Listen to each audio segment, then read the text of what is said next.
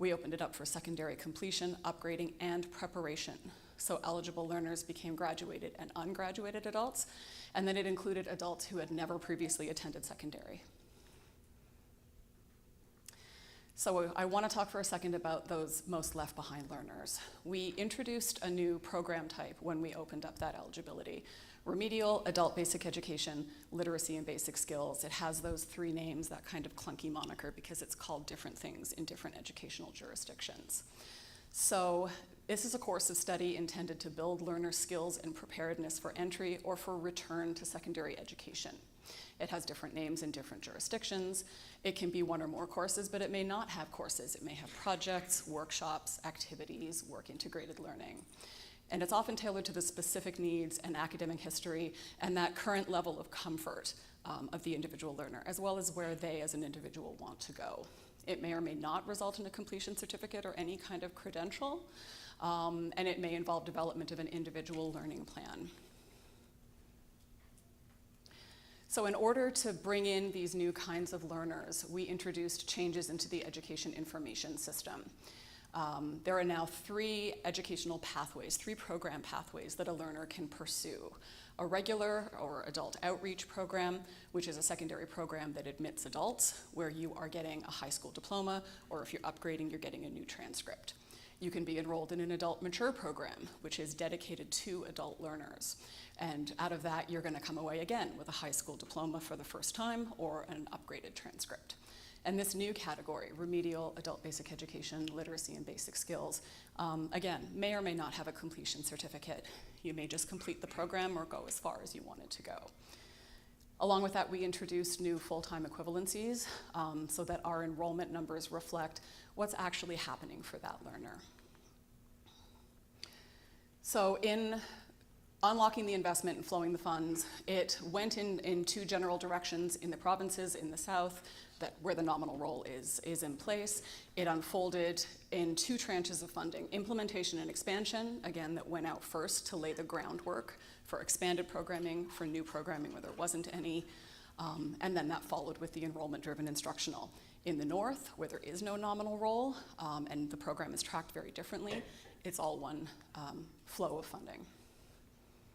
So that implementation and expansion funding is available across all 5 years of the investment, supports development or further development of programming, learner supports, and outreach. Doesn't cover instruction unless you're developing a pilot program. The annual region-specific allocations were communicated to all of the regional offices and to the regional representatives of the AFN's NIAC. And how the money is distributed in region is co-developed with the partners for the region. The enrollment-driven instructional funding followed that in years 2 through 5. We're still obviously going into year 4. That supports the instructional services and the educational services. That's distributed based on the actual adult enrollment that comes out of that first year of funding. So the first year we were collecting the learner numbers. The second year we'd be using those numbers to flow the funding. So learners may be enrolled at a First Nations, provincial, private, or independent school, including a post-secondary, on or off reserve. So those implementation and expansion mechanisms break down again. It got a little complex. Funding can flow through the existing ESE program, so that those are the national program guidelines that are the most familiar. They're the easiest to work with from that comfort perspective. No additional reporting other than getting learners onto the nominal roll. However, partners came to us and said they wanted a PSE mechanism. They wanted to be able to bring in the Indigenous institutes in particular to develop new programming and to potentially pilot it. So this was added to the investment. It has its own national program guidelines that are available on the web, and depending on the region, there may be additional reporting for that. So the funding methodology is that allocations were calculated on a regional basis rather than proposal-based in order to support First Nations control of First Nations education. We also considered the significant regional differences in prior availability of adult support, that map that we shared earlier. 110 million of the 350 was allocated on a base plus per capita basis for that implementation and expansion. 35 million in addition flowed to Quebec, British Columbia, and Manitoba in order to bridge the partner recommended approach and that equity-driven approach. And that was regardless of, at the time, what the implementation and expansion needs were. Those were being discovered on the fly. Remaining funds were to support enrollment-driven instruction following nominal roll data collection. So we knew at the time that if enrollment appeared well above expected levels, we may need to look at the remaining implementation and expansion funding and direct that toward learner support. So we've had concerns brought to us all along. We've been engaging all along. The scope being limited to on-reserve learners, the actual educational institution not, but that limitation to on-reserve learners has been a concern. The lack of education facilities to deliver adult programming, while capital is an ineligible expense under the investment. We know that facilities like community centers are being used, and we know that because they don't appear in the education information system, they're not receiving operations and maintenance support. And we heard about barriers to student participation, so limited connectivity, limited access to tech with neither computer hardware nor capital and infrastructure and eligible expense. And we heard about caregiver responsibilities being something that is of concern in accessing this programming, while caregiver costs are not an eligible expense. So that's where we've been and how we got to where we are. What we've seen this year is we have almost 3,000 new adult learners on the nominal roll. We have over 100 new programs for adult mature learners, and we have over 100 schools that are admitting adults for the first time. And this is that regional map showing what's changed as we go into year 4. So in the provinces that had prior support, we see less growth in enrollment, with the exception of Manitoba. Manitoba, there's been quite a bit of growth in enrollment, new programs, new schools. The 3 red regions, where there was no prior support, we see tremendous growth as expected, many new programs, many new schools admitting adults for the first time. And here in Ontario, we have seen significant enrollment and growth, 11 new adult programs and an additional school admitting adults for the first time. This is our gender breakdown of that growth in learner enrollment. Getting up over 6,000 learners. We have never seen use of another gender on the nominal roll data entry for any of those learners. We're not sure whether that is because of the framing in the education information system or whether that's something that's happening in community that we're not aware of. This is the enrollment growth by program. So blue is adult mature, orange is alternative and outreach, green is regular secondary, the yellow and the other blue are Quebec specific, they're trades training certificates. And then right at the top, we see remedial adult basic education, literacy and basic skills coming in purple. This is the first year that we are getting nominal results for that program because it is newly eligible. So, speaking of the education information system, we do have data challenges that we're aware of and that we are working on and that we are looking for help with. So we made those changes to the system, and they created an expectation that we would see shifts in the data on the latest nominal roll. We thought we would see those new fractional FTEs, learners that are enrolled in 1/8 of a course load, 3 hours a week of programming. We expected to see quite a bit of uptake of the remedial ABE LBS program type, and we expected to see enrollment increases that come within the capacity of the delivery facilities. We didn't see what we expected. So almost 90% of those adult learners are still a 1.0, so a full-time FTE. We have very, very low uptake of the remedial adult basic education, literacy and basic skills program type. And we do have some enrollment figures that are outpacing the space at the delivery site or the regional averages. And in terms of identifying where learning is happening, we are still attempting to figure out where these A3A assets, so adult learning facilities, are, and how they are different from, or the education is happening at a different time of day from a K-12 school. So where we're going next? Looking at that implementation and expansion funding because enrollment has been so high, because we have seen so many new learners. The original record of decision stipulated that the funding would be used primarily to eliminate regional discrepancies. And regions with adult education support prior to the investment received a relatively greater share of the implementation and expansion funding, if you remember, an additional $35 million. So enrollment growth in regions that had no prior support is well over 150%. It's about 40% in regions with prior support. New adult programs, 293% growth in places where there was no prior support, 24% where there was. Schools of newly admitting adults, 528% growth versus 13.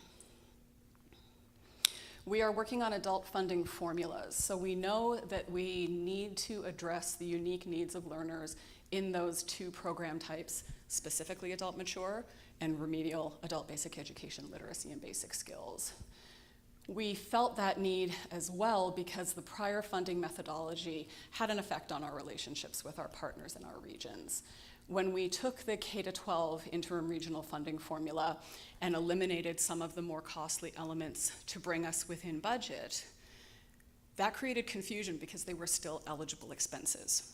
So it was a math piece that produced a funding amount that could then be spent as partners saw fit when the funding arrived in community. But that was not clear. That was not, we were not clear. We were not as clear as we should have been.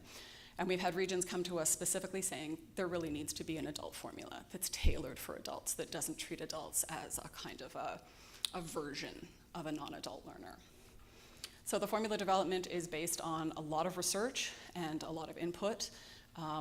We have found that approximately 14 to 16% of adult students should be remedial adult basic education, literacy, and basic skills learners. And those learners will take on average an eighth to a quarter of a full course load.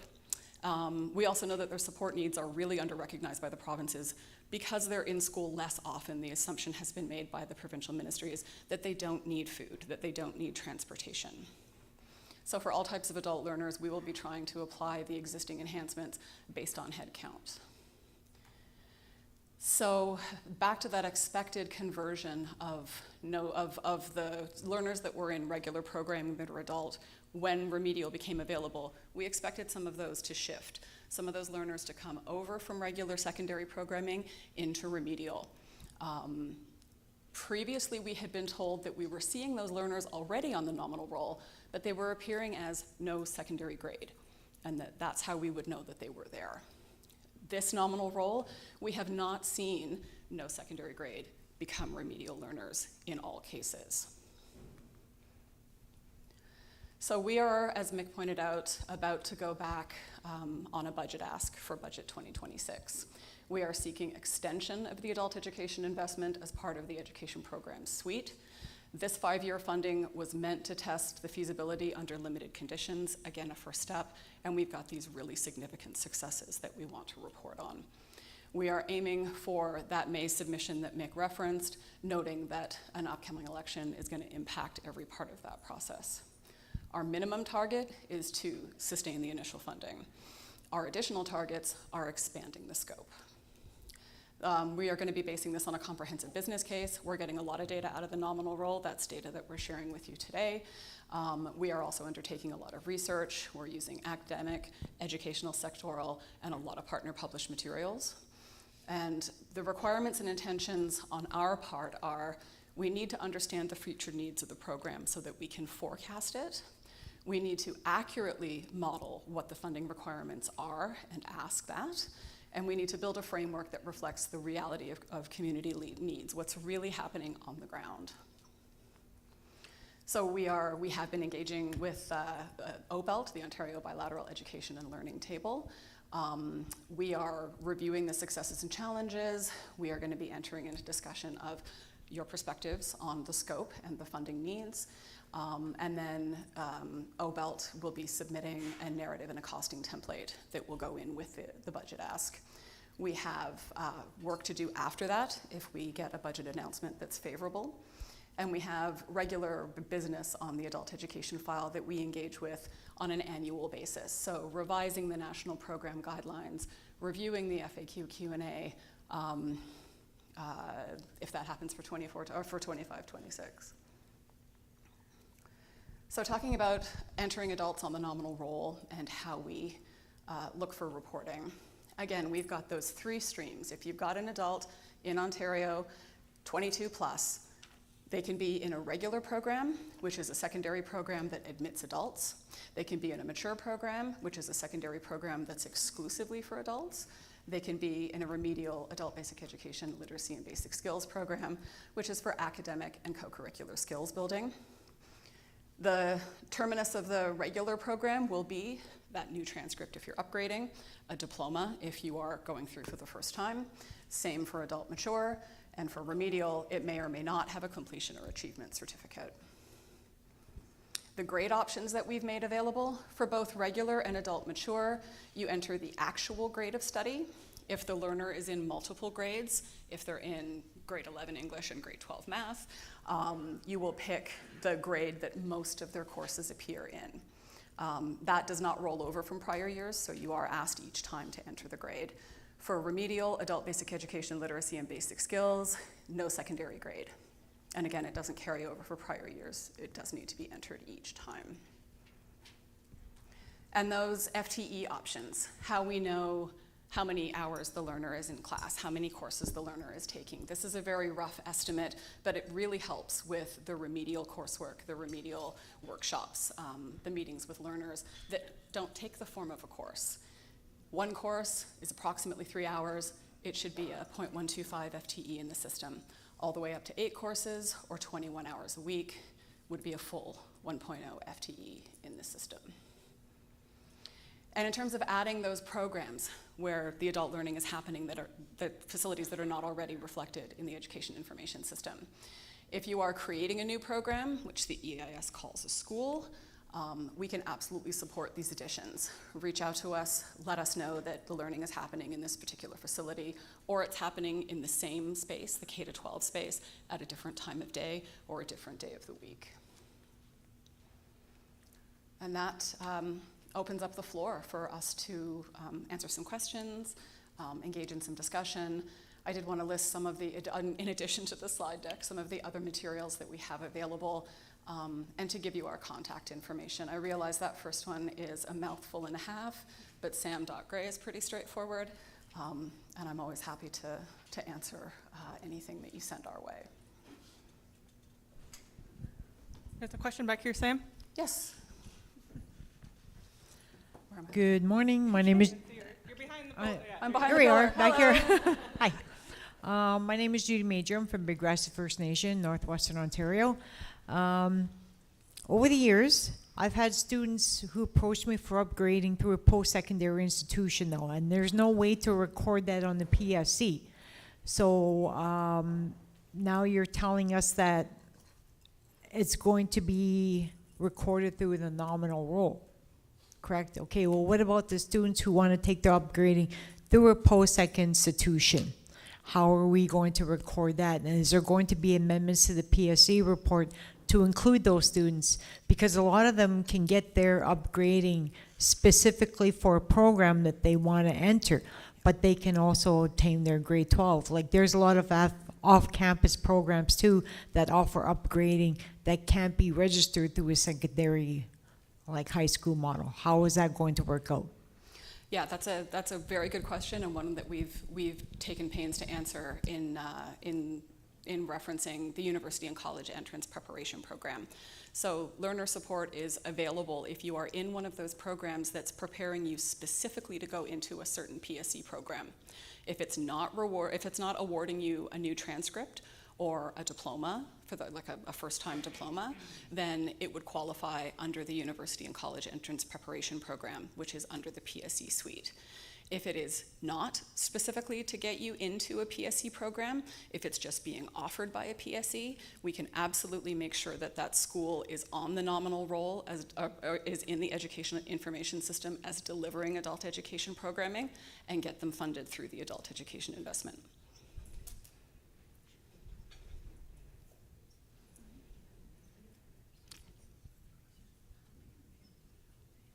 Are there any other questions? Sam? Just a quick question. So if you don't graduate with grade 12 and you decide to take an access program at a post-secondary institute, can they get funded for that without the grade 12? I know that happens in the case of skilled trades training. Absolutely, you do not require the grade 12 to get into those programs. They would be eligible under the University and College Entrance Preparation Program, yes. Okay.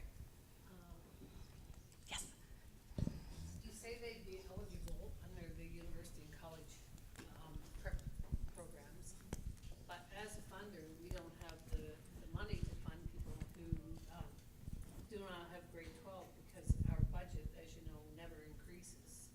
So where is the money coming from? Like at a post-secondary, we can't really fund upgrading and fund, so you can't tell somebody that just graduated grade 12, I'm sorry, we have no funding for you, because we're gonna allocate it to the people who didn't graduate. No, not at all. Where are we getting the extra money? If they're upgrading, they are absolutely available under the adult education investment, and that PSE would go into the EIS, and the learner would go on the nominal roll. But we don't have a nominal role for post-secondary, so I'm not understanding. Like, we do our reporting, but it's not a nominal role for post-secondary. It's a set budget, no matter if we have 10 students or if we have 10,000 students. We have a budget to work with.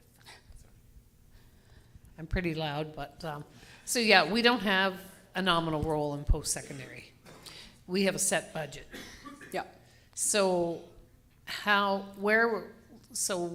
with the addition of a lot of Bill C3 and now adult education, I'm just very concerned where the money is coming from. Like, if we fund 10 people that don't have grade 12 in adult ed, who's gonna fund us for those 10 or 12 people? That's what I wanna know. Like, does my budget change if we start adding upgrading? Did you want to take it?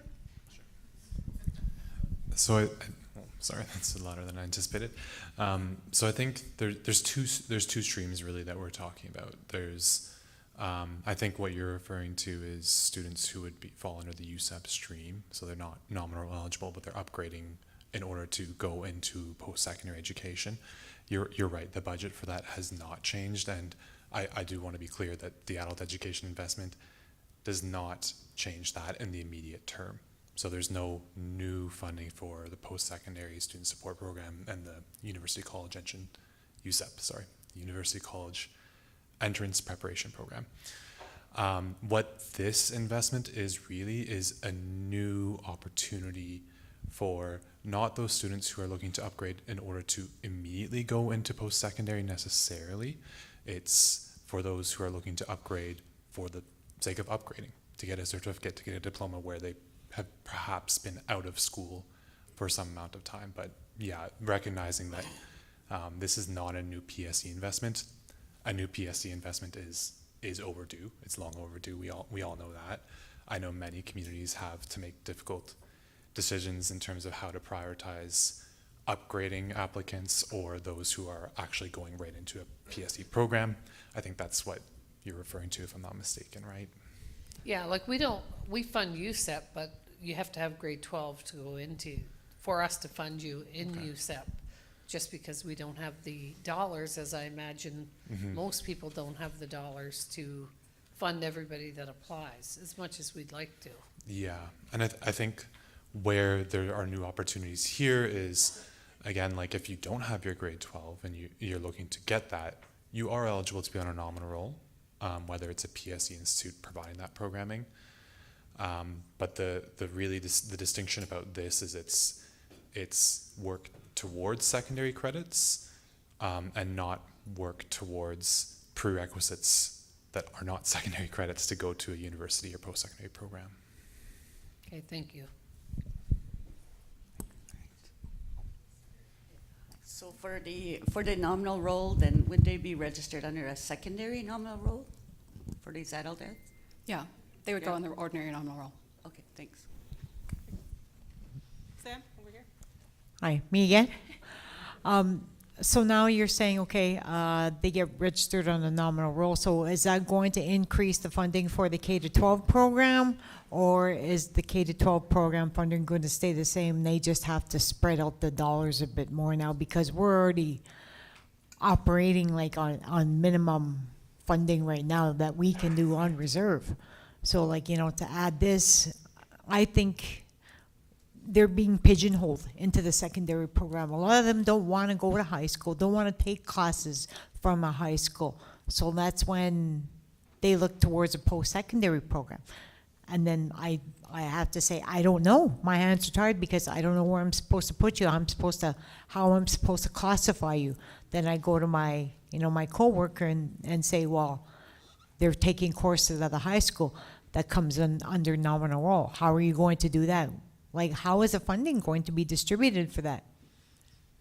So the investment, the adult education investment does have those two streams of funding. The first one to either expand or start new programming, and the second stream is to fund those new learners that are appearing on the nominal roll that we are adding for the first time with this new eligibility. So the funding is there to support them on the nominal roll, additional funding above what you would have gotten the year prior.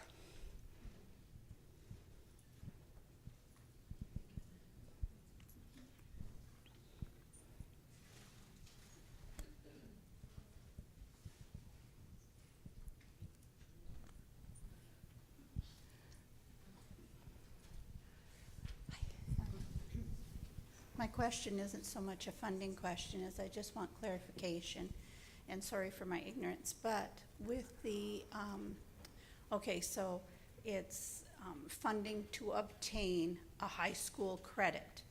So if you've already got it completed, you already have your Ontario Secondary School Diploma, and you want to go back to adult ed to upgrade certain marks, because say you want to go to Queens and you need a few, a biology, a chemistry, whatever, you can go back and you can do those credits through adult education and have them replaced on your existing transcript? Absolutely.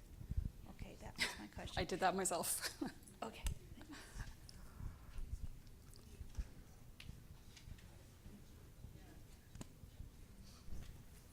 Any other questions for Sam? Okay. With the college system, there's the dual credit programs. Yes. So if somebody was doing that, then they could be taking a college program and claim it as a high school credit at the same time. Yep. So that still exists. Yes. And is there any way that can be expanded? Because that's a tremendous success. It has been a success. It's been a real success. Because it's granting secondary credits, it is eligible under the investment. So that's potentially one of the things to talk about an expansion when we get into the sessions today.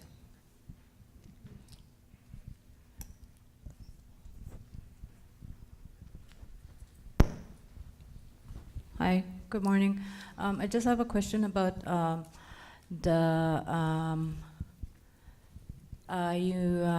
in your presentation there, you mentioned that there in Pekanjagam we have no designated spaces specifically for our adult learners, and because we can't use capital projects for our funding. I'm just wondering if there's any plans for funding for us to be able to build capital and designated spaces for our really growing adult learners. This one's going to be you. Yeah, so it's a significant limitation of the investment right now. There is no corresponding capital investment in the construction and building of new spaces, so that does obviously force communities into difficult decisions about how to leverage existing space if it is there to run a program on reserve. The sort of the positive spin on that, or the silver lining I might say, is that this will allow us to help, like getting this enrollment information and opening up the eligibility across the country will allow us to get a sense of how many programs, how many students are out there in order to for the department to make future capital plans. So I do know, I can say already that in discussions with colleagues in infrastructure programming, this is now something that's being looked at in feasibility studies for new school builds in communities across the country. Is there an adult program being run out of that space as well? So that is factoring or weighing into the school space accommodation standards in the immediate term. And the hope would be that in the longer term, there is a corresponding capital investment to create these new spaces for adults going forward.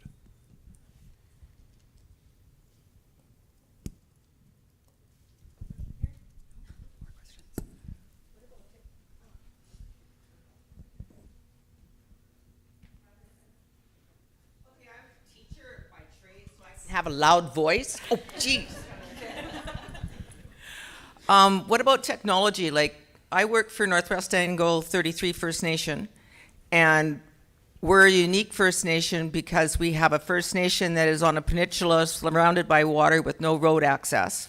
And then I'm on the main, what we call the mainland, which is Dogpaw. And I have both communities that I'm responsible for adult education. We don't have a school on reserve. Our kids either go to Manitoba, Kenora, Thunder Bay, the Paw, Manitoba, or War Road, Minnesota. And so I have all those that I have to put on my nominal roll as is, never mind post-second or the adult ed ones. And I'm not sure why I'm only hearing about this program now. Like, I started going to the meetings on Zoom for INAC when they were having the adult ed meetings. So I wasn't aware of this program at all. I didn't get any of the letters, the documentation, nothing.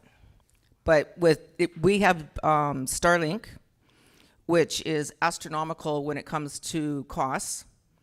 So technology is a huge issue in our communities. And how is that going to be addressed? And because we don't have a school, and because we're also very small First Nation on both sides, our community hall is already busting at the seam with health, with probation. You name every program that there is, it's in the community building, and everybody has to book their time. So unless we're going to have adult ed at midnight, it's not a reality. I can speak a little bit first before you go about the technology. I can speak a bit about the communication because KU has sent out information about this program for the last 3 years, and it's been like the survey of interest, which I probably should talk about Ontario's process, and I will afterwards. But yeah, we've sent this out, so maybe we need to check your email, because if we don't have the right email, then maybe that's why you're not getting it. I'll pass it to you to talk about technology. Yeah, and I think maybe it's helpful to clarify. When Sam did the presentation and showed a national map, and we sort of have. I can try to speak loudly. Is that? Oh, it's back on. Okay, thank you. I'm not a teacher, so I do not have that type of voice. The context for Ontario before is that these adults have always been nominal eligible.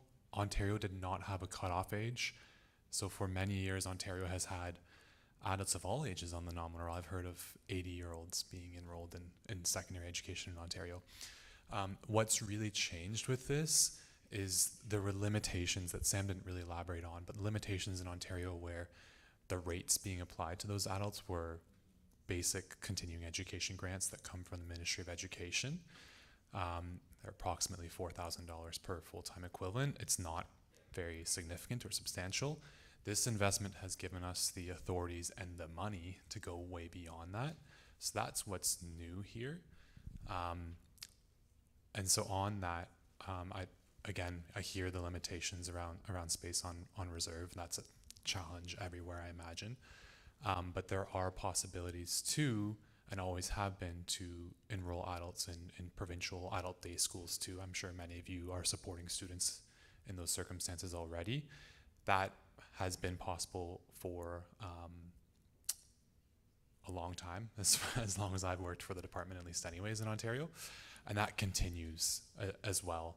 I'm not saying that that's going to be a perfect solution in all circumstances, but I just wanted to highlight as well that provincial enrollment is also a possibility where those types of programs exist near to the First Nation.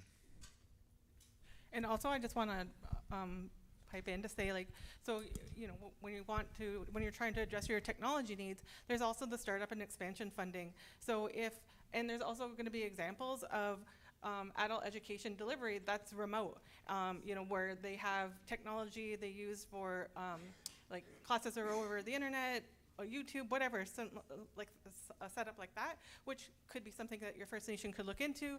And then there's also the startup and expansion funds that are available to maybe buy that equipment that you might need to set that sort of delivery mechanism up.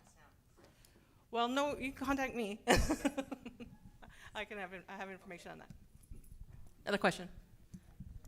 So Sam, can you just restate again, like, for Indigenous institutes then? How does this impact Indigenous institutes? So that implementation and expansion funding is there. There is a specific set of national program guidelines for flowing that through a post-secondary education mechanism.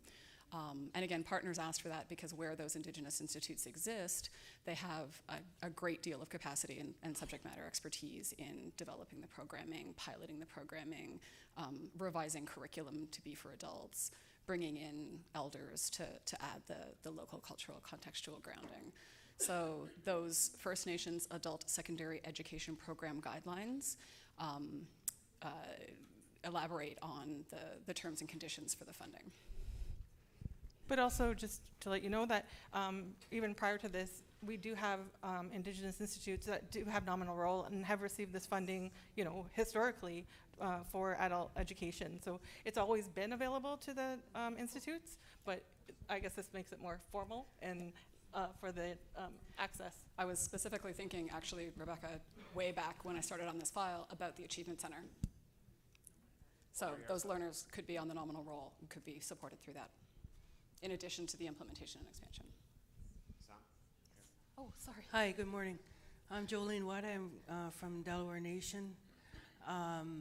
My question is, we got the startup money. We haven't really done anything with it yet, unfortunately, because we just don't have room, like somebody mentioned earlier.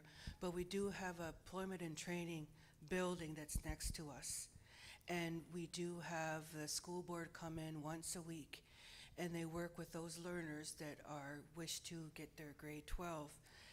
Is that something that we could partner with employment and training to do that? Yeah? Yeah, absolutely. Have other communities done that? We've heard that they have, yeah. Did you want the? That's a very common model in Saskatchewan, in particular. But yes, it's just the nuances of how we get that on the nominal roll if that type of learning is happening. But we should absolutely be getting that on the nominal roll, because at the end of the day, there's instruction towards secondary happening. Right. And a question over here, Sam? I'm not sure if there was a slide I missed or if I slept through it, or I'm not sure what the reporting, if there's any additional reporting requirements required for this new initiative. If you are receiving implementation and expansion funding through the elementary secondary education mechanism, no reporting. If you're receiving it through the post-secondary education mechanism, there may be an activities and expenditures report. For the student support, the students that you're putting on the nominal roll, no reporting other than putting them on the nominal roll. Yes? Is there funding to help you to stay current with the most current curriculum that's available? With all the changes that have happened in the last couple of years with the ministry, upgrading all the curriculum that they have for the province, how do we access the most current curriculum that's available for, say, a grade 10 geography or a grade 10 English that's changed? Yeah, so the implementation and expansion funding, if you're wanting to revise curriculum to make it for adult learners, recognizing that the existing curriculum may not work for them regardless of whether it's current, you can certainly use the implementation and expansion funding to do that. So to do that, does that mean you have to create your own, or is there a bank that you can go to that there's already existing curriculum, so everyone's not creating their own and spending the money to develop their own curriculum? Well, there is definitely existing curriculum, and maybe that will come up in the best practices sessions. I'm not too sure. I'm hoping, 'cause I'd like to learn.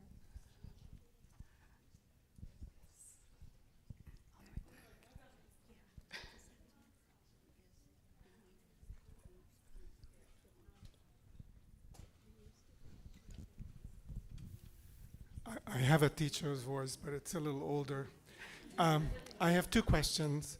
I've experienced with a number of adults who have their OSSD, but it's been a while, or they've got it through a lot of PLAR credits or whatever, and now they're heading to a college, and they're not prepared.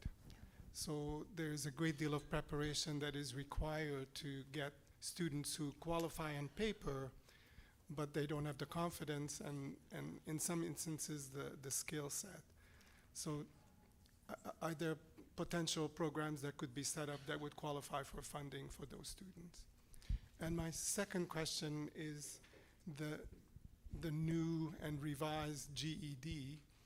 If I find some students who are willing to take those tests, and can I integrate preparation for that program into this program? Yeah, so those two questions, I'm going to sort of answer the same way. The funding is definitely there to support academic upgrading if you're wanting to receive a new transcript with higher grades for whatever you're aiming for. Keeping in mind that it may still be the university and college entrance preparation program, just depends on taking a look at that learner's path. But if they are wanting to upgrade their secondary credits and do it in an adult context for secondary credits, absolutely eligible under this investment. If you're talking about some co-curricular skills building, where we're talking about building up the confidence, getting reaccustomed to classrooms, that would qualify certainly under the remedial adult basic education literacy and basic skills support. So the answer is yes to both of those. Sam? So many questions. Watcha. My concern is, so we have students that are at the spectrum, and some are aging, so they cannot be in the at the elementary level, and the parent wants their kid to continue. So we don't have that support, even if we were to transfer that student to where he can get, his grade 12. There is no support there because that student will require one-on-one. Yep, and that's where we hope that the remedial adult basic education literacy and basic skills program may be able to provide a bit of a bridge where you can work on those co-curricular pieces, getting more comfortable, getting an educational assessment, getting an individual learning plan in place so that it's for this specific learner. It helps them in specific ways toward what they want to achieve, is eligible under the remedial ABE LBS.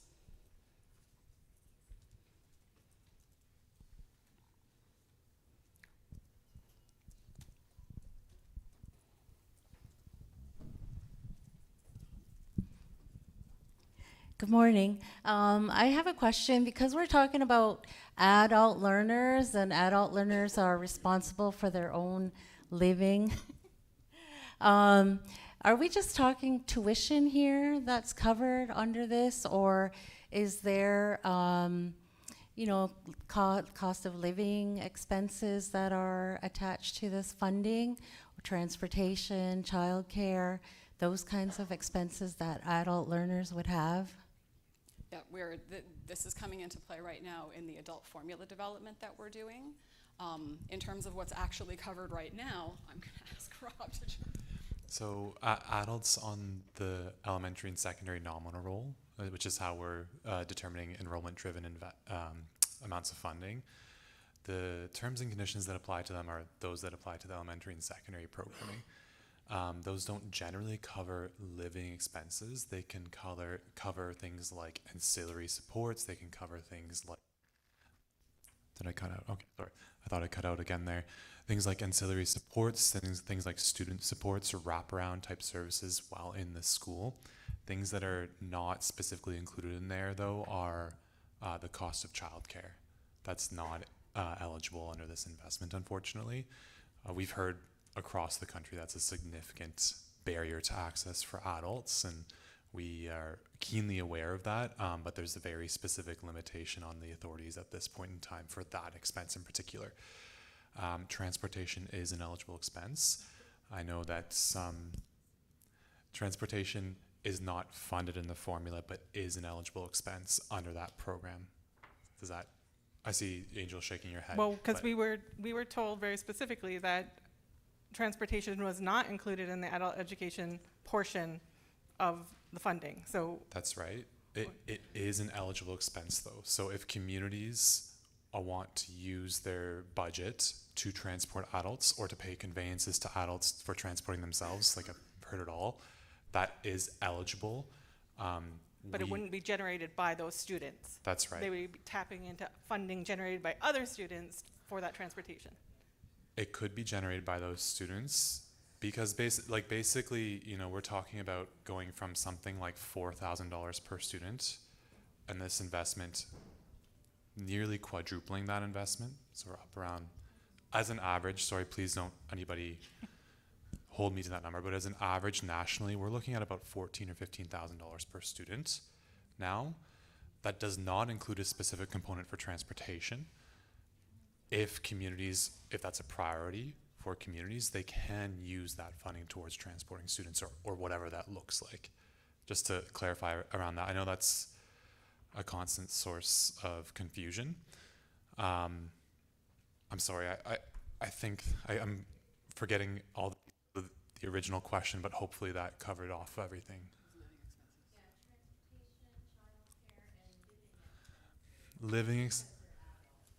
So living expenses would not be eligible in this circumstance. It's not quite like post-secondary, so it's a little bit different than that, yes. But when we do the engagement this afternoon, this is what we want to hear. So what is Yes. needed? So it's not included right now. We know this, but if it's a requirement and a need for our communities, then that's what we need to talk about, and that's what we need to make sure is in our report, and that we're costing that to send in for the expansion. That's what needs to be in there. And can I add on to that? Sorry, Angel. I think you were wrapping up, right? Okay, sorry about that. If I can just add on to that, yeah, like living expenses are not specifically supported. All of the quote-unquote enhancements that apply to all elementary and secondary education students in the nominal role are applied to adults. So that includes funding that is generated for things like menstrual products. Did I cut it? Okay. Menstrual products. Enhanced language and culture supports. Can't hear you at all. Okay. Menstrual products, enhanced language and culture support, school food, that's new to this year. There's funding for school food in there. Not quote unquote living expenses, but things that do and support student retention. Question here, and she is not, she's ready to go. In the past,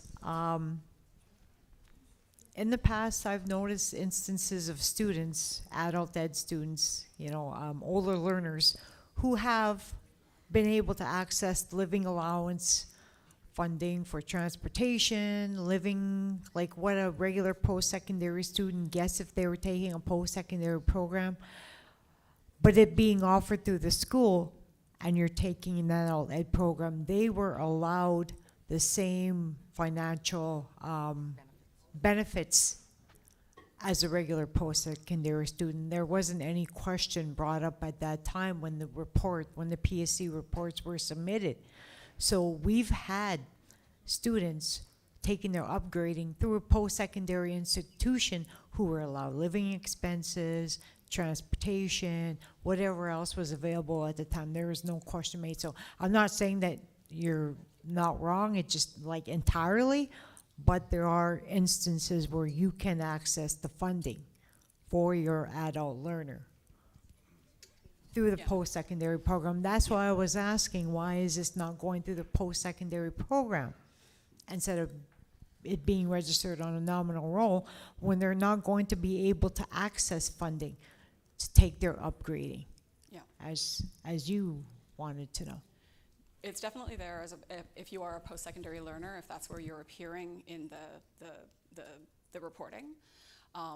One of our original record of decision that we talked about was that this was for secondary completion and upgrading, and so found itself quite tied to the elementary and secondary education program and the guidelines and terms and conditions for that program. it was seen as removing that upper age limit and expanding eligibility for elementary, secondary. But you are absolutely right that students that are in going through a PSE to access a pathway to post-secondary would appear as post-secondary learners where those expenses are eligible. Hello, I'm Melissa. I just want to touch base on the nominal role, how you said that there's not expenses attached to that. However, when you add a student to the nominal role, you can add transportation, you can add accommodations. So how come they can't provide some sort of living expense to the student who is registering? Yeah. Yes, those are fields in the nominal role. I'll be completely honest, the transportation field is not used for funding, for deriving funding for transportation. The assumptions are that all youth are transported. So transportation funding is generated for all youth, not for all adults. But if they're on the nominal role, they're included. If they're on the nominal role, they're included. So they should be eligible. We can provide transportation, obviously, Yes. because we're going to be given a portion calculated in the transportation allocation. Mm-hmm. So they should be entitled to, for us, as or a First Nation, to offer transportation to the ones that can't get there. Yeah, and First Nations are entitled to do that. Like, it's not ineligible as an expense. You can absolutely provide bus routes or whatever that looks like for adults. It's just that we are not generating funding for it, largely because it's not generated in provincial models. We've heard that this is a challenge and confusing, admittedly it is, across the country. So like Sam's talking about in terms of next steps, like reformulating, if I can use that word, how these formulas are built. Because at the end of the day, like, again, it's the funding for an adult full-time equivalent has roughly quadrupled. It includes several things that is not just instruction. It does not specifically include transportation, but I think that it's being interpreted, because it's a difficult message, as no, don't transport your adults, and that's not what we're saying. So I think we're looking at different ways of maybe re-explaining this formula so that we can specifically say there is a component in there for transportation and it is eligible. Okay, so that being said, so why are we adding them to the nominal role if it's not calculated? The transportation field, The transportation or the accommodation drop down, because you can add it for any student. yes. Yes. So you're adding students to the nominal role primarily because they're being instructed, because they're enrolled, right? The transportation field is not, like I said, it's not used. The accommodation field, it is. But the transportation field is not actually being used to drive funding. It's primarily just that student's program type and enrollment level. So 0.5 FTE, 0.75 FTE, et cetera. That's what's driving funding, and the combination of their age. Okay, so are you generating a costing model for adults then? Yes. For the adult learners to have the same accommodations like transportation who live on territory, like we get now in our elementary or K-12 model, so they can be eligible to have transportation if they don't have it. Yes, they are eligible for transportation. Yeah. So I think maybe how we can explain this is, so when First Nations receive your funding for education through the interim funding approach, it's up to the First Nation to make what the budget. It's up to you how you want to spend that money. That's right. And so yes, when adults are added to the nominal role, they don't necessarily generate the transportation fund, but you can use that your funding to accommodate transportation for them. But yes, we probably do need to make sure that they're generating transportation funding, and we can add that in our discussions this afternoon. Definitely would be something, that we should have in our proposal, so we can have that discussion this afternoon. That's great. But basically, First Nations can transport their adults if they want to. Like, I'll give you a perfect parallel. Like, special education is generated for adults. We are taking that adult enrollment from the nominal and generating an envelope for special education. In the recipient's funding agreement, you're not seeing a specific line that says adult special education. It's just one line that says adult funding. You can use that however you want ultimately, with the limitations that I mentioned around like living expenses and childcare in mind. But I'm kind of gonna explain it like I'm 5 kind of person. I heard you mention reporting through post-secondary versus reporting through nominal role, and I don't know what that means. Like, in what instance would you report through post-secondary, and in what instance would you do through nominal role? it's a great question, and maybe it's helpful to just take a little step back You here. might also need to repeat the question because I don't think anybody heard it. I certainly didn't. Okay. Not a teacher. I meant he answers it. Oh, okay. Just in what instance would you report through post-secondary, and what instance would you report through K-12? Like, I heard that mentioned, and I don't know what that means, Sure. or in what instance you would do it. So fundamentally, eligibility for the K-12 program is based on residence. It's not based on, do I need to, stand, sorry, I can stand up, sure. Eligibility for the K-12 program is based on residence. It's not based on identity or membership. So if you're normally a resident on reserve, you're eligible to be on the nominal roll.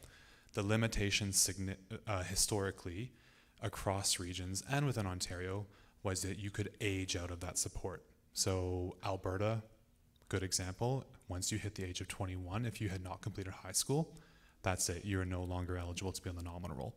That's what this has changed. In Ontario, you were still eligible to be on the nominal roll beyond the age of 21, but the level of funding support that you received or generated was significantly less than the amount for youth. Post-secondary education, the eligibility for that programming is not based on residence. It's based on membership or being First Nation status. So it doesn't matter where you live, you can apply through your home community for the post-secondary student support program. So that's like a fundamental difference there.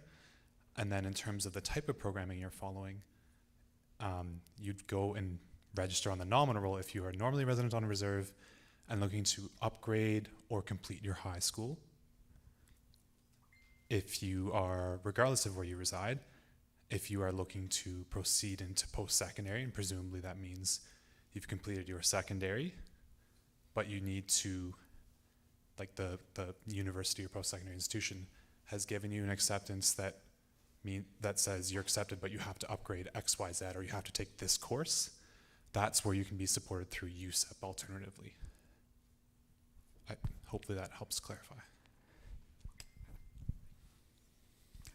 Good morning. I'll stay standing up. My question is for Sam. I'm Sherry Morrow from Kedge-Gaywinteg. Sam, you had a slide up there earlier about the number of courses in the FTE allocation. Would that be used for nominal roll calculations? Is that what you're using? Yes, that's us providing guidance based on the Ontario Ministry. Okay, that was my next question, if that was based on Ontario. Because generally adults, they might be taking a couple of courses working full-time on them, so I don't think that corresponds to actually what's happening on the ground in the schools. So I would hope there'd be some consideration for students taking 2 courses but are working full-time at their courses. Yeah, so that is based on the ministry guidance, which does go by how many courses, with the ministry assuming that 8 courses in an academic year is full-time. So we've provided that rationale that the ministry uses, and then we've also provided some hours parameters. Those are meant to reflect in-class hours, so that we're following the ministry's advice. Okay. Well, and then further to that, a lot of our students only require the 4 compulsory credits to graduate in 11-12, and then their equivalency, so that they really wouldn't be taking 8 courses in a given year. Exactly, and that's why we introduced the new FTE amounts, is so that we could understand, so that we can explain when we go to renew this funding, when we go to seek renewal or expansion. We know exactly what the requirements are, what kind of learning is needed, what kind of support should we be flowing based on those needs. And part of that is understanding how many hours we're actually talking about, how many courses we're actually talking about for the average. Okay, very much, thank you. There's a question over here. For the adult education to take place, you need teachers to teach them. In a lot of isolated communities, those teachers would be the ones teaching during the day, and to take this program further, they teach at nighttime. Is there money for that funding to pay those teachers for the work they're gonna put in the evenings to teach the adults? And on the nominal roll, would there be a different code we use for these adult learners? What do you mean? What do you mean by code?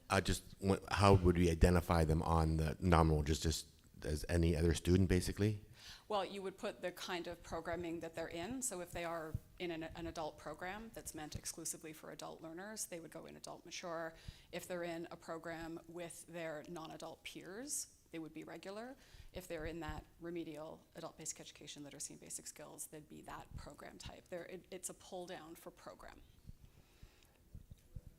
Salaries for teachers, how would that work? Would that be a decision of the authority, CNC, or is there funding available to pay these teachers in the evening if they're going to do adult teaching, plus teach the regular curriculum to the students in the afternoon, the ones who are going to school, in elementary or high school? Yeah, if the learner is on the nominal roll, there is an amount of that funding is absolutely for instruction.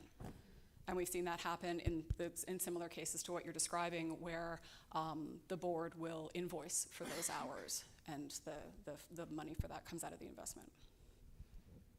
So when the adult learner is added to your nominal roll, it will generate instruction, and it generates O&M, it generates everything but transportation, and there was one more I thought.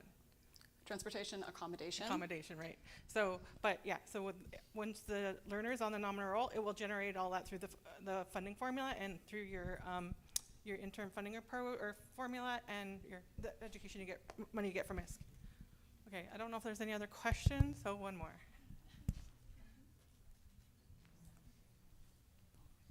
So Sam, I have a comment while I'm walking over here. So you mentioned full-time student in Ontario is 8 courses, right? But full-time student, secondary students is actually can be considered with 3 courses per semester, right? The caveat here, and we will have a better explanation of this in our FAQ, is that it does depend on whether it's a semestered or a non-semestered system. So if it's a non-semestered system, 6 to 8 credits is considered full-time. Right. If it's semestered, you are absolutely right. It goes down to 3 to 4. Okay, thanks. Just clarifying. Just a comment on nominal roll and the process, and once you open up the document and all that, and if it's formula based, then it opens up certain things that within nominal roll, right? So it opens up tabs. Say if your student requires, it's almost set up like the way the high school tuition is set up, so that when you open up tabs, it opens up, when you say yes or no to certain areas, it opens up new tabs for you to fill in. And I'm not sure if the funding officers are in tune with some of the guidelines. We had an incident where it opens up certain things, like, so when you go in to register a student, the nominal roll opens up options. So do they require transportation or accommodations and all that? So sometimes it's entry into those sections where it asks for more information, then the funding officer, or they don't question it. They just, okay, the student might need accommodations or transportation. It does open up those menu on the nominal roll. So when that happens, the funding officers sometimes are, we'll fund you for your student to go from Kenora, from your community to Thunder Bay daily. And for us, it kind of caused an overpayment of funds within transportation. So they were assuming that our students were being transported from Kenora to Thunder Bay on a daily basis. It's a 6-hour drive, so practical, like, I'm not sure if they comprehended that or saw that. But anyways, I think some of the issues that come up or the funding officers are not in tune with what the guidelines or how it's being set up. So just, I guess that was one of our experiences, and they had to claw back almost $1 million from our little budget. So, but anyways, a mistake. Just something I thought I'd share. Yeah, thank you for that. And one of the things that we are committing to this year, this is our team specifically, is to be attending nominal role data entry training so that we can specifically talk about adult education and all of the things that we've presented today, how that works in terms of data entry. So my team will be there for sure. At least one of us will be there, and you'll get to meet the rest of the team, all of whom are great. And I think Rob can probably jump in on some of the finer tuned aspects of the entry. Turn it on. Thank you. Yeah, nominal is not easy. I know there's a lot of challenges with using the portal, with working with folks. There's supposed to be clear guidance on those types of situations. Mistakes happen, of course. That's really unfortunate. But with respects to adults, like Sam said, like we are eager to work together to make sure that recipients are familiar with how to enter adults into the nominal role. We saw a lot of challenges across the country this most recent nominal role season, so in the fall. So we are making plans for offering EIS training sessions to improve that. That's also like the specific instance that you talked about is really to do with like if a student is attending school that far away from where they reside, like really that should trigger an accommodation scenario. So I think that's just on us within ISC. We need to make sure that all of our staff are better trained to understand the different scenarios like that.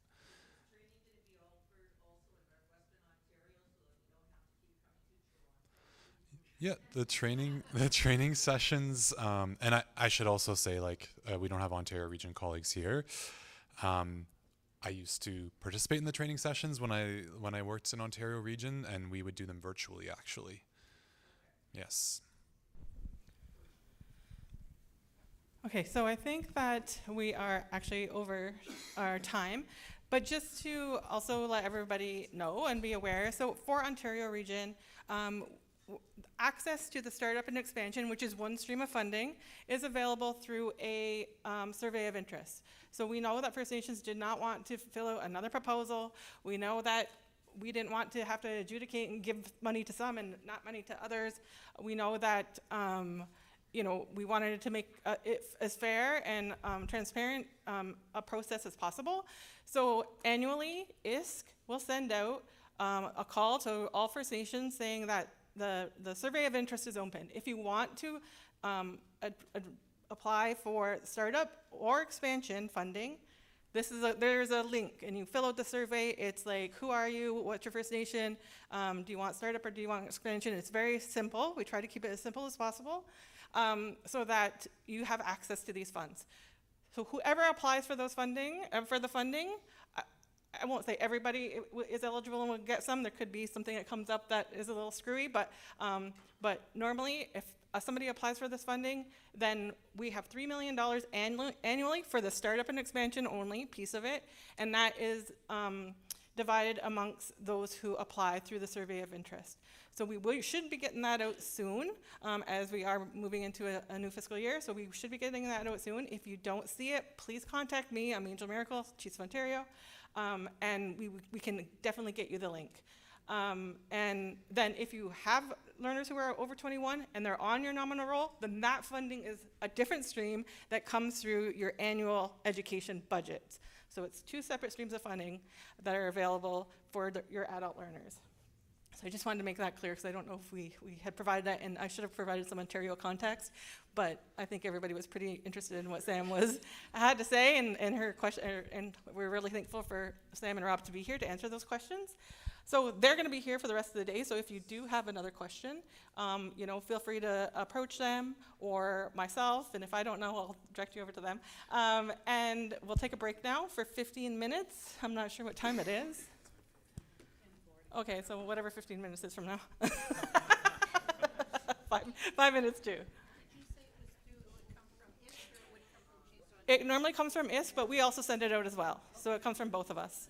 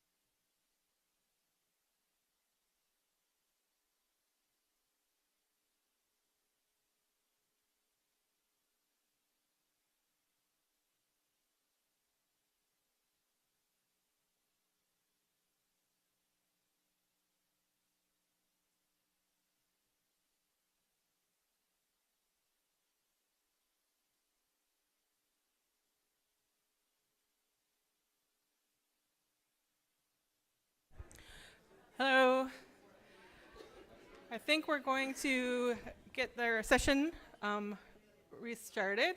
So I just want to call upon those individuals and organizations that graciously said that they would provide or share some best practices from the existing adult education. I think we're going to get their session and programs that we have in Ontario to make their way up. So I just want to call upon those individuals and organizations that graciously said that they would provide or share best practices from the existing adult education. I think we're going to get their session and programs that we have in Ontario to make their way up. So I just want to call upon those individuals, organizations that and Mary McHugh graciously said that they would provide best practices from the existing. I think we're going to get their session and programs that we have in Ontario to make their way up. So I just want to call upon those and organizations that and Mary McHugh graciously said that they would provide best practices from the existing. I think we're going to get their session that we have in Ontario. So I just want to call upon those and organizations that provide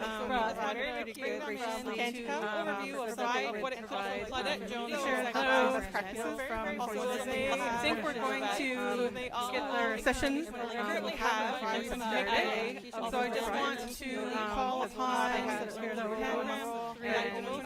organizations that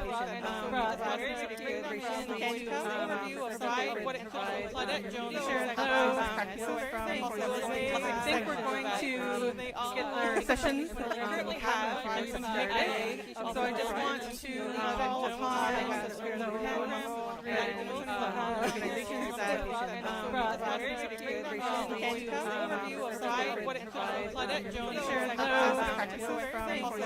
I think we're going to get their session that we have in Ontario. So I just want to call upon organizations that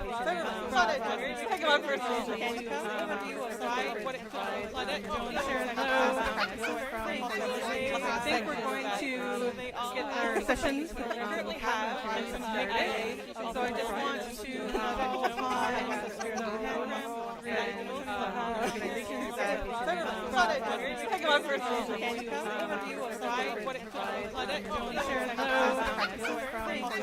I think we're going to get their session that we have in Ontario. So I just want to call upon we've actually been operating for organizations that I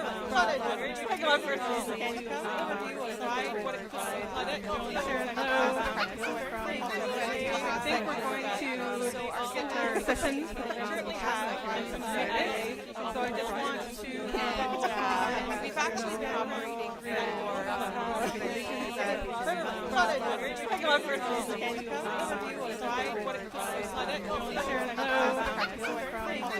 I think we're going to get their session that we have in Ontario. So I just want to call upon we've actually been operating for organizations that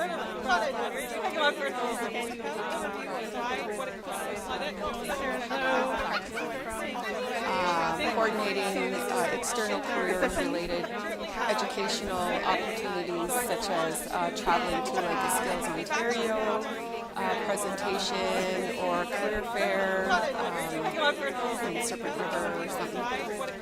Supporting adult learners in the attainment of their diploma, coordinating external career-related educational opportunities such as traveling to like the Skills Ontario presentation or career fair in Serpent River or something.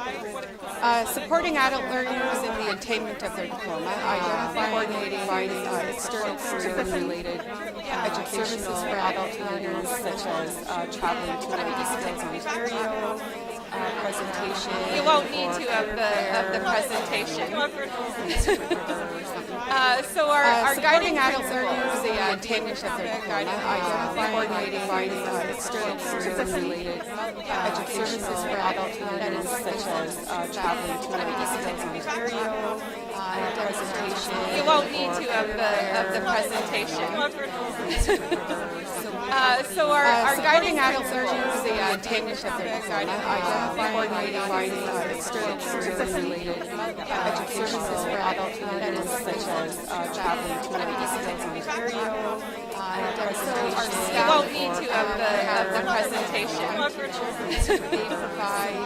So our guiding adult learners, the attainment of their diploma, they provide support daily for education services for adult learners, such as traveling to Ontario, presentation. You won't need to of the presentation. So our guiding adult learners, the attainment of their diploma, they provide support daily for education services for adult learners, such as traveling to Ontario, presentation. You won't need to of the presentation. So our guiding adult learners, the attainment of their diploma, they provide support daily for education services for adult learners, such as traveling to Ontario, presentation. You won't need to of the presentation. So our guiding adult learners, the attainment of their diploma, they provide support daily for education services for adult learners, such as traveling to Ontario, presentation. You won't need to of the presentation. So our guiding adult learners, the attainment of their diploma, they provide support daily for education services for adult learners, such as traveling to Ontario, presentation. You won't need to of the presentation. So our guiding adult learners, the attainment of their diploma, they provide support daily for education services for adult learners, such as traveling to Ontario, presentation. You won't need to of the presentation. So our guiding adult learners, the attainment of their diploma, they provide support daily for education services for adult learners, such as traveling to Ontario, presentation. You won't need to of the presentation. So our guiding adult learners to work,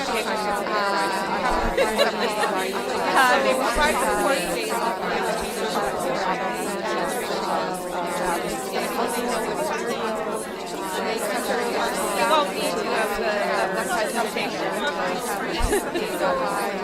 So our guiding adult learners to work, they provide support daily for education services for adult learners,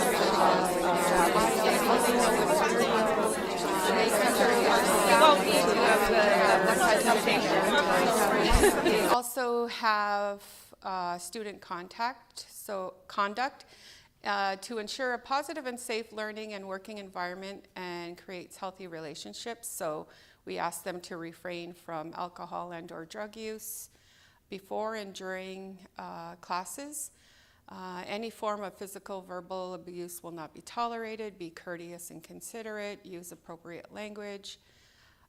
Solve problems in a collegial manner. Active participant in school activities and to share successes.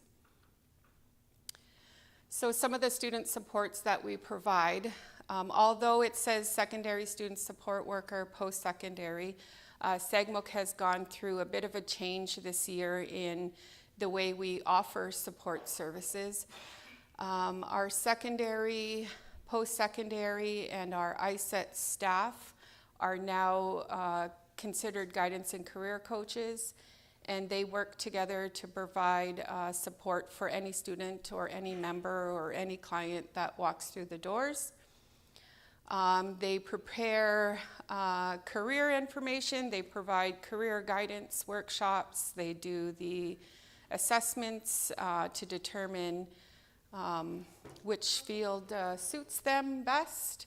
And then we also have mental health services within SAGMUC, so we provide referrals if necessary to our mental health and addictions program. Yeah. So we do have some student successes. This is my attempt to put some pictures in the slides. So those are some graduating classes. So we have graduated approximately 64 students over the years. Some of those students are currently in post-secondary programs. Some of those students continued at the post-secondary level and have graduated as social workers, nurses, water treatment technicians, and some students have secured employment within the organization. So once they've completed, they're now working in finance, or they're working in our community infrastructure program, or as administrative support. And then, of course, I have to leave you guys with program issues. We've been, over the years, partnering. I think we started out with Kenjigawin Tech in the early years, and Kenj was our credit granting institute. Things change, partnerships change. We've moved into a partnership with Rainbow Board. There was a time, it's a little hazy, but there was a time around 2010 where we thought we would apply for a private school, get our own number, so we could become the credit granting institute. That didn't quite pan out for us at the time. So some of the issues when we talk about the school partnerships is that we have to deliver our program the way they need us to deliver the program. And that gives us restrictions on age, for example. Like, we couldn't have anybody that was struggling at the regular day school come in if they were under 18 to work on courses in ours. And then they have the restrictive guidelines for graduation. So if a student was registered in one of, just a little. If they were registered and then they needed to complete their community involvement hours, then that caused a little bit of an issue, because sometimes they're working full time, and how do they get their hours? And it just kind of creates a little bit of barriers for students. Another issue is our community partnerships. So we have students that come in and register because it's a requirement, say, for Niigani. And there's no follow-up, there's no communication, we don't know who the students are. So it creates numbers without actually having the students. So they'll register, they'll get the course that they need. Because there's no monitoring of their attendance or their progress with the community partner, then they might not come back until the next year to register again. And then, another issue would be student partnerships. So our students that come in may be coming in for Niigani, so there's not enough motivation there to complete courses. They may have childcare and transportation issues, and register out of necessity, not interest.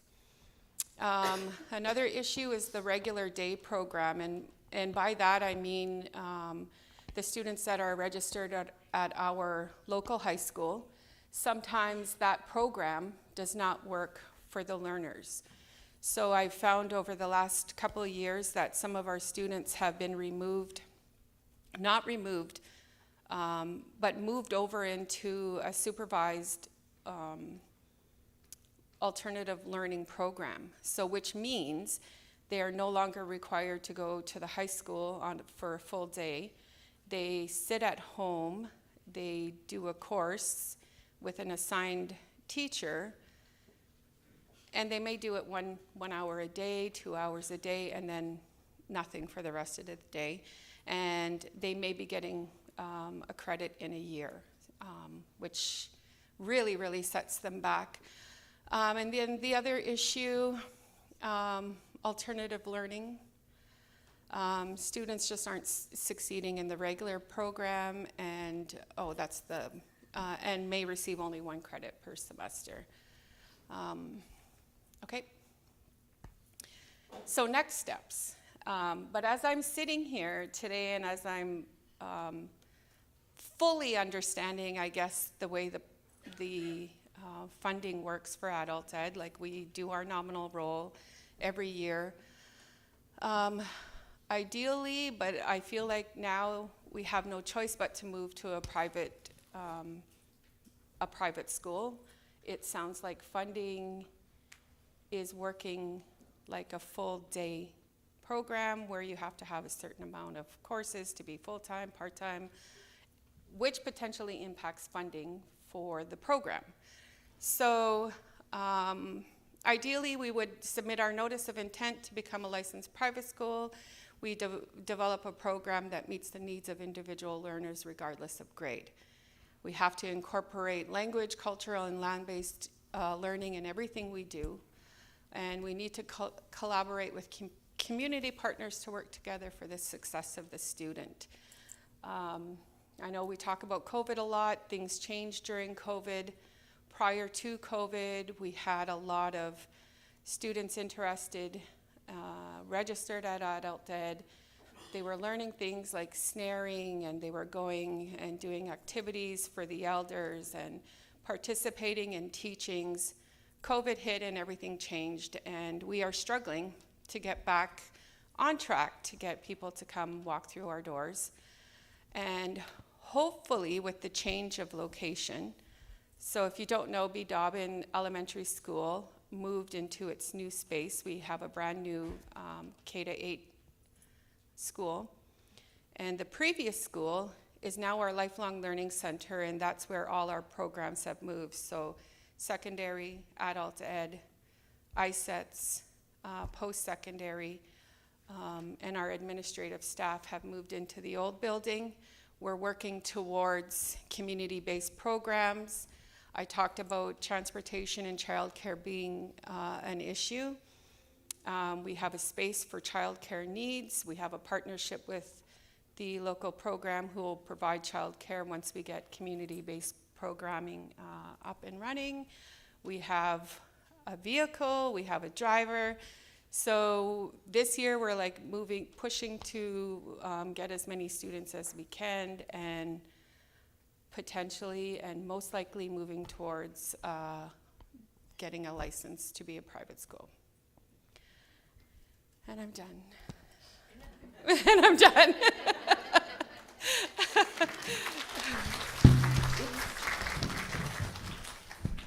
Neil Claudette. I don't know, who's going next? You want to go next? I feel like you need to go next because yours always makes me cry, and I need some time to recover. Are you showing your videos? I don't know. Okay. Who's going? Can't you come? Okay, so we'll just wait. If there's any questions, and maybe we can just wait at the end, and you can ask some general questions individual questions, or if you want to. Well, if they have questions. If they have questions.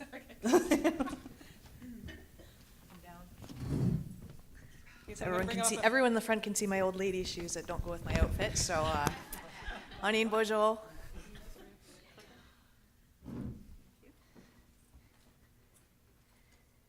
So my name is Mary McHugh. If you were expecting a different Mary McHugh, I'm this one. Georgian Island, Dunjaba. So if you're expecting the one from Chimnasing or Curve Lake, sorry. Even from Georgian Island, my older cousin, sorry, it's me.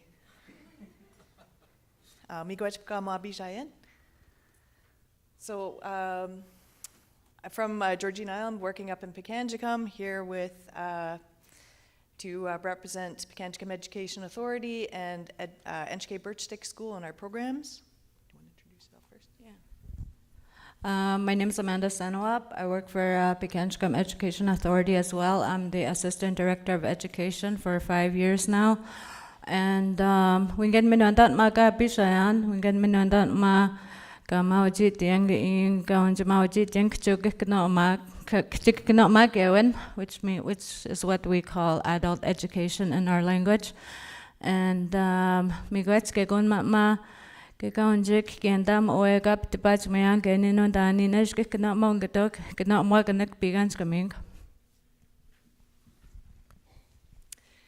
So we'll start. So our adult education journey started back in 2019, and it was kind of recognized as we have a need. So what do our students do? Like, we have a lot of a huge population. So 2019 to 2025. So we'll just kind of take you through a bit of a journey.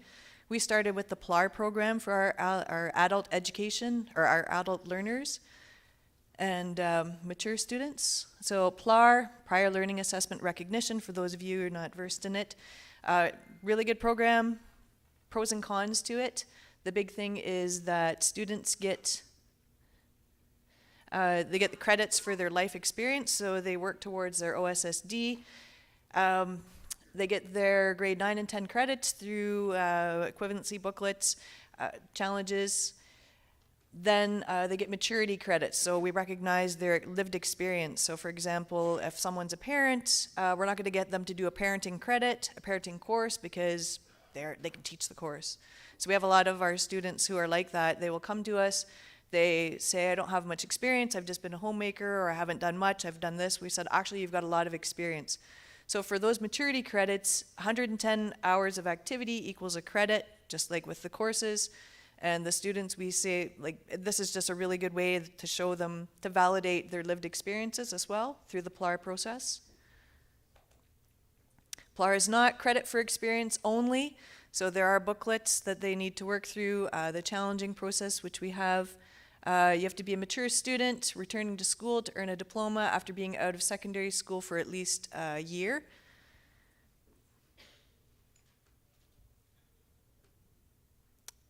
Two components for those of you not versed in PLAR. The challenge process, whereby students' prior learning is assessed for the purpose of granting credits for a grade 10 to 12 course, and the equivalency, the process of assessing credentials from other jurisdictions. Our students whip through the grade 9 and 10 booklets, and later in our slideshow we'll show you what we're doing to accommodate that, to validate that. So mature students, our students they're everyone. So they're working. Some of our staff at the school are working on their PLAR, working through to get their diploma, their OSSD. Saves time, they can work at home, they can graduate faster. We've had students, last year we had 22 students graduate, and some came to us with 0 credits in the beginning of the year, and they were June graduates. They worked their butts off and all supported each other, and we have like a big community where they're all working together. And they gain credit through portfolio creation, credit bank, and challenge for exam. We do all of the marking, so the assessment and evaluation. PLAR is ministry accredited, so all of our courses, I know that there were some questions earlier, so all of our courses are based on the most up-to-date curriculum. We partner up with, or we get our booklets from 7 Gens, also Durham District School Board, so the booklets have already been created, they pass, they're up to ministry code, everything is good. The students, by the time they get to the grade 11 and 12, the senior credits, which are more in depth, they kind of slow down because they're working, like they're doing the courses on their own while working, while taking care of kids, doing a lot of this. So they're absolutely incredible. So this is where we were until in 2024. So we started in a tiny little wee trailer. This was our home, and we outgrew it really quickly. So our numbers, I'm gonna have to look off my screen. I didn't print this out. Good teachers always prepared, by the way. Sorry, those of you going through to be teachers. So our numbers have gone up exponentially. So last year, our enrollment was 575 for our total PLAR, so that was our PLAR students, so that was on our nominal roll, so not high school students. We also have our high school students working through their PLAR. So if a student's missed a lot of school, they have a lot of gaps, we fill those gaps, so they can do their 9 and 10 credits with us if they're an older student, and then go directly into the grade 11 and 12 courses, and then they can graduate with their peer group, their cohorts. It's just a way, just a nice way, just kind of, we're filling in the gaps for our students, and we had 115 of those. This was last year. There's our graduates. Oops. Good teacher's always prepared, yeah. Remote. There's our graduating class last year with our former chief Shirley and also our former chief Amanda Sinowap. You didn't know that. So our graduates there. A lot of the times when they graduated from our program, just because they were so used to working, they said, now what? Like, now what do I do? Like, I'm stuck, I've got this. Like, it's a huge accomplishment. And for some of us who think, speaking for myself, I went kindergarten all the way through grade 12, then to university, and I just did that way. I didn't take the pause or whatever. But for these students, like, this is a huge monumental, like, achievement for the OSSD. And then it's what next? There they are graduating. Cue the tears, her angel, she's not looking. So now, Nongom, there's our graduates now. We had to figure out what to do. And one of the things that I always challenged was, for myself, for my university degree, I didn't actually have to physically attend university, I didn't think. It was really good, the experience. But to get a Bachelor of Arts, you don't physically have to actually attend. And there are pathways for our students. They can do OSHKI, they can go out 100%, but we said, what about something 100% in community? So this is what we've developed now that we're working on. So we outgrew our trailer, and at the very top in the snow, we still have snow, is our new building. It's our continuing education building. So in that building, we have our PLAR program, we have Indigenous Teacher Education program, and we have a personal support worker program. So 2 classrooms plus an office that we've actually outgrown. So we have this now, but it's too small. It doesn't meet our needs now. And our numbers this year. So in PLAR, we have 1,105 students registered in PLAR, 45 potential graduates. In our high school students who are we're getting their credits, 172, but that's climbing. We just got emails, more students are climbing, and this is because PLAR is now scheduled into our timetable. So for those students who need to get their extra credits, we bring the high school students, we actually have them in a classroom where we sit down with a teacher and they get that one-on-one support. So the 172 high school students, a lot of our high school students graduating last year had PLAR credits, and then our 1,105 students registered in PLAR, which seems like a lot, but Pekanjikim's population is 4,000 plus and climbing. So to meet the needs of all of these students, because we're getting a lot of our students graduating, we have our different pathways. Obviously, we have our Ontario Secondary School Diploma, whereby the students get 30 credits, you get your OSSD, and you move on to post-secondary. So with those 1,105 students, not every single one of them is going to graduate right away. Some of them have stalled out. So we've come up with Ontario Secondary School Certificate, so kind of motivating our students. So these students are working towards their OSSD. So they would have minimum 14 credits, so by the time they get through their grade 9 and 10 booklets, they work through the maturity credits, they should have anywhere between 16 and 26 credits. And then some of them just kind of stall life, right? Because they're adult learners, they have responsibilities. As much as they would love to focus 100% on school, they have jobs, they have families, they have other responsibilities. So what we're doing this year is the Ontario Secondary School Certificate. So these are students who are working towards that, and we're kind of motivating them and recognizing that, hey, you've made it this far, and here, Ontario Secondary School Certificate. And those students can either stop there if they choose and say, I'll come back to my schooling later on, or hey, this is really good, this is kind of bumping me up, this is getting me motivated, and I'm going to keep working towards my OSSD. The other thing we have is a certificate of achievement. So we have a lot of elders who are registered for PLAR, and we did a huge, so that 1,105, so that we doubled our numbers, we went out and did a huge community drive to get people. So we went to the Northern, we had a barbecue, we had draw prizes, we had a bingo, which was massive, everybody in the community. And what we did then for this, the certificate of achievement, so with the elders, they've come up and they've signed, and usually they laugh and then they walk away and think nothing of it. But just to give you an example, one of our, a related aside here, Pikangikum language is really strong. You heard Amanda just address everybody in the language. So our language speakers are really important. So the value of the language Nishnabemwin, the skills that they have, the traditional knowledge, we want to recognize that. So with our certificate of achievement with these elders, what we'd like to do is build our resources at the school. So have like an elder sit down, tell the stories, language learning, put together a resource booklet. We have, like, we're still figuring that out. Same with the hours, but that will build our resources, and then the elders would get, because they've worked towards something, they're getting a certificate of achievement. So at our graduation in June, the Ontario Secondary School Certificate students and these the elders or whoever's doing the certificate of achievement will also be walking across the stage, and they're also going to be recognized for their knowledge, their skills, the education, everything that they've done up to date.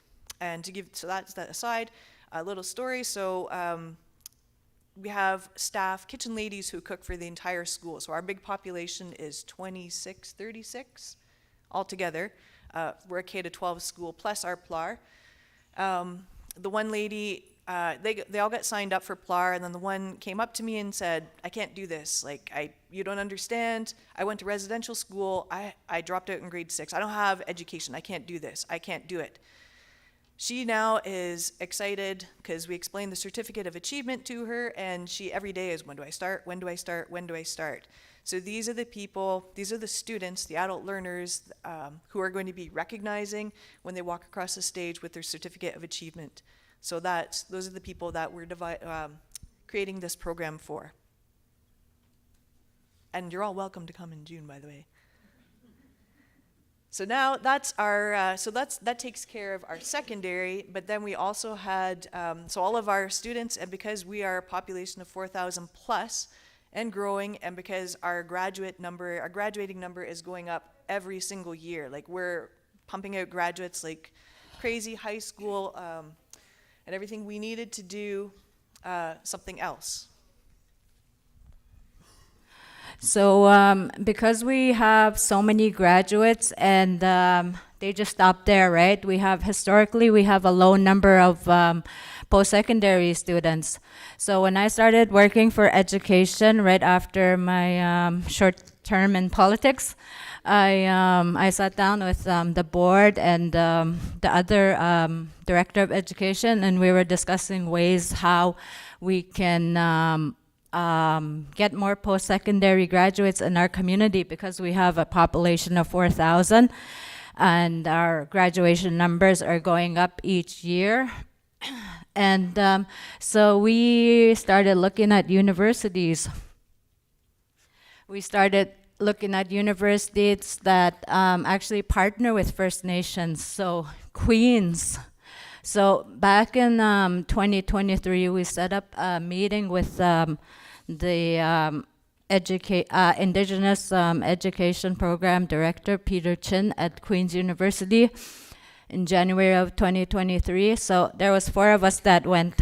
So we sat down, we proposed a partnership. Initially, it didn't go too well, but we didn't want to back down. So we kept talking to them, we kept emailing back and forth, and then finally they came back and said, okay, we'll partner with you. So we came up with a plan, and in the summer of 2023, during our one of our grade 12 graduations, we signed the agreement with Queens. So it was in the news, you can search it up.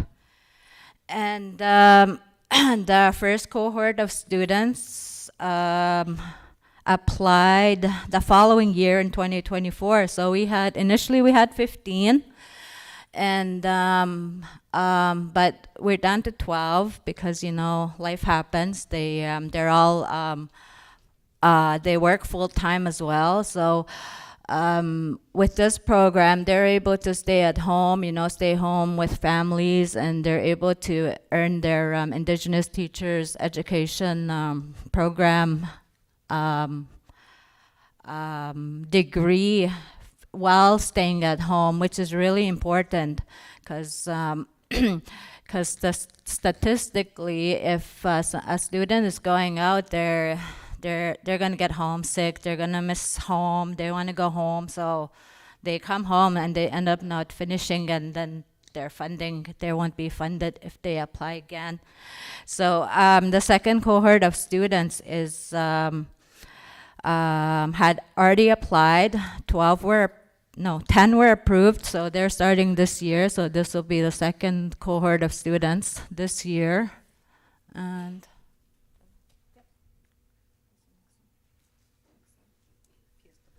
all right, okay, yeah, that's at Queens. It's like a university degree in Pekanjikam. Mm-hmm. Yeah, so there'll be university graduates with a bachelor degree in Indigenous education. So so what if you don't want to be a teacher? So so we started thinking of other ways where we can have our students, our graduates, keep going rather than stop at after graduating grade 12. So we started looking at what else can we do in our community, like what kind of infrastructure and stuff are going up in the community. So we just got an elders program, an elders complex, where it's kind of like a long-term care facility for our elders. And so we started talking about this program about 2 years ago. And this is a certificate program. It's a part-time program. Classes are about 4 hours long, 3 days a week, sometimes 4. And the admission requirements that we're doing this is, but they have to have their diploma. They have to fill out an application. They have to do some testing. Of course, we do the interview. And during their class times, they're taught theory, lab, hands-on, practical hands-on skills. And they also have to have 2 mandatory clinical placements, and they just finished their placements, these students. And they did their placements at the Elders Complex, which is considered a long-term care facility. They'll also be doing their second placement probably at the nursing station, which is always busy, so they'll get a lot of hands-on learning there as well.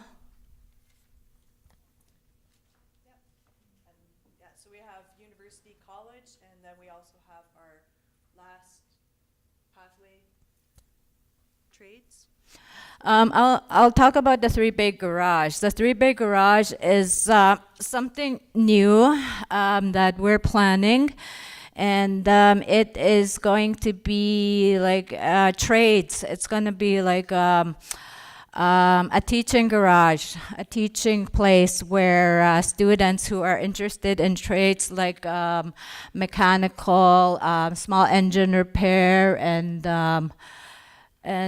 this 3-bay garage is going to be like a trades skill facility, and it's in the plans right now, and hopefully the build will start next year. So hopefully within a year and a half we'll have students starting their skills training there. We also have OYAP. So for the first time ever, the government was okay with First Nations school offering OYAP. So we have that at the high school level. Our students are now working, they're doing a bike mechanics course for the apprenticeship. We're moving that into carpentry, so more of the trades programs so this opens up for our adult learners. If we have, like, for example, our housing manager, they're out doing their work, they're working on their PLAR booklets, they can also work towards their red seal. So we're building that up as well. Hopefully going to get a specialist high skills major down the line, but the ministry is still really sticky about that because we're federally funded and it's a provincially funded program, but whatever. They'll come around eventually. Like, they came around for OYAP, like, it's 2025, like, whatever. So that's, they have to change, right? Like, they have to change. So we wanted to build up our base. The other thing that we're looking at is, so it had been mentioned, like, the transition courses. So through PLAR program, we have a lot of our graduates going in and sit at our table are the Oshki people, and they said, well, people come to register for us and they say, well, I'm missing my E&G 4C, because through PLAR, a lot of the times when they graduate, we say you can substitute, like, by the time they get to the 4 booklets of English is like, that was my degree and I liked it, but if I would die through those booklets, plus math, they just want to graduate. But we tell the students, if you're planning on going to post-secondary, you need to take a look at your requirements, because if you need E&G 4C or if you need a special math or something, we have to be able to get, like, you have to do that. So you have to do that with us. So we have people coming, students coming in, they're upgrading. The other thing that we're hoping, and it's down the line, so we wanted to build our base, is to have, like, the transition courses for the health sciences programs, because a lot of the times, again, you don't necessarily need to be physically at where you're doing that at the facility. We have our facility, our PSW program. That's a full, that classroom is set up so that creepy doll that you saw her holding, their heads. I don't know if you saw that. The beds. There's, like, the mannequin. So that's a fully equipped classroom that we have for the students to learn that. There it is. So we're really building it up, but we've already outgrown our facility. Like, we've just started out and we've already outgrown everything. I guess that's our story. Yeah, just one mention. So that adult education facility that we have there, it was supposed to be an additional 3 classrooms for our existing school, because our existing school was only built for 975 students. But because we feel that adult education is so important, we decided to use that space for adult education. So, yeah. Yeah, and as was said at our graduation ceremony last year by our former chief Shirley Keeper, I wanted to sing because I want to plant a song in their hearts, not to stop today, but to keep going, using the words in that song. Because there is hope, there is strength in that song, and hope and life, and that's who we are here in Pekanjigum. Miłe, miłe.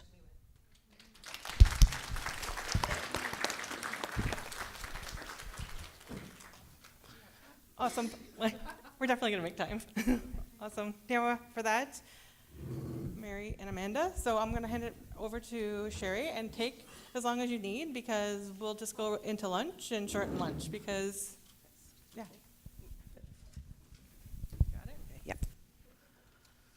Okay, honey, bonjour, good morning, Minoka Jeb. Great presentations. I think I'm done. No, be good. My name is Sherry Morrow. I'm the Dean of Pathways at Kenjigewintag. So just before I start, Kenjigewintag is an Indigenous education institute. So we do everything based on Anishinaabe Adzuin. So all of our culture, our language are part of what we do every day with our students. And I am a teacher. I was teaching up in a community in Northwestern Ontario in an adult ed program before I came and took on this role.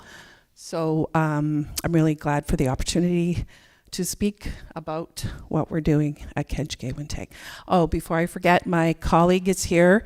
She's the Dean of Post-Secondary Education, Debbie Dubosky, so I'll get her to wave. And if you have any questions about post-secondary, she's the one to talk to.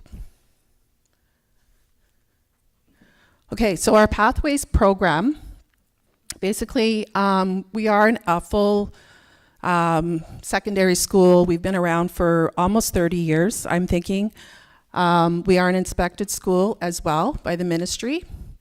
So one part of our program, when we have students entering grade 9 and 10, we start them off with our literacy and basic skills program. So the Mondo Kinagasawin program will look at where the student is at in terms of their development when they come into our program. So those are the 9 and 10 students. We get them ready to complete 9 and 10 PLAR, which is sometimes known as junior PLAR assessments. We have the prep work as well as the written assessments.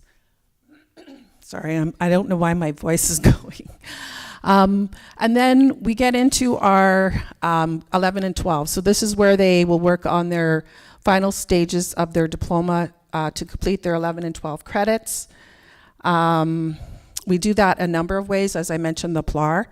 So to get to the 30 credits, we'll look at what they've already achieved and develop a pathway for them based on what they need to finish their grade 12. We do co-op education courses and credits with our local employers. So if somebody already has a job, one of our students who just graduated didn't even know she could do that to finish. We have dual credit courses as well. So that's a partnership with Cambrian College.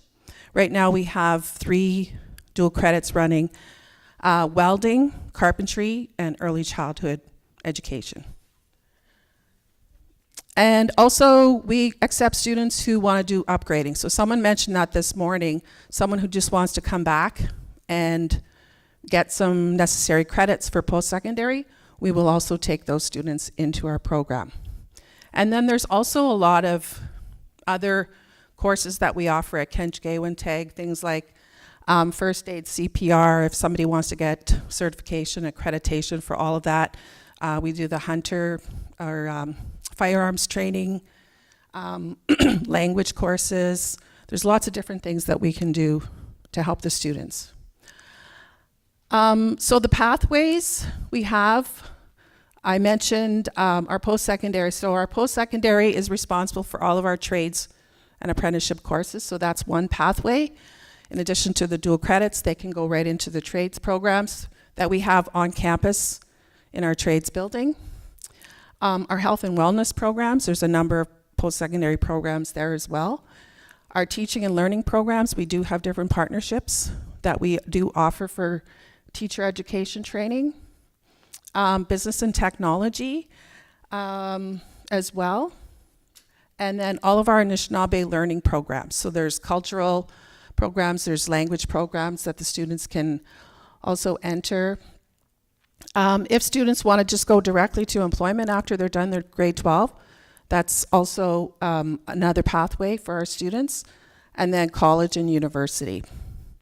So as I mentioned, everything we do is supported by our Anishinaabe, Adzuin, spiritual, cultural, language, land-based learning. I think the students this week are out tapping trees and making maple syrup in our little building that we have in the back of the campus.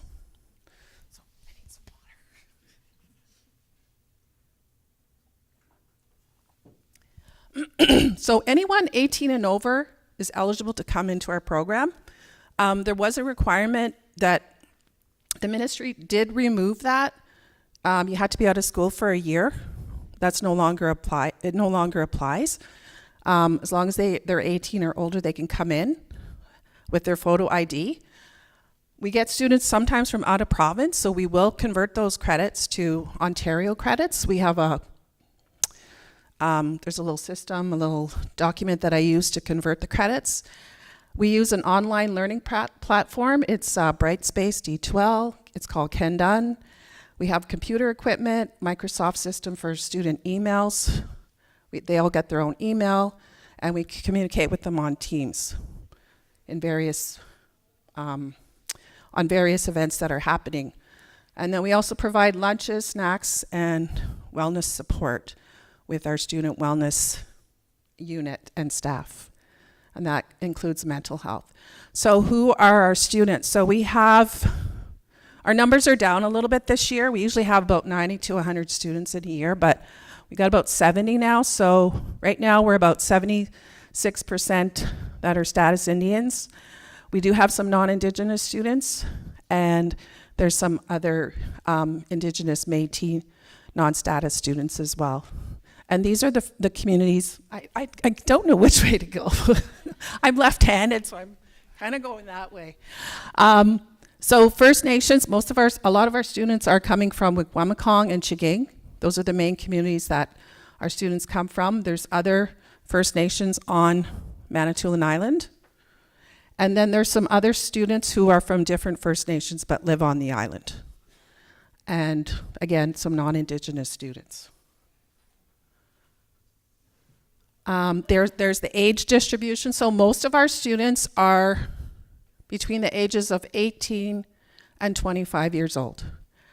And we do have one student over 60 and a couple 50 to 59, but that's the majority of our students. There's that 18 to 25 age group.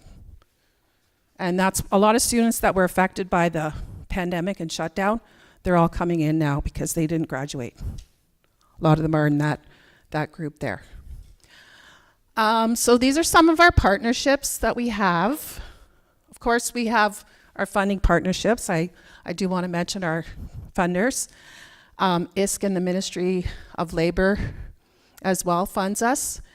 So our First Nation communities and organizations, we work with the LDMs, Ontario Work Staff, different education staff in our communities. Cambrian College is our dual credit partner. We offer courses in the fall and the winter right now, so twice a year. We sit on the First Nations Advisory Committee with the Rainbow District School Board, and that covers Sudbury and Manitoulin schools. I want to really highlight KESBA.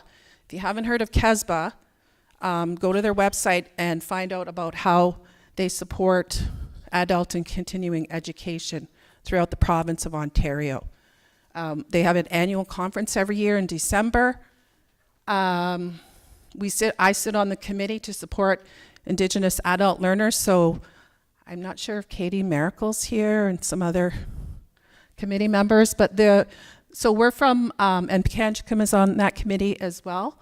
So we get together once a month and we are supported by their staff to talk about Indigenous adult learners in Ontario. And this is fairly new. They've only been doing this for about maybe a year and a half. So it's a sector that they really want to support. For our adult literacy, or our literacy and basic skills, we are part of the Mid-North Network.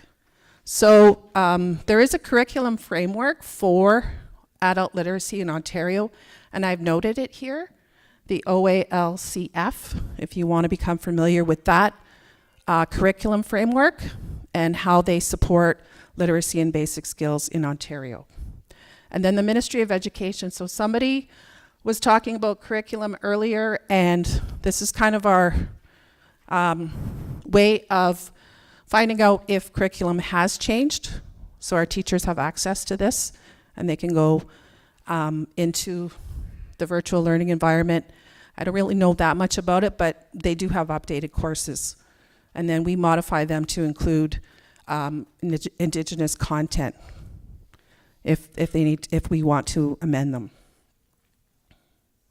So I'm going to talk about Jody. He's a student.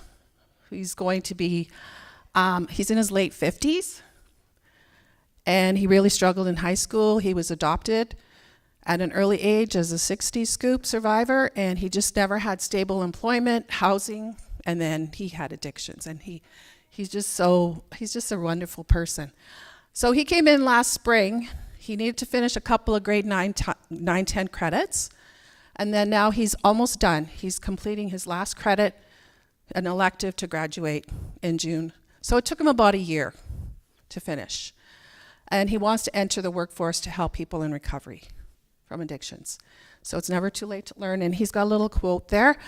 So he says, "It was very difficult to come back to school. Education is very important, and it can open many doors of opportunity. I just have to walk through them. I know the path I want to be on today." And then this is Summer. So she's a younger student. She had a lot of mental health challenges, and she needed to work she just had a lot of other financial commitments. So she did all her compulsories and then she's just stopped. But she just graduated because she was working and she didn't know she could do co-op credits. And so she was already working and she came to us and said, I just want to finish. And so now she's going to start her own business this summer with the support of a lot of the Indigenous programs for youth, for business, for self-employment. So she just says, she keeps saying that, I didn't know I can use my current employment to obtain high school credits. So some of the keys to success, I'm looking at my watch. So we have individualized programming to build learners' skills, knowledge, and confidence. So somebody mentioned confidence earlier. That is a really big issue for a lot of our students, and we help them to do that culturally as well, because they come in and they might not know a lot, but we make them feel really at home, very comfortable with what we're doing. We have a teaching lodge. We have a lot of language and knowledge keepers that come in daily, 3-4 times a week. They're there. We feed people. We just have a lot of fun. So we're continuous enrollment, and we just, whenever a student comes in, we'll start working with them. We're very supportive staff. We have 2 high school teachers and the LBS coordinator.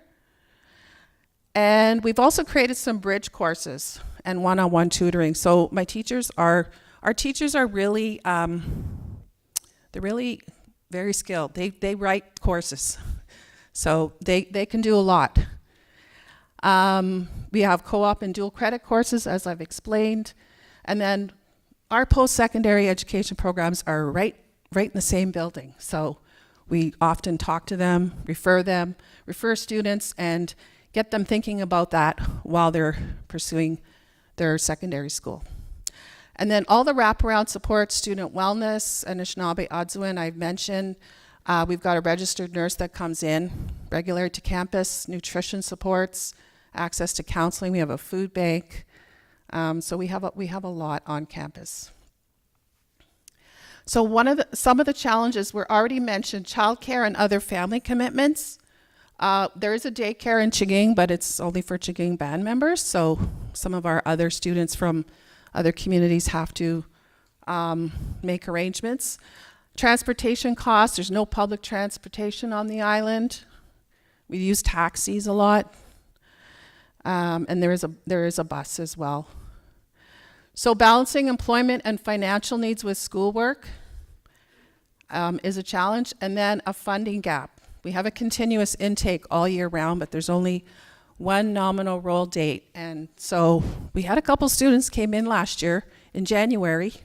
They graduated in June. They didn't appear on anybody's nominal roll. So it's gonna keep happening, I think. It's already happening. It's happening again this year. Infrastructure, internet access in remote areas, and the lack of equipment. A lot of students don't have equipment, so we're kind of trying to find money or funding to help them get a laptop or a computer at home. Okay, I think this is it. This is it. I'm done.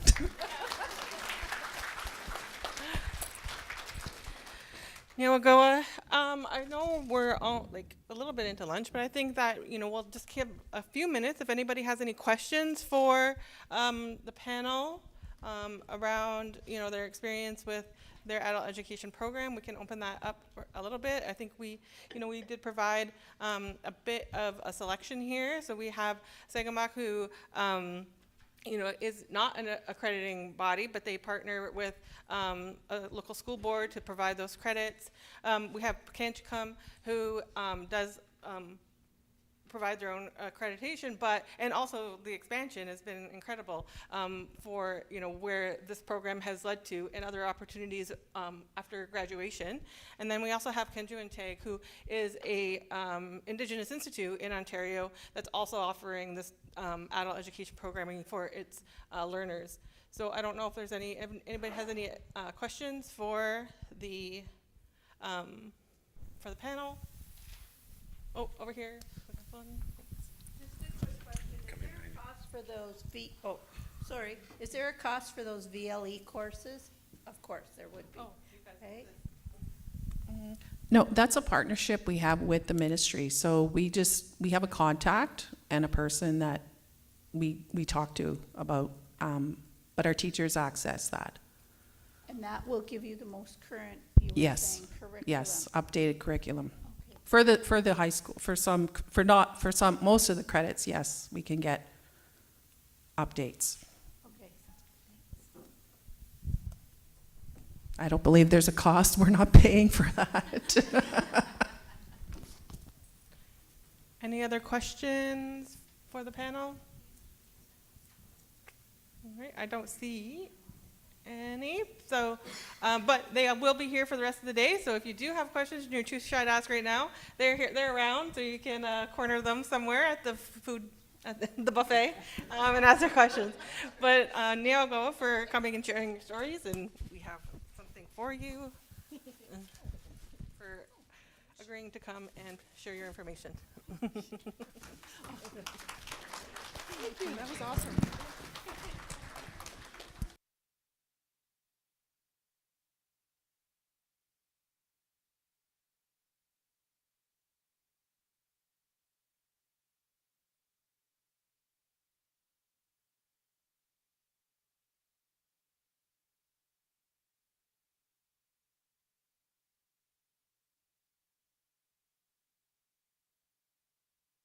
Okay, so we will break for lunch. So I think lunch is probably out there, and then we'll come back at 1 o'clock and move into some engagement with ICE on adult education. So everybody enjoy your lunch.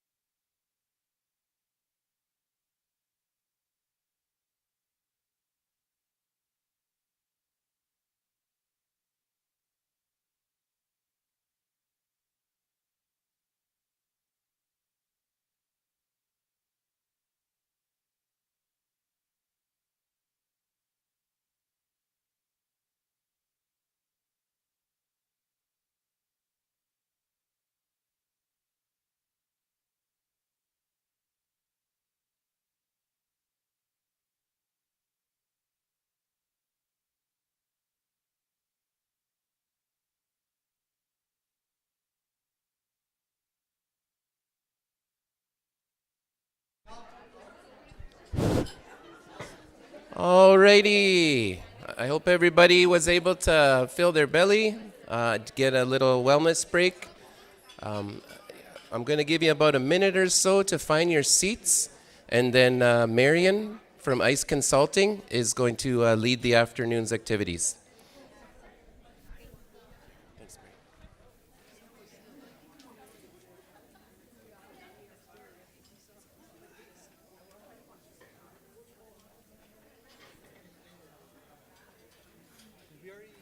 Yeah, we already gave those out.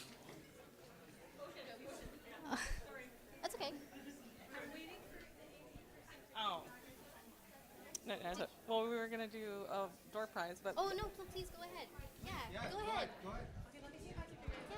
Well, that is very important. Just do it from there. We don't have time for that. Okay. I was reminded that we said we'd have door prizes and we haven't done one yet, so doing one right now. And we would have put it up on the screen so that everybody can see the wheel of names, but our AV people are not here, so you're just gonna have to trust us, especially when it comes up and says my name. All right, so Ocean's going to spin the wheel. So everybody that signed up and signed in today, their name is on the wheel. And the winner is Yvonne, oh, just turn it fast. Kautiash? There you go, congrats. So we'll do, yeah. We have two more that we'll do later this afternoon. Thanks. Okay, so now I'm going to pass it over to ICE and we can really get started. Great, thank you. Do you have the clicker? How do you use this? Oh. Okay. Great. Good afternoon, everyone. We've enjoyed the talks this morning, and we're looking forward to spending the afternoon with you to get your feedback and your insights on the First Nations adult education programming. So we are ICE, Indigenous and Consulting Engagement. We're the consultants that Chiefs of Ontario has hired to undertake this study that we are doing. So before we begin our activities today, just want to give you a little bit of background as to the project and what we're trying to achieve with our study. So I'll just introduce our team. We'll go through our project overview, the objectives of the project, our research goals. We'll talk about the cost analysis components that we're doing for the project and the engagement opportunities, and then what we want to learn from you this afternoon. So I'm here joined by my team. Well, first off, I'm Marion T. McMahon. I'm the project manager for the study. I lead our research projects at ICE. I'm joined by Derek Chum here. He's our advisor on this project and will be facilitating one of the activities today. One of our main researchers here is James McMahon. He's our numbers guy, so he's going to be doing everything, talking about the cost and the analysis. And McKenna over here, she's our support. She's going to be tapping away here, taking very thorough notes on our discussion today. And unfortunately, two members were not able to make it today. So the project. So the federal budget, as you know, in 2021 announced that $350 million would be spread out nationally over 5 years to expand access to adult education to those who would like to complete high school education, upgrade education, or continue a lifelong learning continuum. And then as mentioned earlier, the funding ends in March 2026. And so the Chiefs of Ontario is building a case to continue the investment and expansion support. So our project objectives is first to define First Nation adult education, its goals, and its unique qualities. We are also in the middle of conducting a thorough literature review on adult education in First Nation and non-First Nation contexts so we can understand what the gaps there are. We are assessing First Nation approaches to adult education in Ontario. We're also engaging with First Nations organizations, and Indigenous institutes to identify how best to expand adult education for First Nations learners living on reserve. And today is one of those activities that we're doing to seek some input. And then as part of that, we're also going to be estimating costs. So what does that look like to expand adult education for First Nation learners living on reserve? And then I'll pass it on to James to talk more about the research. Hi, everyone. So my name is James McMahon. I'm the data scientist and economist here at Indigenous and Community Engagement.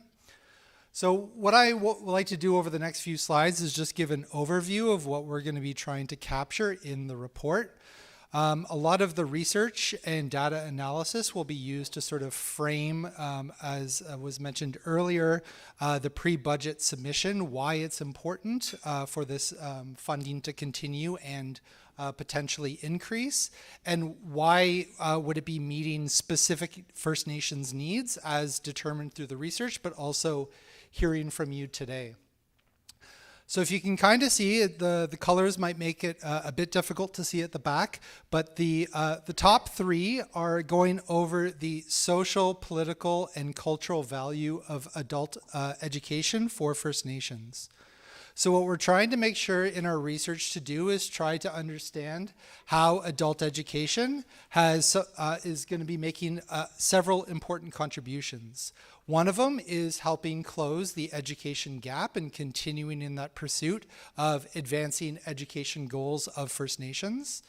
The other one is connected to the rights of self-determination of First Nations to educate their citizens.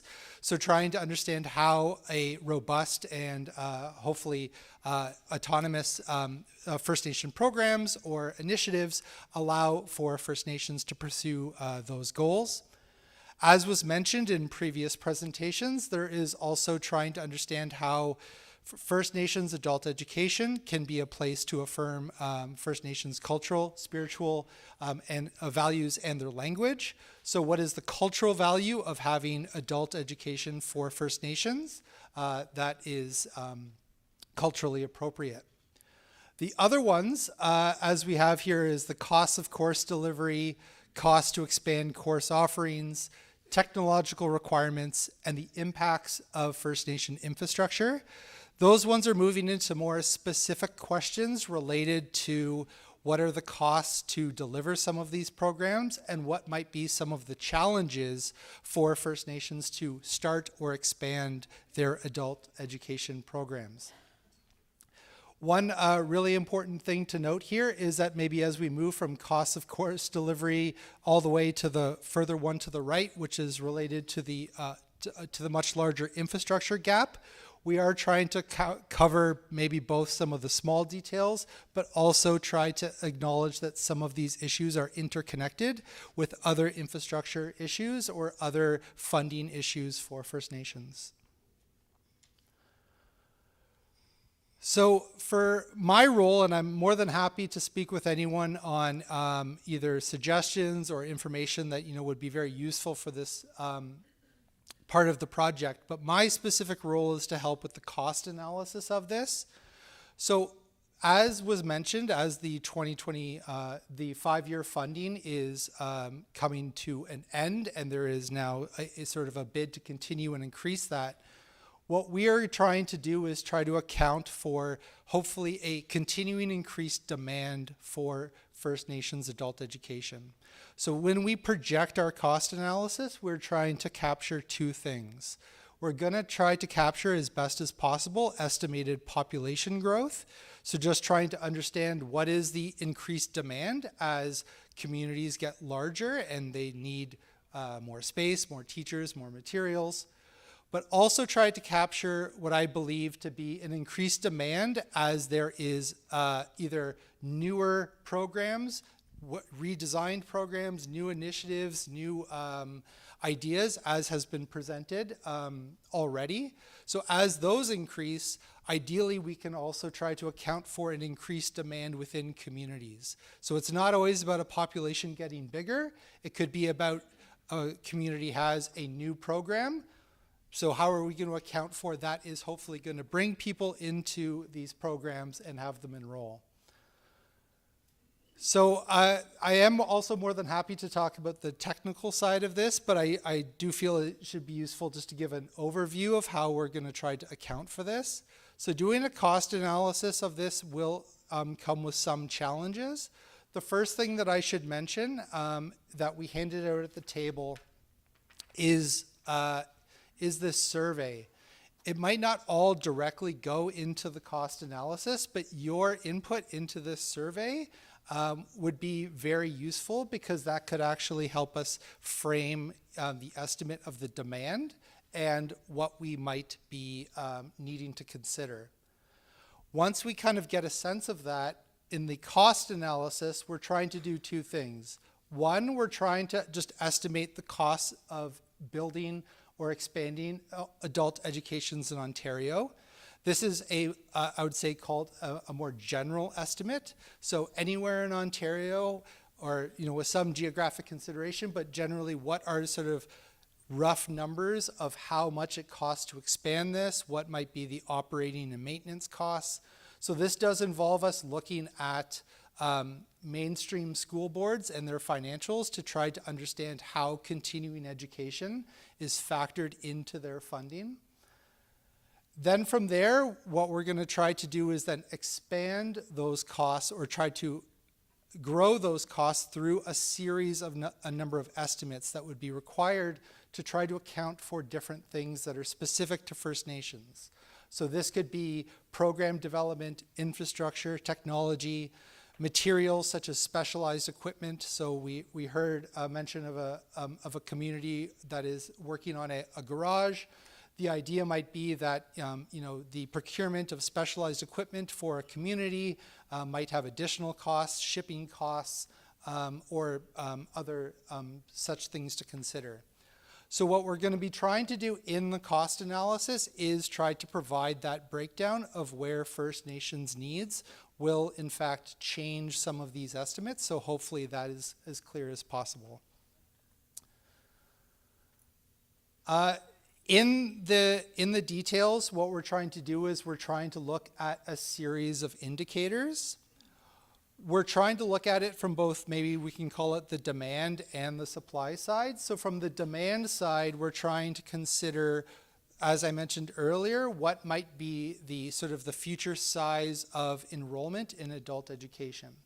So we can make some estimates with that with some available data, such as highest education achieved in some data sets provided by Statistics Canada, but also consider labor market and potential changes to labor market, estimates of what might need to be considered for maybe enrolling for specific occupations or meeting certain needs in a community. When we moved more to the supply side, that is trying to understand a number of things. So for this, what we're trying to do is we're going to try in the report to be as detailed as possible to show how it aligns with some of the available documents that are both on the Ontario technical paper, which is how Ontario calculates its funding model, but also the narrative report and potentially some other documents that would be supplied by Indigenous Services Canada to help to understand how all of our indicators are going to be sort of consistent with some of the programs or some of the models that you are already seeing or is already being used. And I think it's back to Marion. And so while we're doing all that research and analysis, we're also wanting to seek your input and feedback into the study. We want to capture your voices in this report so we can make that case for the expanded funding.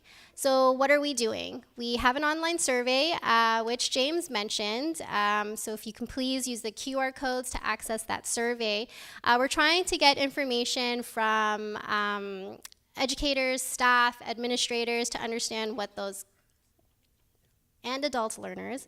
But for the administrators, we're asking, what are those gaps to adult education? What is needed to expand programming? And then we also there's a section there for adult learners to talk about if they've, enrolled or are enrolled in adult education programs, what is their experience like? And to determine what that is, but also to determine what are those gaps from their perspective as well. So the survey is live, so please do on your free time. It takes about 10 minutes to fill out, so it's not a large survey at all. So please do fill that out. We will leave that open to April 4th, so there's also time if you have people that you know that would like to complete the survey and share their insights, please do feel free to spread the survey to those folks. So again, it'll be open till April 4th.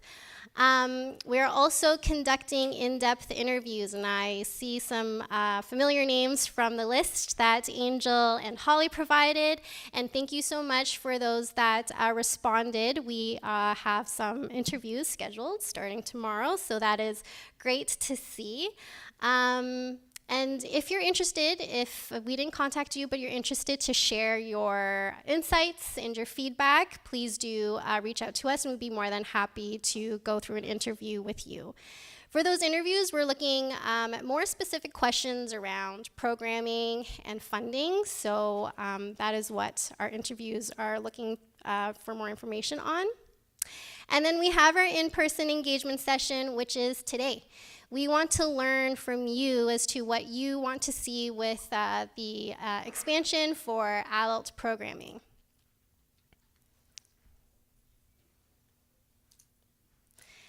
So we're going to go through a series of activities. And it's great that we have a large turnout, so we're looking for some varied input here.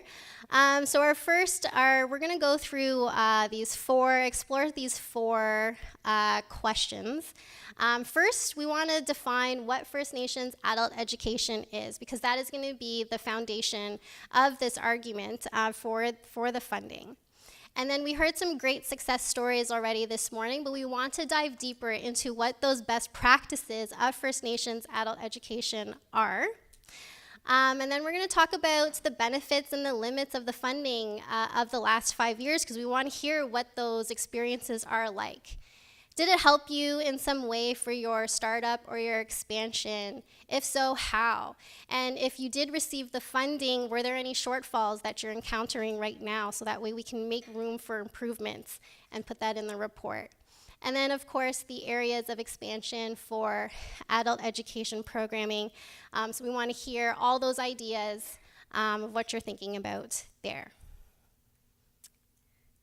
And so that is our overview. I will open it up to the floor if you have any questions or comments about the study that we're doing right now.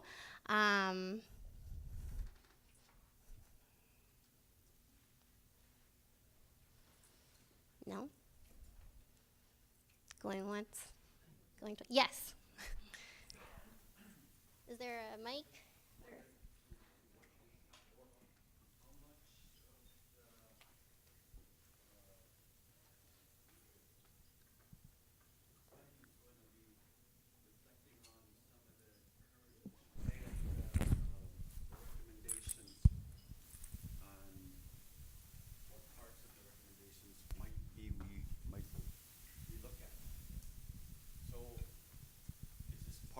Is this going to be part of the reconciliation?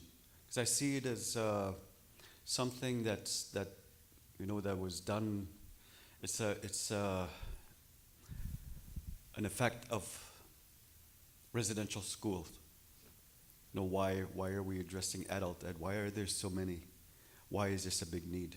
And I think that going back and looking at, the history of it, some part does play a role into it, and I think that when we're looking at how can we model this so that it does reflect some of the what is it that adults need? Well, they need life skills, right? And they need to reconnect with their culture, with their language. Some of those things were taken away. So, and I think it's going to take a lot of effort, not just having a language program in schools. It's going to take adults to relearn some of these things and pass it on to their children. Because for me, my language and the people that speak it, it's good to see that there are still people that are fluent and communities that see it as a part of who they are. That for me, I'm Anishinaabe from Iskate Zagegan. Ogimabines, Dijnikaz, Muz, Dutem. So those things are important to me, and those things that, I caught the tail end of residential school, so I was fortunate that we were able to speak our language, but my parents went through it, and they didn't. After they've gone through it, they didn't speak the language, or they spoke the language and not so well, not as fluent as they would have been. And the teachings, the cultural teachings, ceremonial things, our traditional protocols, those are the things that we've lost, and I think it's got to be included in part of our discussions so that we can reclaim our culture and our language. And I think through this we can, add bits and pieces here and there to part of adult ed, part of our curriculum development, teacher recruitment. So I just wanted to make sure that that was captured in there somewhere. Miigwech. Thank you very much for your comment. So I should say that yes, that actually is certainly one of our intentions. So I guess the unfortunate side with either creating a budget estimate or a cost estimate is that it does forces us to speak of things in terms of prices, which in many ways will sort of reduce things down to a number. It will reduce a life experience, or it will reduce a job, or it will reduce a component of a teaching program down to a number.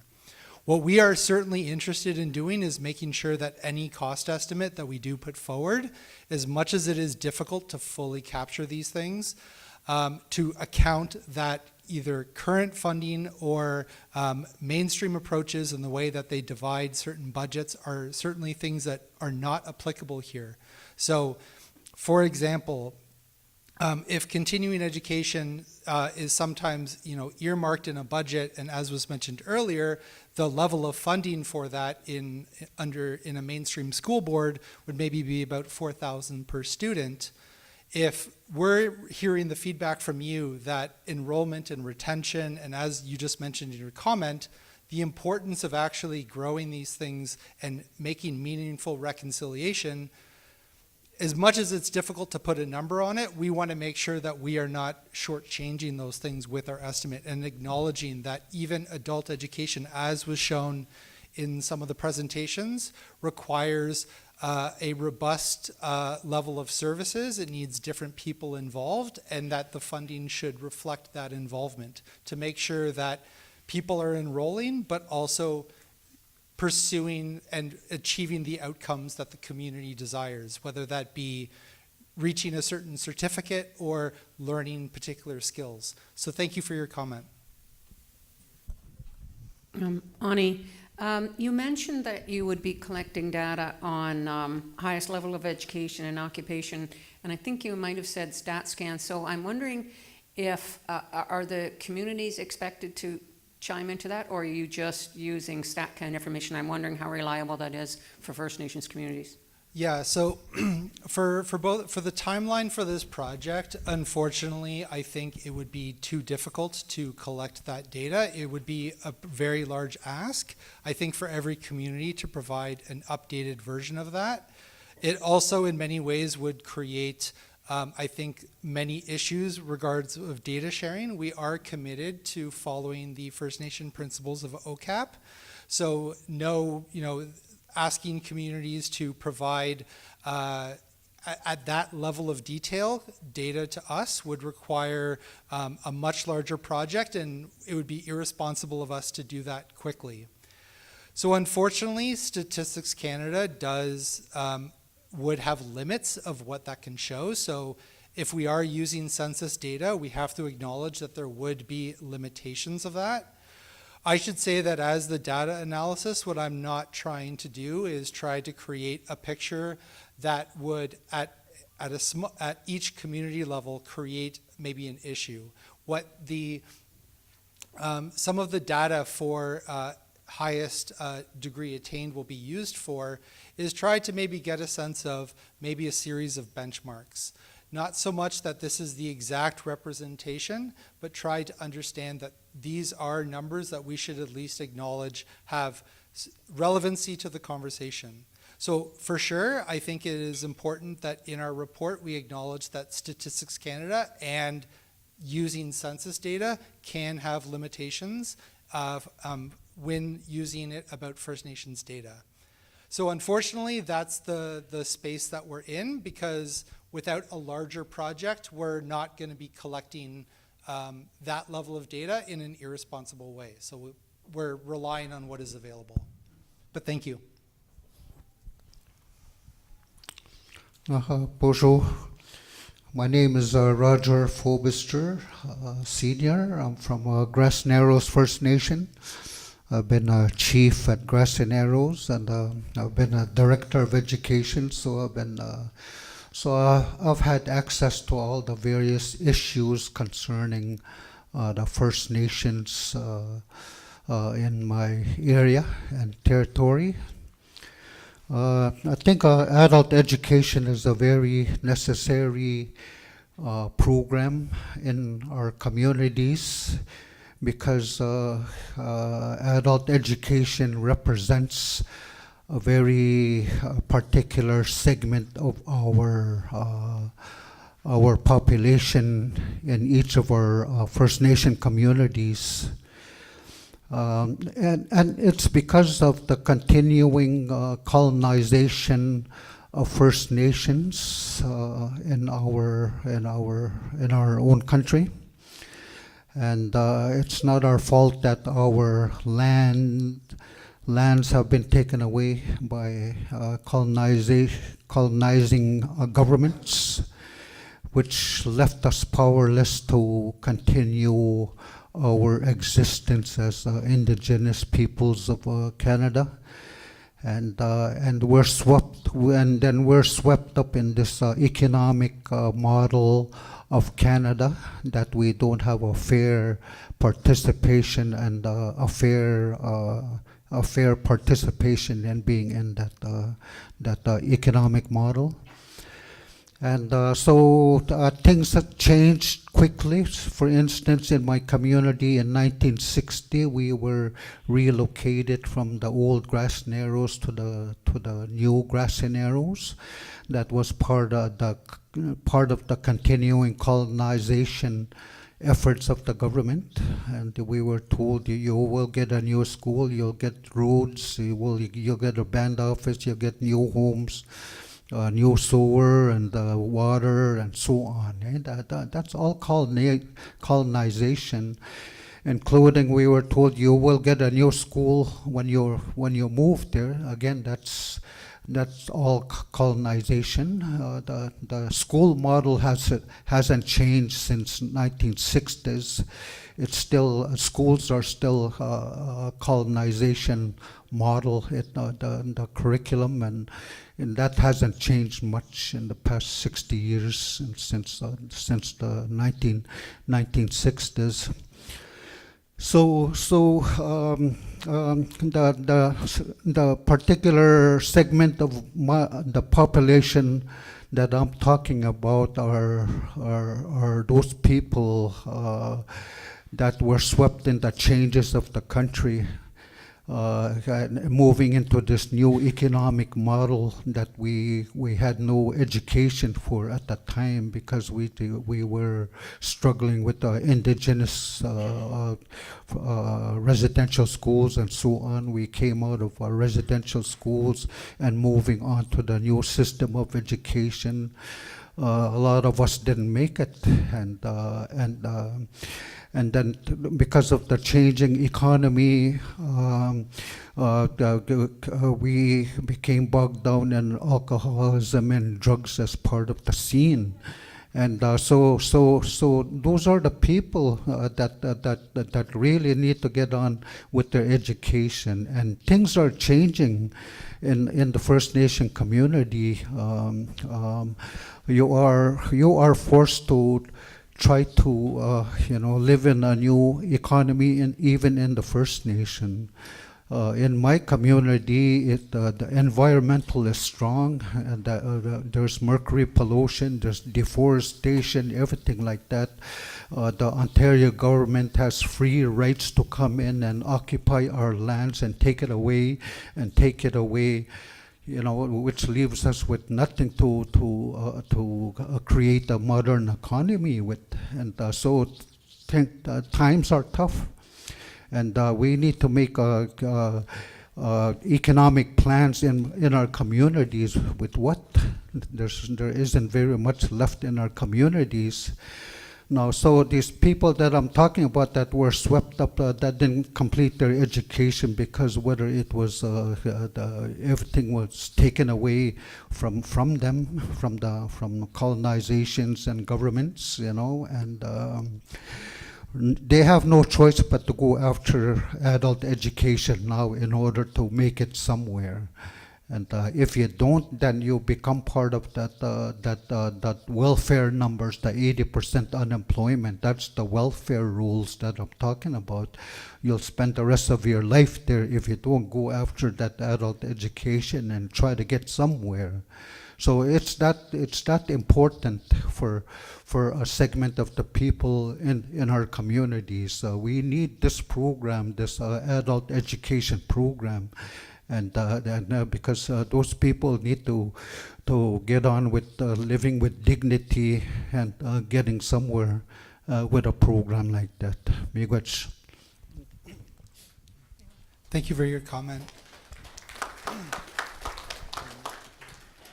I think just to reflect that comment, it might be useful to move into the engagement, because I think this is why we want to hear from you today. So as best as we can to incorporate your input into the report about what is the type of adult education that you would like to see in your community, how it can be designed, potentially redesigned. We're going to be trying to be doing a number of activities today to kind of break open the box and allow people to sort of speak, very much about, ideally, this is what we want to see. Ideally, this is how we can make improvements in our community. So maybe I'll pass it to Marion. Are there any other questions? Oh, there's one there. Sorry, I don't want to fast forward. I didn't put my hand up. Hi, I'm Erin Montour from Six Nations. Just a question in regards to the research and the data collection.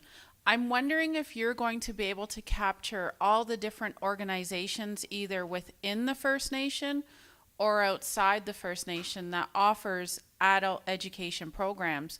Because just speaking of Six Nations, there's probably, where's Rebecca?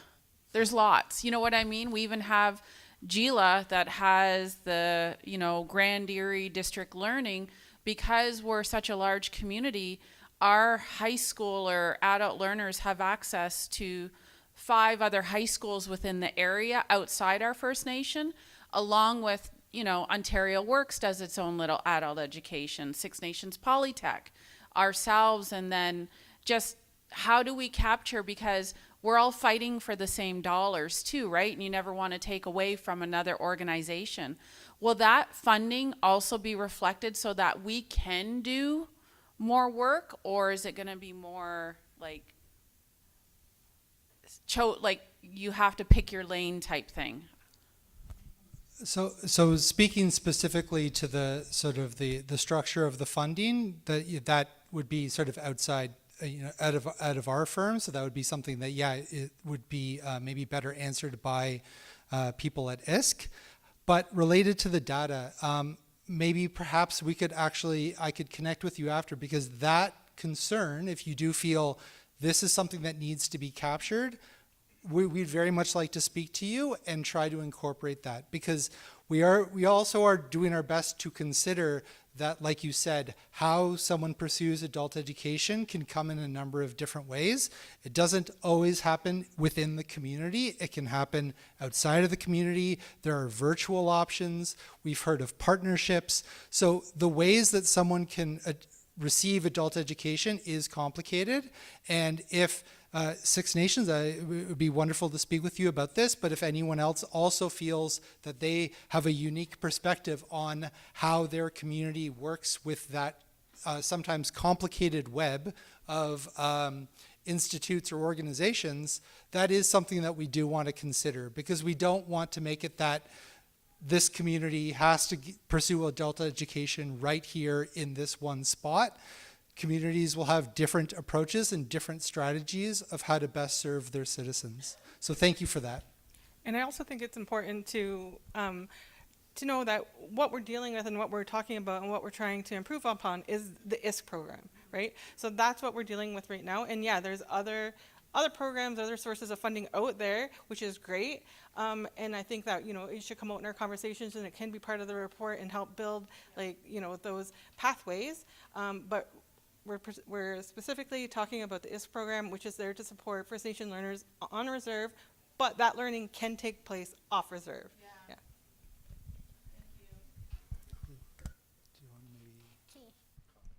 Oh, we have a comment? Another. I just want to know where this is being distributed, in terms of outside this room. So I can answer that. So it was just launched yesterday. So we do have a QR code that's up here, but we will do a formal launch through our networks after the session. So we will make sure that we get it out there as much as we can, so that as many people can contribute input as possible. Great. Thank you. Okay, so our first discussion exercise is defining First Nations adult education. So we have a big group today, so we're gonna do little table discussions, and then we'll do sharebacks with the broader group. So first, just want to take a few minutes to discuss amongst yourselves, and if you are a table that's with two or one, I see there in the back corner. If you want to join others to discuss, that would be great. So the first few minutes, maybe we'll take some time, 3 minutes, just to discuss at your tables what First Nations adult education is. And then from there, I'll just give you another prompt question. But if we can just get ideas flowing as to what that is, just generally first. You can do that. There's also cards there to jot down on your ideas.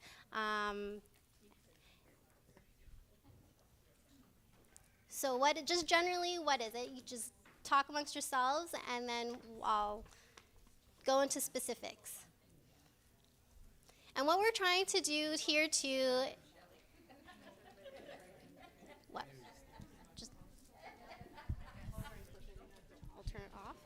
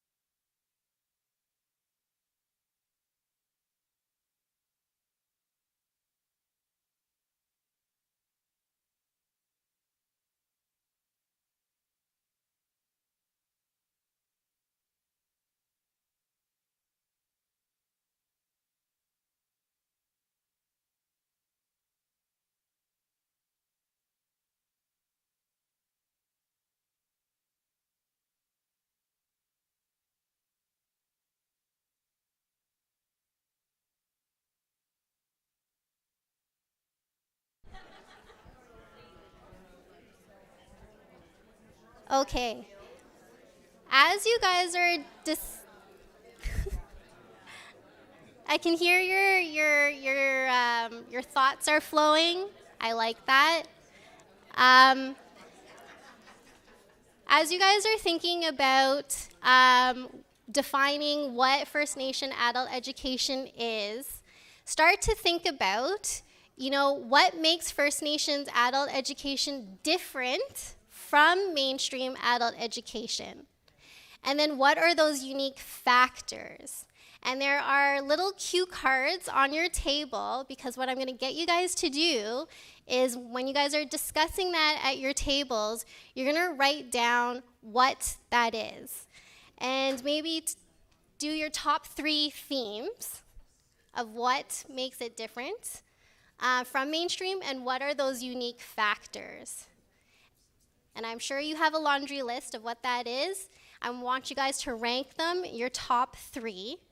We'll give you guys a few minutes to discuss that at your tables, and then you're going to pass those cards to us, and we're going to start grouping them in themes. And we're going to have a group discussion around that to see, everyone else's thoughts. Do they agree? Do they have anything else to build upon? So we'll give you a few minutes to think about that. Wish we had like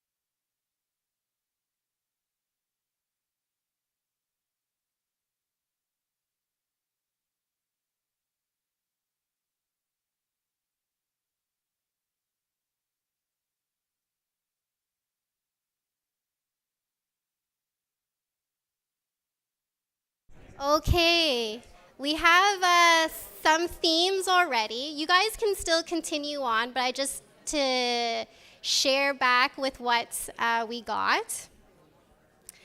So what makes it different and what are those unique qualities and factors? One of them we heard, actually we heard two already, about flexibility. It needs to be flexible, taking into consideration the schedules of the learners, the programming and training opportunities. So if you already thought about flexibility, we already have flexibility on the board. Does anyone want to add to flexibility? Yes. Empathy. And so, meaning like,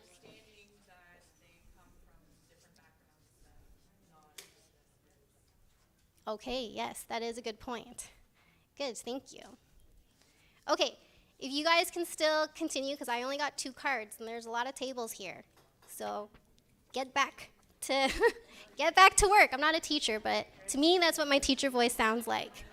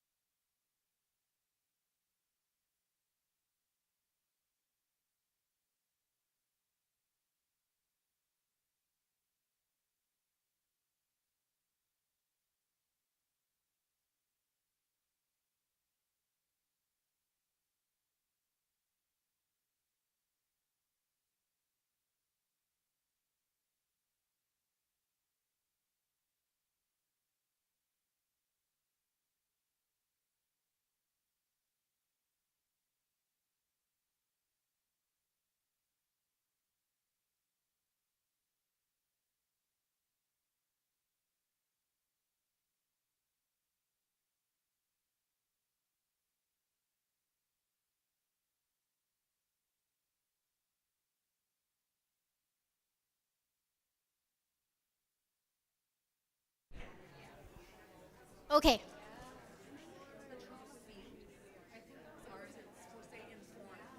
Trauma informed. Trauma informed. We're trying to read everyone's right. Yeah, but I've made 2 mistakes on the same table. We have just the more vocal because we're right here, right? I don't know how teachers do this, the pressure of like writing. Okay, we got a lot of cards and ideas, and we're starting to populate our list here. So what we're also seeing is a lot of a tailored, oh, I'm so sorry, is a tailored approach. Tailored approach to meet the needs of First Nations adult learners. But does anyone want to elaborate on what that looks like, you know, how that's different? Land-based knowledge, like highlighting the importance of land? Cultural content. Ah, okay. That's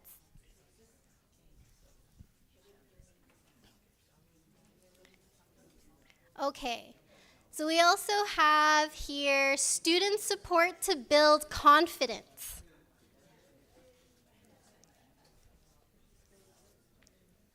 What's whoever had this idea, student support to build confidence? Would you be able to elaborate? Does anyone have anything to add to student support to build confidence? I can't find the card that came on. You're looking at they haven't been in school for many, many years. Like I have people that are going back at 22, 23 that dropped out at 15. Right, okay. So they don't feel confident to go to school because they've been out of school for years or just, okay. Okay, we're seeing a lot of this too, is recognizing the historical legacy. So understanding the history of education and of First Nations learners, but does anyone want to elaborate on the historical legacy?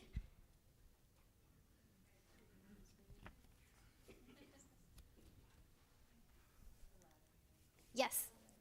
Kind of in relation to that, and the chief spoke about how Western education systems negate and diminish our worldview. A great example is in the elementary curriculum, there's a curriculum expectation that says, what is the physical characteristics of plants and animals?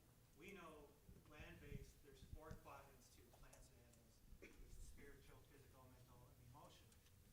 So thinking about Paulo Freire's work around critical pedagogy, I think we need to teach our learners to challenge the very system they're part of and to question teachers and curriculum together. Okay, great, thank you. Okay, next we got trauma-informed services. I think it was this table here that was mentioning that, and do you want to explain more about that? Sure.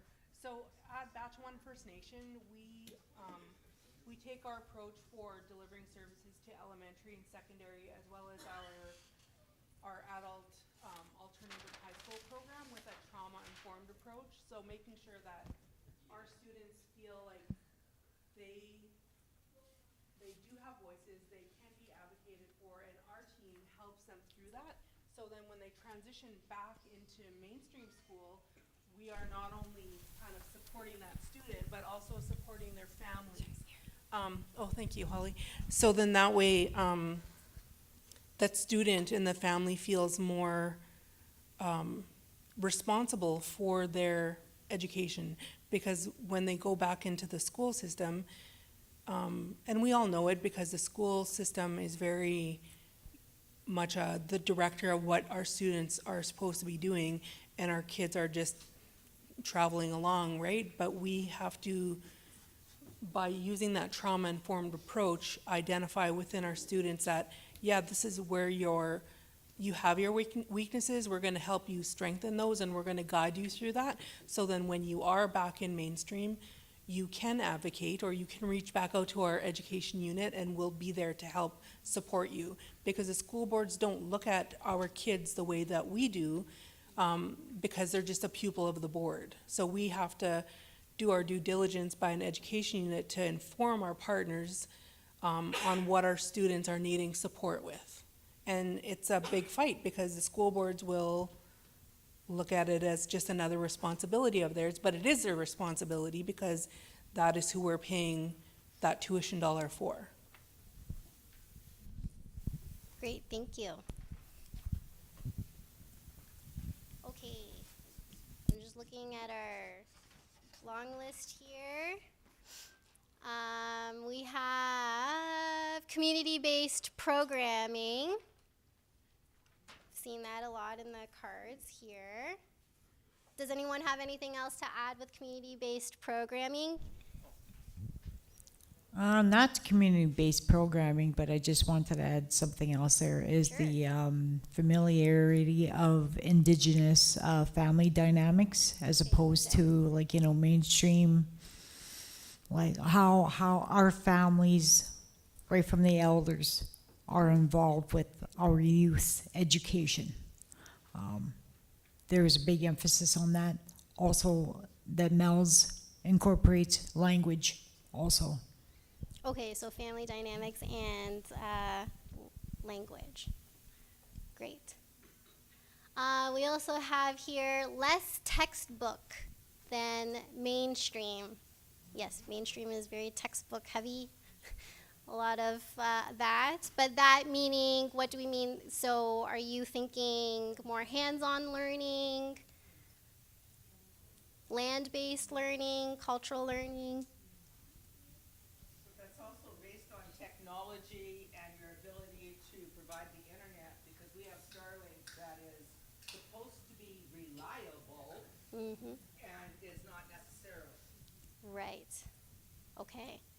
And if you're, like in my communities, I have one on water that deals with, you know, ice roads, water boats, et cetera, and then there's the other one where my kids are on the bus at 6:30 in the morning to go to school, and they ride the bus for an hour and a half. Right, okay, so Because we have no school, but the whole idea of technology, if we had the technology, we could go into the different programming and get whole stuff for the kids, for the adults, and go from there. right, so make it more accessible. Yeah. Okay. Okay. Also, what I've been seeing on the cards are having elders and knowledge keepers as teachers.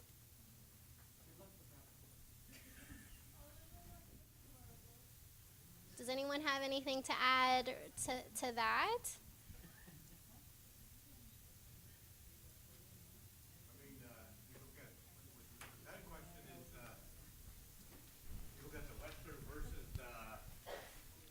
Traditional ways of teaching and stuff like that is the Western side will show you technology of the Western way of computer and whatnot. You go to a traditional or cultural way. For example, you dissect a rabbit. They'll show you like how to do it there on the Western side. Then on hands with the traditional cultural side, they'll show you how to dissect, and they'll show you where the heart is and where all the different elements of that animal is. So using the different math or whatever you want to call it, whatever, you know, measurements and stuff. And the same thing as simple as going out and setting a snare. Using that type of, using the Western side with the cultural side, you're still doing the diameters of the snare, what size you need it. Why can't we get them to measure through that way? And how high you put it off the ground. So using the Western and Western traditional way of, you know, measuring things, and that could go in a lot of different ways depending who the teacher is. Right, right. You know? Okay, yes. So having those traditional teachings embedded in that as well. Yes. And kind of like merging Western and, or even to show the differences of how, you know, a traditional way of doing things versus Western. Like some people, they say, well, how are they going to learn off land-based?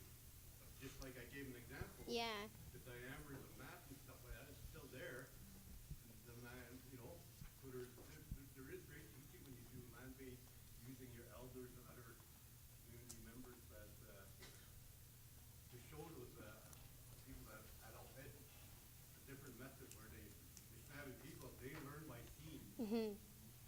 There's like, now it's putting it in a format where you get marked for it. Right, right. Absolutely. Great, thank you for that point. Yes? Same thing when you take out when your kids, it's the same thing when you take out your kids, your own kids out on the land.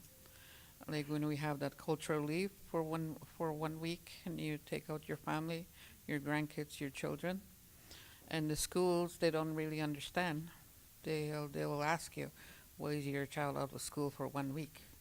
What did you do out there?" And when my grandkids were with me, we had a journal. We had to write down. I make them write down what they do each day. Either looking at the trees, name the trees, and fish. We go fishing. We snare whatever we do, or we make moose. My grandson made used a coffee can in the string to make his moose calls, stuff like that. And then they wrote everything down each day, and I told him, well, when you go back to school next week, show your teachers, show the principal what you did all week, because they'll mark them absent. And I told them that they were learning out there. They learned every day, and whether it's math, science, or history, because we got around at the fire, cooking traditional food and all that. But still, they didn't understand. They didn't even give them the grand days. They called them grand days but they didn't give them that. They just marked them absent. And sometimes other families that would do that, they would come and see me and said, well, my child was marked absent because he's gone, because he was away for a few days to go out fishing. And he's doing all this, and he was not given the grand days, and yet I'm going to be reported to the truant officer or something like that. And that's learning too. That's valuable learning. Yeah. Right, for sure. Yeah, so that needs to be recognized as well. That cultural-based, land-based learning. Oh, yes. So I guess my comment would be like, what's the big difference? Like, because the OTC, right? That's what makes somebody a teacher in Ontario. But once you get to college, you don't have to have your OTC to teach. You're a subject matter expert. So why can't that transition to adult education? When you're trying to get your high school, like maybe you don't necessarily need an OTC. You can have a subject matter expert. My dad only went to grade 10, but he had years and years of carpentry experience, and he's a teacher at Georgian College with a grade 10 education, but years of experience, and now he's, teaching. So I'm not sure why the 18 or whatever the high school is, what's that one magic point that you have to get past OTC in secondary school, but subject matter expert for college and some university? Right, okay, that's a good point. Thank you for that comment. Oh, 217, wow. Okay, this has been a good discussion, and I'm very grateful for all your opinions and these notes too, because what we're gonna do, poor McKenna has to transcribe all these cards here so we can analyze all your comments for sure. But I'm liking all the themes that we're seeing here, so that's great. So, we're going on to the next question.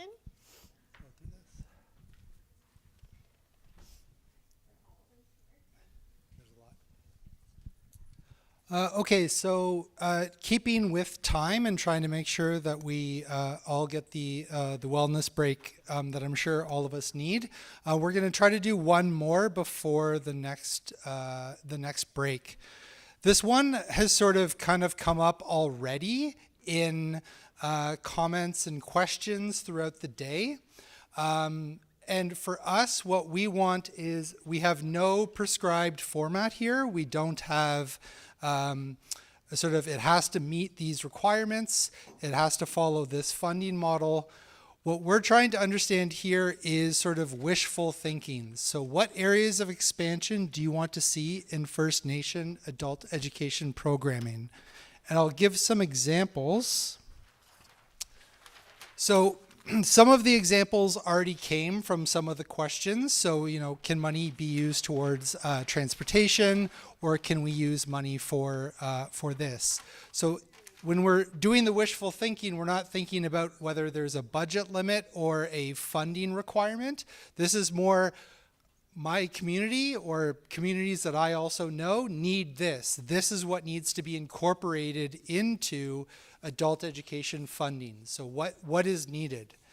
Some examples that we also thought of, for example, is partnerships with Indigenous institutes, something like a guidebook on how to start or expand a program on reserve, virtual reality learning, innovative courses, so trying to use certain types of technology that is currently unavailable, or courses that appeal to different stages in your life. So maybe providing courses for different adult learners who might, for different reasons, might have changing interests. So a cohort of students might say, I'm interested in something different. That would be really great if that course existed.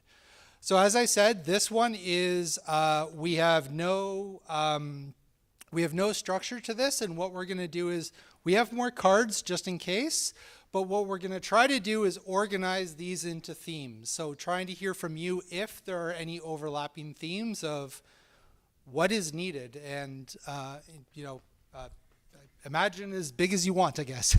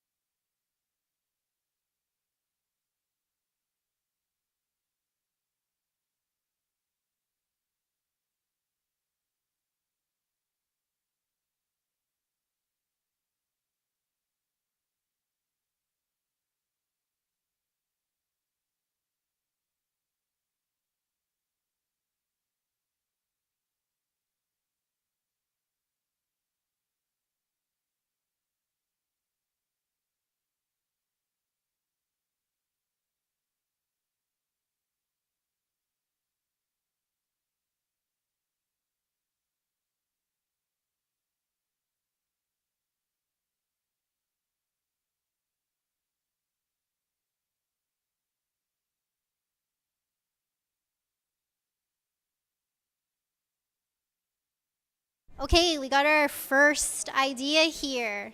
So in your perfect world, what areas of expansion do you want to see in First Nation adult education programming? A how-to book.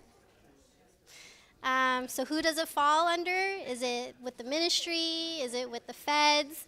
You know, having a go-to place for all the funding and resources. Thank you. Who to contact? So it's like your handbook, your how-to book. Oh, wow, okay. Got a nice list here from this table over here. Partnership with Indigenous institutes. That's a good one. We've seen some already from this morning. Accreditation provided to First Nations who offer First Nations adult education. Limitation of people on reserve, so those living off reserve. Building or location for adult education. So like the building itself, the facilities, the infrastructure. Financial support for daycare and transportation, which was touched upon this morning. Additional teachers for adult education. And then language and cultural credits. Does anyone agree to what was said? Yes? I'm seeing nods. Okay. Oh, yeah, yeah, keep going, please. Yeah. Yeah. Put it in the report and analyze it. You don't want to leave behind. This is very important.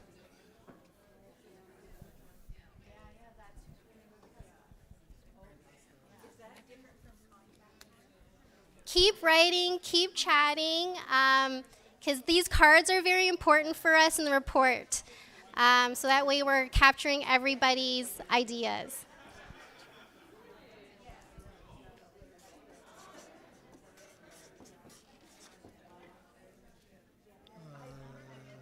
Childcare.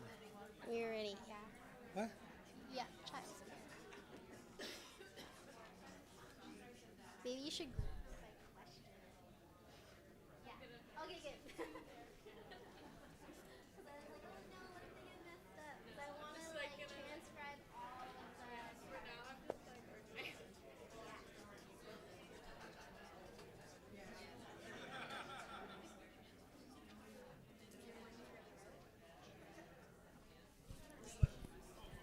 Okay, we're starting to see more commonalities here.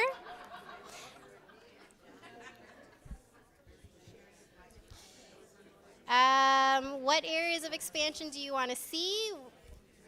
This card here says capital dollars to buy infrastructure. So I guess buying the buildings and the facilities.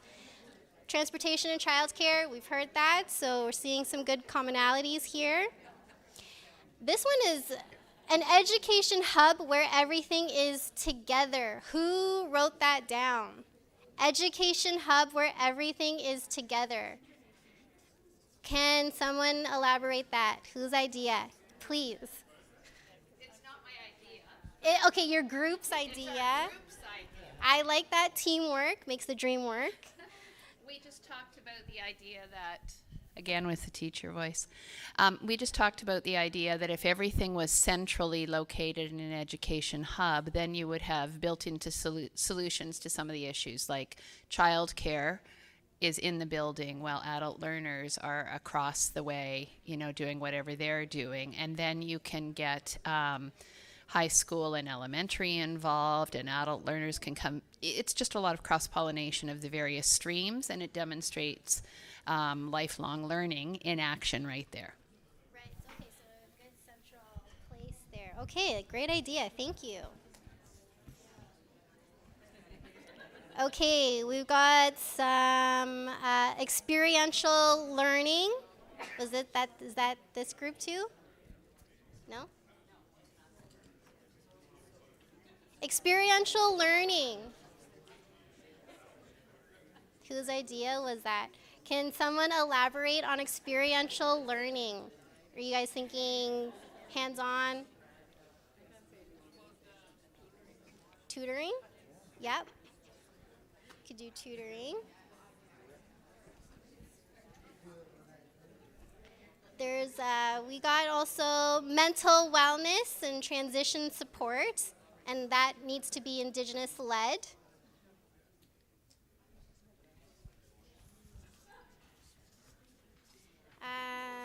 Okay. I got a long one here. Strategy for Indigenous institutes to be able, okay. Another idea here that we have for expansion is strategy for Indigenous institutes to be able to access funding in order to offer First Nation adult education as a pathway into new standalone post-secondary education programs being developed by accredited Indigenous institutes.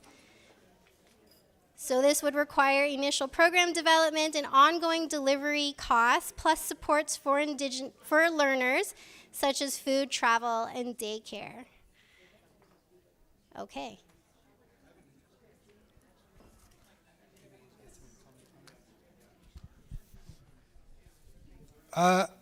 One interesting one that I just found, and perhaps the author or authors could comment on it, is our own curriculum writers and funding for them. Maybe, oh no, yeah.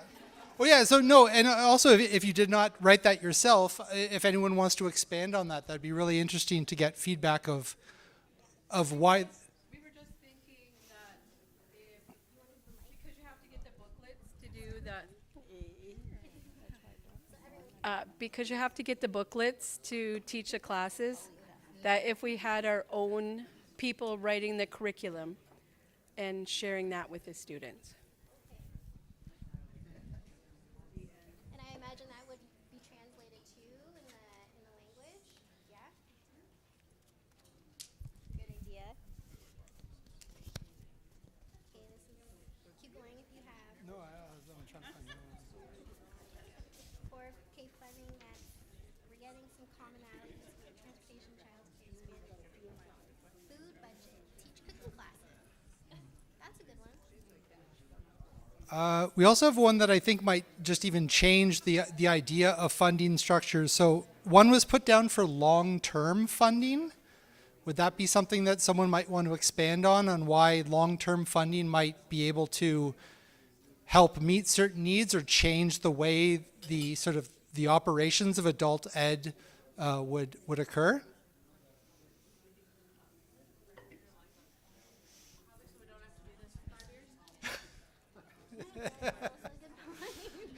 So we don't have to do this in 5 years? Yeah.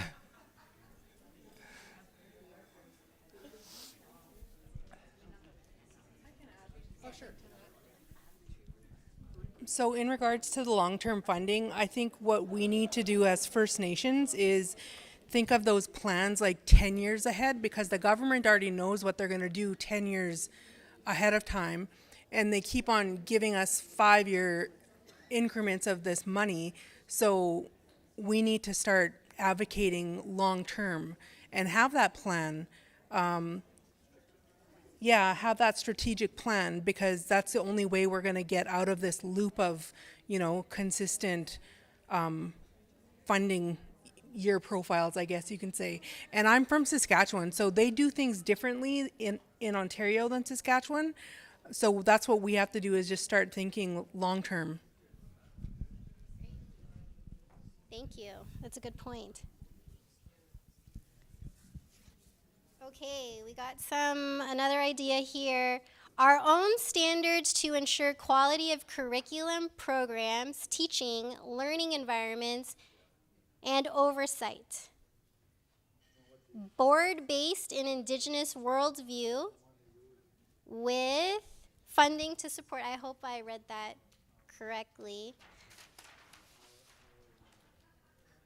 Would the author or the team that worked on this card like to expand? Is that this group here in the back? Okay. Okay.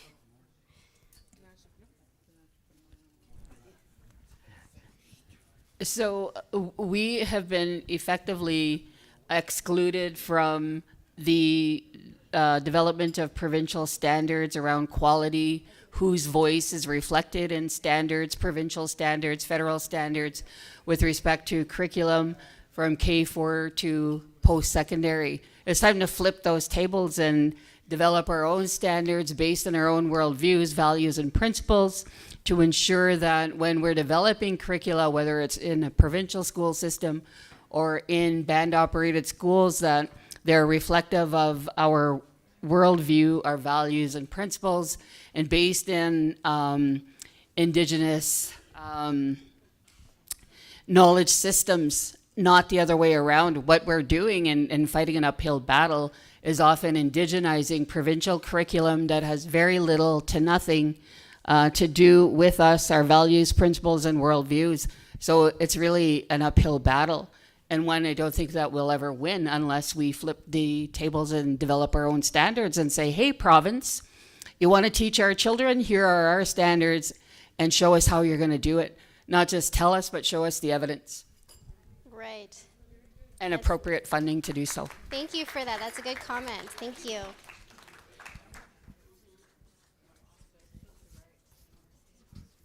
Okay, I think I read these ones already. Were there other cards? There's some overlapping. I have maybe ask a question about staff. These ones are, yeah, some overlapping ones. One that we might we might not have seen as much on the cards, but it was mentioned earlier. I was wondering if anyone wanted to sort of share their opinions about an ideal scenario for staffing and also professional development of teachers for adult education. So that would either include hiring qualified and knowledgeable staff, hiring First Nation staff, but also maybe having funding specifically for the professional development that might be needed to deliver certain programs. So does anyone have any just comments on the ideal scenario when it comes to staffing for adult education? Because earlier we did hear a concern about the difficulties of doing that. So if we flip it, is there an ideal that someone wants to comment on? I think having funding for a specific adult education worker to promote outreach to find those students that need their Ontario secondary school or want to do academic upgrading. Something we find is that it's, there's students that need it, but they just don't know where to find it or they don't know how to reach out. So I think putting some extra effort and having a dedicated staff in that area that could open up these opportunities to community members would be excellent.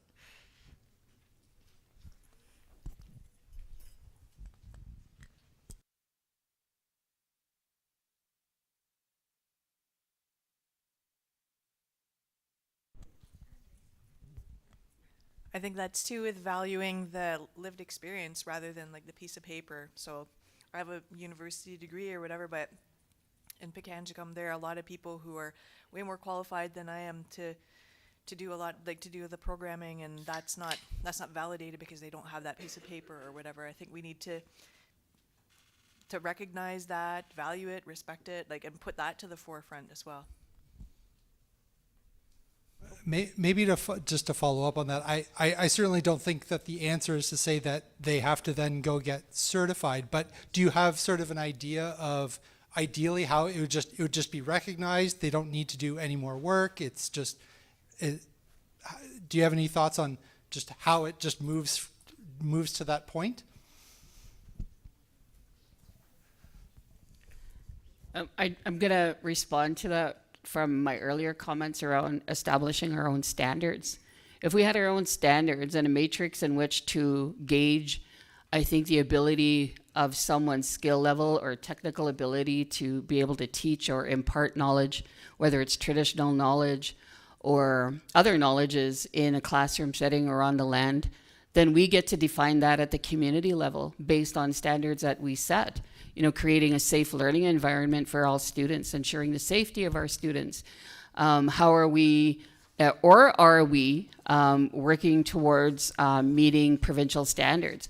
Oftentimes when we develop an Indigenous-based program, not only are we meeting provincial standards. We're in fact exceeding those standards because of our approach. We take a holistic approach in our learning. Our pedagogical approaches are very different than what you would find in a mainstream school. So those things I think are foundational to answering that question. It's not, oh, they must have X, Y, Z, including a credential, when in fact it really depends on what it is, the root of what we are imparting on our students. You know, if it's connection back to identity, language, and culture, I don't think you need a master's degree to do that. So those things I think it's relative to the subject, it's relative to the outcome we're trying to achieve. I don't think it's a cookie cutter approach, but I think we should really start looking at what do those standards look like for us as Indigenous people.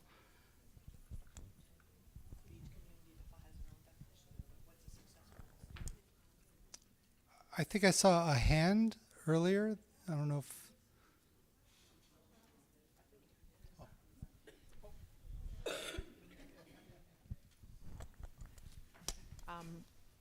I think my thinking around teaching and teachers is that we've done a great job of training teachers to work in the elementary system, but not as great in high school.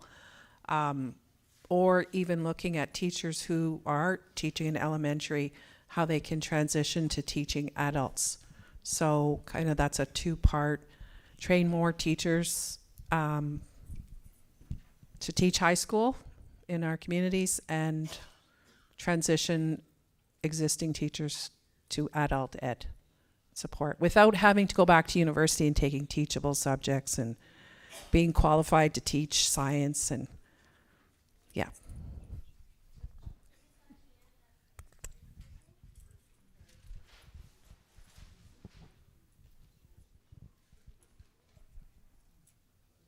I think with that too, I think it's like when you're taking a look at like the skill set of teachers and just thinking of the staff that we have, they know how to do the curriculum pieces and everything, but so to say, here's the curriculum piece, indigenize it or whatever, then I think that's the 100% wrong approach.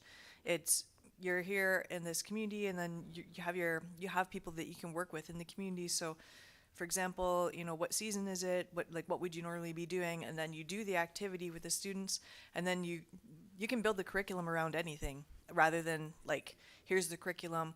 What activities are you going to do? What language pieces can you do? We're doing this now. We're actually like living the education, and then we build the curriculum around it, and then that's more relevant.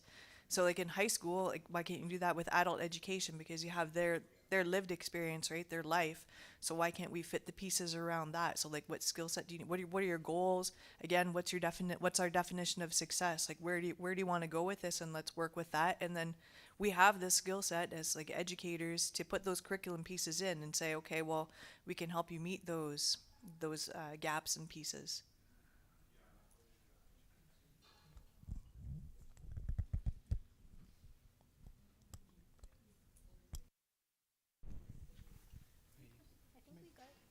We have a lot. We can comment on some. We don't need to push it to 3 if it's. We have 10 more. Do you want more? Great, thank you. These are all good ideas and input. Does anyone have any other thoughts and ideas before we move on? Yes.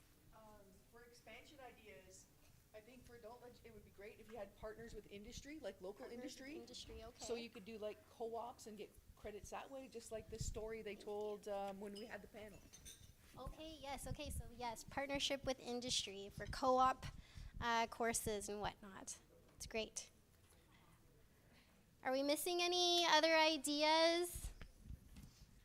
I got lots here on the cards, and this has been great discussion, but I just want to make sure you're good. Yes. Just when we're talking about pay equity with provincial systems would really help in getting excellent educators in our schools. Pay equity. Pay equity. Okay.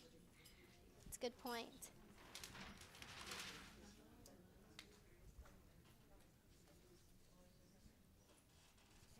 Any other ideas that haven't been put on our flip chart?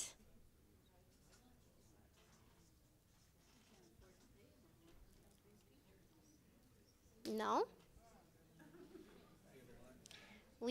Yes. We also talked about partnering with unions and industry and what else? Yeah, mostly the unions, laborers union, you know, all them apprenticeship, partnering with all that. You know, I was discussing, like some youth, they got no choice to leave and go out to the workforce to help their families, either bring in some money, help hunt or do chores, right? But then 21 comes along, everything's going good, they want to change.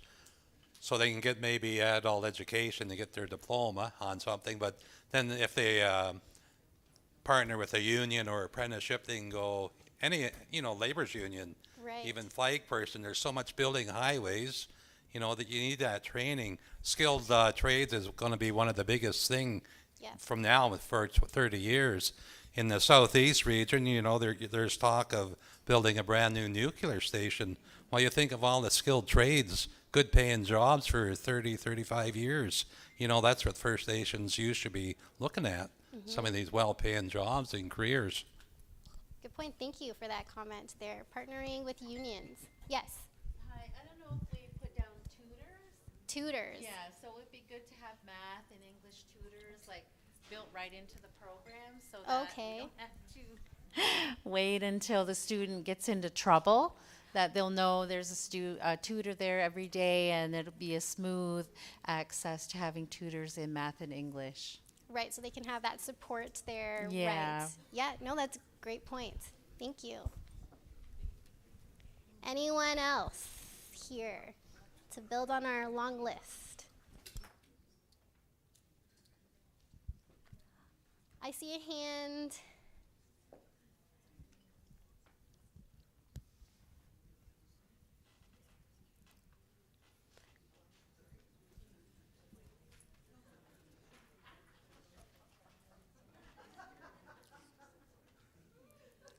I'm going to deliver this on behalf of Lori. So just on the thread of, opportunities for employment and careers, the natural resource sector, whether it be mining, forestry, hydroelectric, and all those kinds of fields, it's not that I think that First Nations are against such work and development, but what happens in our territories is environmental racism, out of sight, out of mind for the rest of Canada. And we're dealing with, polluted waters. We're seeing a decline in the numbers of animals who are migrating through our territories, and has a direct impact on the culture, lifestyle, languages, ability to feed ourselves, food sovereignty in our territories. So along with these kinds of careers, we should really be preparing our future leaders, our children, and those in the education sector with that connection back to land, territory, place through language, culture, traditional practices. If not for us, who's going to do that work and ensure the safety of our homelands?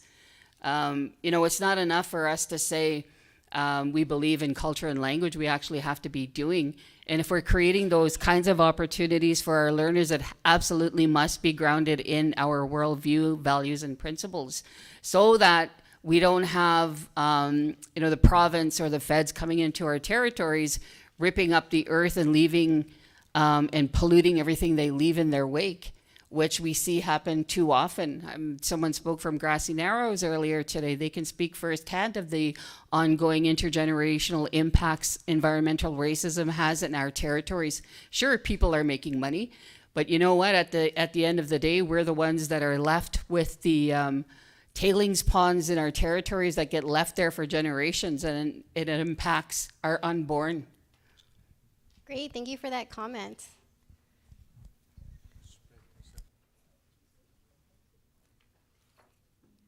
Okay, looking at the time, I'm not sure what time it is right now. It's 10 to 3, which it's break, yeah. So we can have our wellness break for 15 minutes. Yeah, well, so we'll regroup in 15 minutes, and then we will go through 2 more questions, and then that's it from us. Thank you.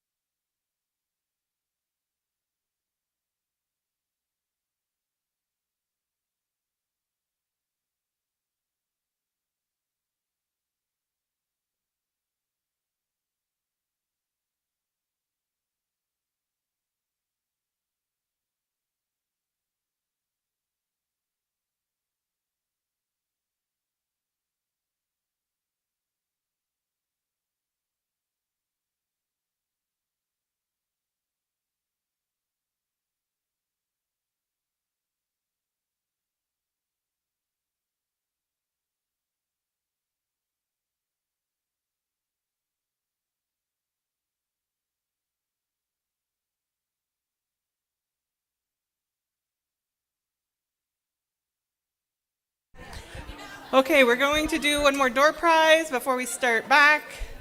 So we have the wheel up here this time, so you'll be able to see it. And you know we're not cheating. Okay, give her.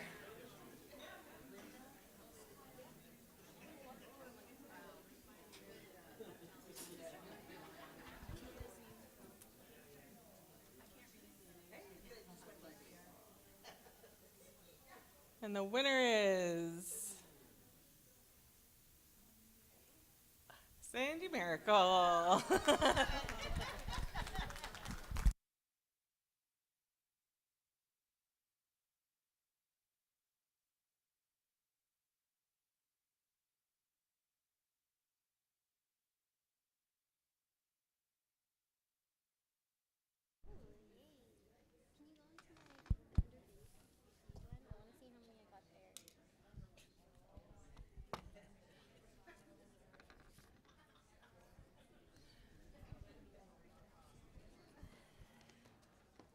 The tourism? 10.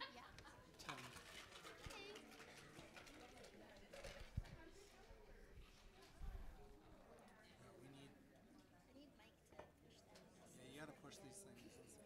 Did you see the cabinet was announced now? So George Peary is no longer in mines. It's now under Lecce Energy and Mining. Yeah. And Rick Third is part of. He's got a bigger role. So it's pretty easy. Just have to say yes. We just send out a notice.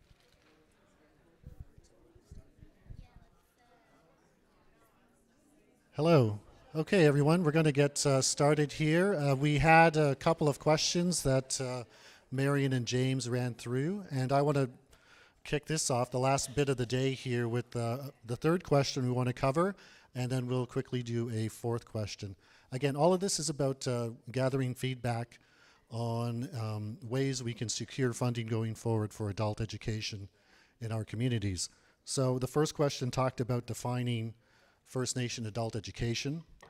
Second question talked about areas of expansion for First Nation adult education. So now what we want to talk about are the learners in our communities, the members of our communities, and how we can draw them into these programs, attract them into these programs, and ultimately get them through the programs. How do we support them to see that they make it through and improve outcomes ultimately for the learners in our communities? So, first question we're going to look at here in this exercise is, how do you increase adult education enrollment of First Nations living on reserve? And we've come up with some possible suggestions here. And what we want to do is hear back from this group in terms of what's here, or maybe what's not here, what do you think is important to improve the enrollment of our members living on reserve. So we can look at these factors, and maybe there's something that's not there that you think is important that would help to increase enrollment. So what I would like to do is to have folks at the table spend a few minutes thinking about these concepts here up on the screen. Again, considering how do we increase adult education enrollment of First Nations on reserve. So take a few minutes, think about these things, write your ideas down on the cards that Marion will drop on your table here. And I'll circle back with you all and we'll gather them up and we can think about why these are important and maybe some examples from your experience as to why these things might matter to increase enrollment. So take a few minutes, please. Thanks.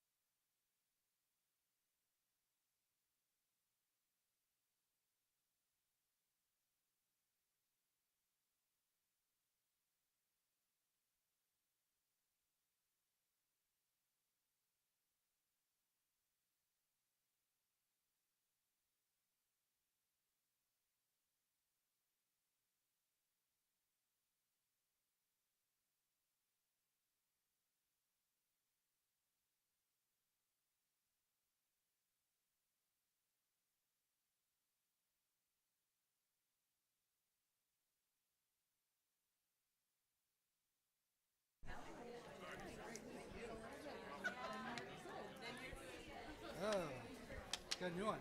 Coordinate with Ontario Works.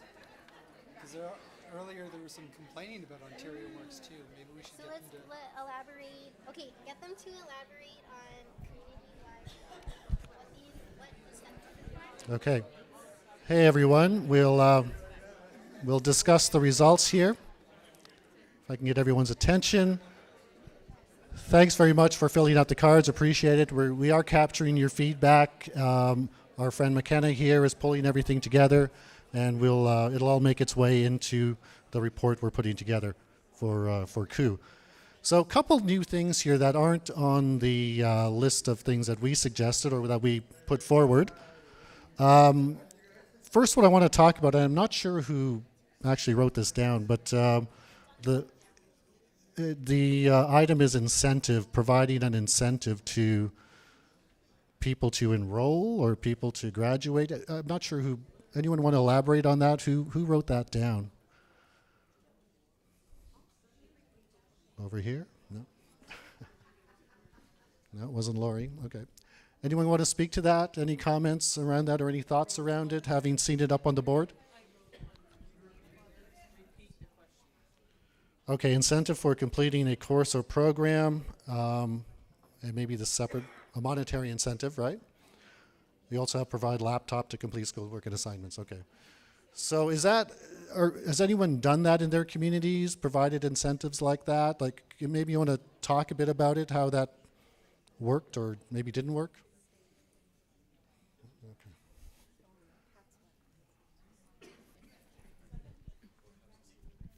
Hi, my name is Brenda Anton from Oneida Nation of the Thames.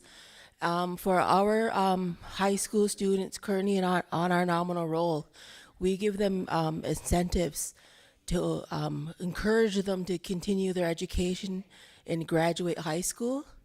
They get a monthly attendance incentive. At the end of each school year, they'll get a credit incentive. And plus, at the end of their education, they graduate high school, we give them a graduation incentive, which is monetary and a gift. And then plus we do a big celebration. So this past year, we partnered with our prevention program, which sponsored our off-reserve students, because we can only fund on reserve, and we also partnered with post-secondary education. So all of our Oneida students that had graduated in the 23-24 school year, we celebrated them. They got invited to a banquet where they were called up, they walked across the stage, they got an award, they got a gift, and then we fed them.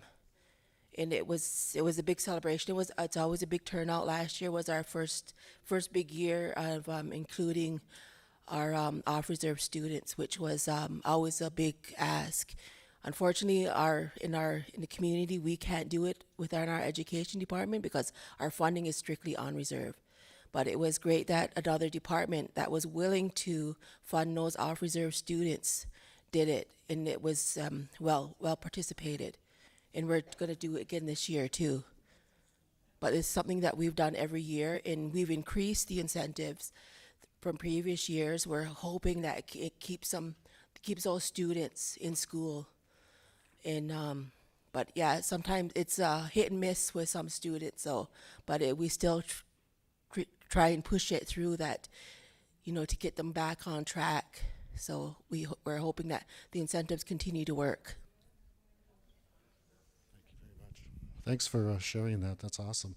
Any other comments around the concept of incentives for your students, whether it be, I guess here we're talking about adult learners. All right, over here, 1 second.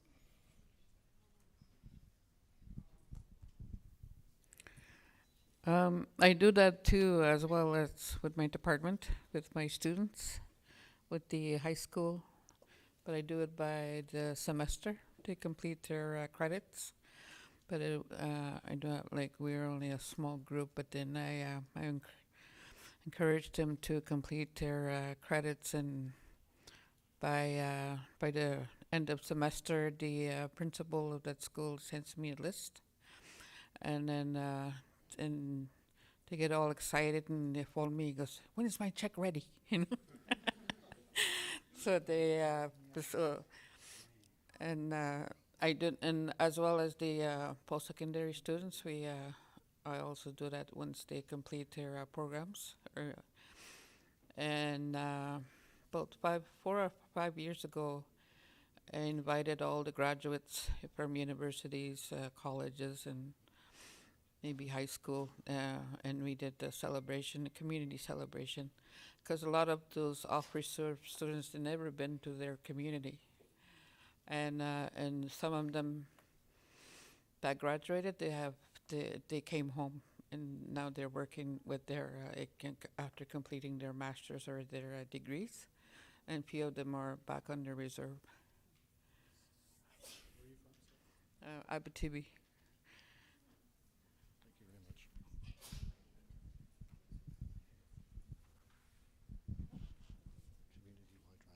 Okay, another new piece here is promotion of adult learning, and the comment beside it was having a community-wide drive, push, I suppose, from the community to increase enrollment and increase completion of these programs. Again, not sure who wrote that down, but who can speak to that? I think that's a really interesting idea. Who's the guilty person? You have great handwriting, whoever you are. No one wants to claim after all those compliments? All right, but is that a concept that you think could work in your community where you get a push? I guess maybe it's from the leadership. I'm not sure where that's coming from. Okay, over in the back here. I'll be right there. It's a community-wide drive, yeah. Do you want to speak to that a bit? Yeah, I was just thinking if you did a community campaign. If you did a community campaign where, get your diploma. We have the program to help you get it. If, leadership is on board, community members are on board, and you put posters up everywhere. And if you had other community events, you could promote the adult education program, saying, we have a new program. You can get your diploma. That's kind of along the lines of what I was thinking, because if they hear it more from everyone, like say they have to go to the health center, maybe even have posters up at the health center and have the health center staff chatting it up, if you don't have your diploma, you can get it. So, just having a real community-wide campaign saying, we have the program for you to get your diploma. Okay. All right, yeah, thanks for sharing. I think as part of that too, I see a couple things here, things like role models from your community who perhaps could speak to the success of their enrollment or completion of programs. Also continuous enrollment, I think we heard about earlier, would encourage people and maybe, not discourage people from applying if it's only at certain times a year. We got things like accessibility, transportation, supports.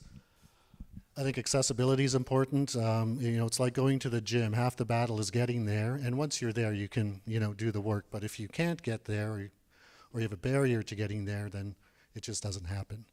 So I think those things are important as well. So having the right facilities, transportation, things like that, go a long way to increasing enrollment.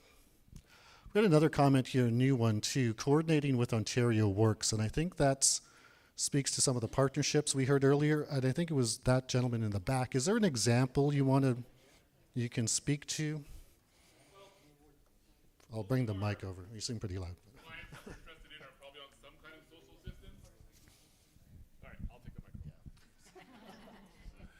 Yeah, so most of the people we're trying to help are probably, because they're adults and they're not working or they don't have a high school diploma, they're probably on social assistance. Your people in your Ontario Works office are already doing case management on these clients. They already have a relationship with them that you can go, they can be your allies, and they can say, hey, you should be in school, and you can work with them. Some of the supports like childcare that we can't provide can often be provided through Ontario Works, at least in the communities I work with. So I think it's crucial to getting people enrolled and keeping them in is to coordinate with your social assistance office. Thank you very much for sharing that. I think what we're going to do now is move on to the second question. I didn't realize time's flying here so quick. Needs assessment with learner and program voices. Who wrote that? I think it might have been you. Did you write that? Is that your handwriting? Oh, yeah, I'm the only one. What is this? Needs assessment.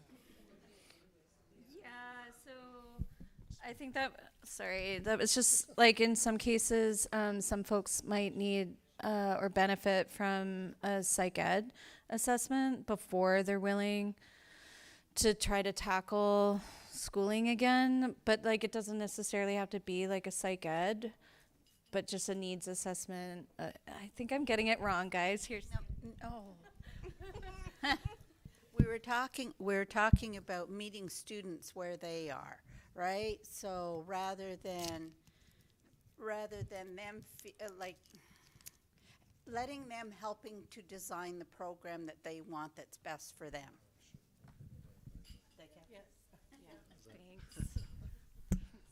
Okay, thank you so much for sharing that. We're going to move to the second half of this question. Oh, we've got someone in the back here who's The other thing that we have is before you can do anything with adult education, I know in my community we have to deal with the drugs and alcohol addictions. Because they're not going to be successful if we don't get that under control or get them the supports they need so that they can move forward to go into the adult ed program. It's a good point. It's a pretty widespread problem across Ontario, and let's face it, it happens in our communities way too often. Thank you for that. We're going to move to the second half of this exercise here, and question is, what new or updated courses would improve the enrollment or outcome of First Nations adult education? So the first question was about how do you increase enrollment? This question is about the course or the content that might improve the enrollment or the outcome of our members when it comes to adult education. And again, we've had some suggestions here. Great if you want to prioritize them. If you have new ones that aren't listed, great, write them down. We'd like to hear that. So I'll give you just a few minutes and we'll do a little summary here at the end in just a few. So please write a few things down. Thanks.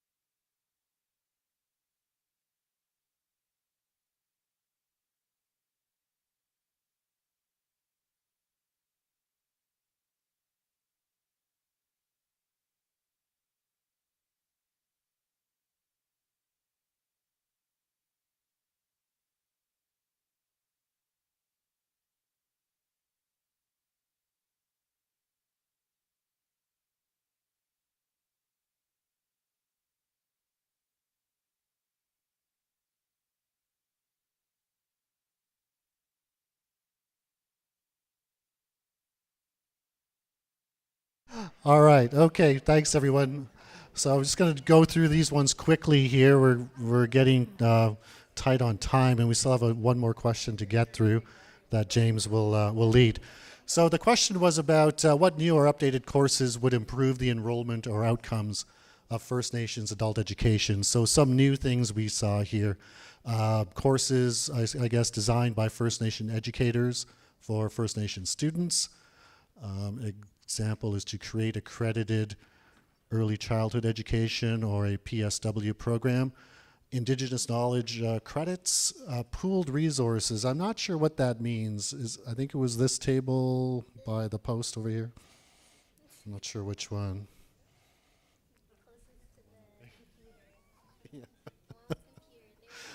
Okay.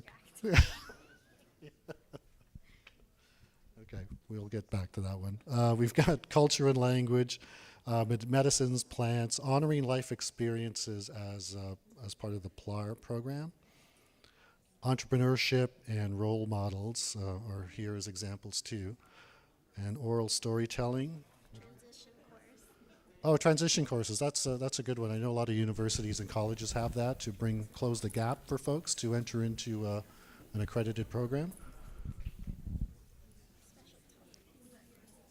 And special topics. What is that? Okay. Courses. Okay, special topics courses like fourth year university does. Okay, yeah, more tailored interest type programs. Yes, in the back. Hi. Sorry. Going back to, I think it was over in the corner there where she talked about doing assessments of some sort. What we need to realize too is a lot of these adult educators may require spec ed assistance. And with spec ed assistance, I'm sure everybody's familiar, it costs an arm and a leg and then some to be able to provide those services. And so they're going to need assessments, they're going to need support systems, and that can also IEPs. So technically you need a spec ed or someone who is familiar with that area to also be part of the team. Right. Spec ed is certainly a challenge in the primary and secondary schools, and I'm sure it would also be a challenge in the adult field as well. Yes, over here.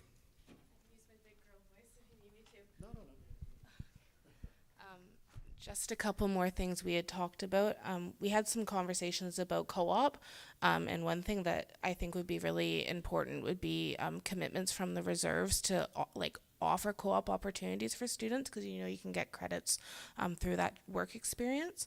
And the other thing I remember 10 years ago when I was in school, there was a leadership course where it was kind of like an independent study. My husband did it, and he was able to get a credit for just being part of the Sea Cadets and being a leader in that. So I'm wondering if there would be opportunity for kind of like independent study and being able to encourage community engagement and have community members get credits that way.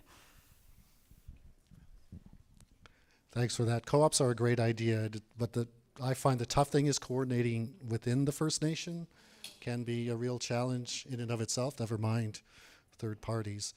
But no, it's a good idea. Another suggestion here, Foundations of First Nations Learning course, condensed to build confidence in a learner and understanding of their unique strengths. So thank you for your responses, folks, to these questions. Your responses will be captured by McKenna. Yes, in the back. I just have one comment to make too. We also forgot about the geographical location of some of the First Nations who want to deliver an adult ed program, like up in northwestern Ontario. We don't have the ability. The connectivity is like, we basically depend on Starlink. We don't have fiber optics. We just have Starlink. And to get inside a community, sometimes the only way in, especially after the snow goes, is flying. So there's a lot more issues than just the funding and whatever else. Some people need to be able to have accessibility to deliver something like this. Thank you. Yeah, thank you. Those infrastructure challenges are huge in the remotes. I do some work with NAN in the primary and secondary space, and that is something we hear all the time. And I'm from a semi-remote community too, but we're fortunate to have fiber optic connection. I'm from the Moose Cree First Nation, and yeah, it is semi-remote, but I know my friend from Fort Albany here knows a bit about those challenges too, but the remoteness and the infrastructure challenges around that. So those are real things. So I'm going to leave it at that for now, but thank you again for your participation. We're going to move on to the last question, the last of 4 questions, and I'll give it back over to Marion. Thank you. Great, thank you, Derek. Okay, so our last question here is specific to the funding, and we want to understand what are the benefits or limits, a little typo there, of the Indigenous Services Canada First Nations Adult Secondary Education Program in the last 5 years. So we want to know what your experience has been like, if you've received that funding, has it supported your program or your startup, and in what way? And we'll just do an open discussion because I'm mindful of the time here, and I think there's one more agenda item coming up. Has anyone had any experience with the funding for their program? And how did it support your program? Because we want to understand how that's helping your program, or even if you are, using that funding now for your program, what could be improved? Are there any shortfalls?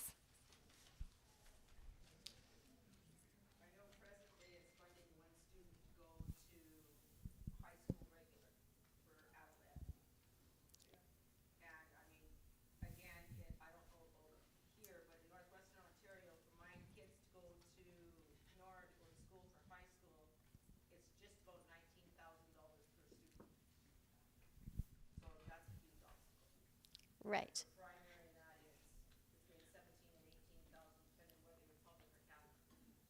Okay. Oh, what did you say? I didn't hear it. Oh, they fund $19,000 per student. Per student. So that's a limitation in itself.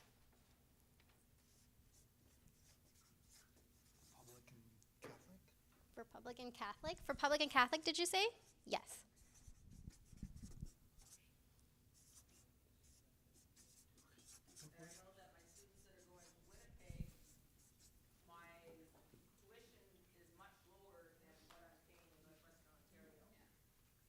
So there's even discrepancies between the provinces. Okay. Has anyone used the funding to start a new program in their community? Was it helpful in any way? How did it support your program?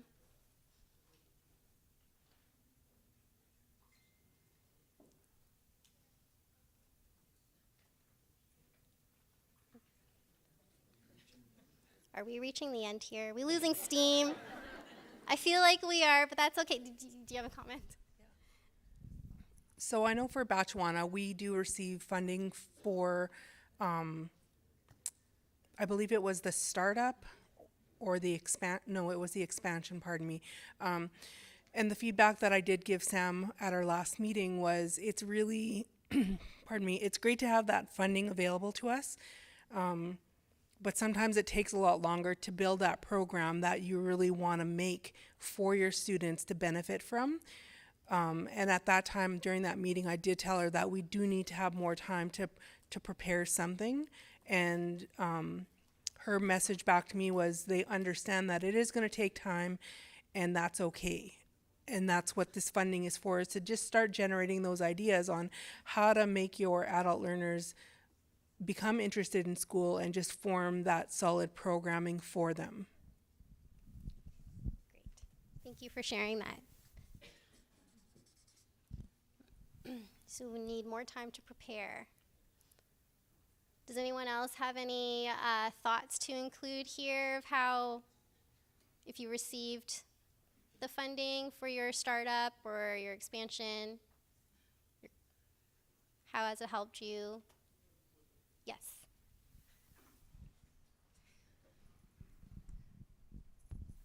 I was just going to say, I mentioned this earlier, but if we if we were to use the money, I would like to use it for an adult education support worker that could specifically go out in the community, engage those individuals and promote the program, and then also follow them on their journey and all the way through, so they're supported and have that wraparound services and care.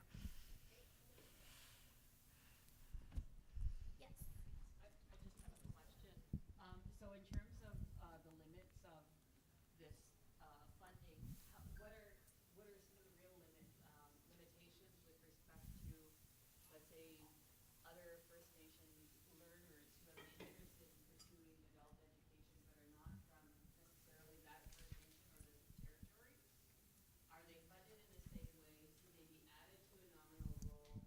Or can urban Indigenous students attend an on-reserve adult education program and be funded? Are they funded? I guess is the question. Are they fun? Yeah. Was that, do you want to comment on that? Yeah, so for a learner that's at another, with another First Nations community, if that's their community of residency, they can attend a school in your community and go on the nominal roll, yes. The criterion that we cannot get around, because it's a limitation on how we allocate funding, is that the learner does need to be ordinarily resident on reserve. So this is where we've heard concerns, and we have concerns ourselves about how that omits urban First Nations people. So we're seeing more of the reverse tuition agreements where Yep. you have urban Indigenous youth attending on-reserve schools now. Is that, like, so that already exists? It does already exist outside of the adult education investment, so it does apply to non-adult learners. Yeah, but it's something that we are absolutely looking at for when we go back for renewal. Yeah, is potential changes to the scope, the eligibility scope. I mean, I don't know what StatsCan data will show, but we know we do have a growing urban Indigenous population. It's not because of a mass exodus coming from First Nation reserves. We have an urban Indigenous population that's underserved and underfunded. Yep, and that's based in an urban center that isn't there for school or there for work. Right. Yeah, we know this. We are aware of this as a limitation. And here's where I would just highlight that this 5-year investment was meant to be that tentative first step.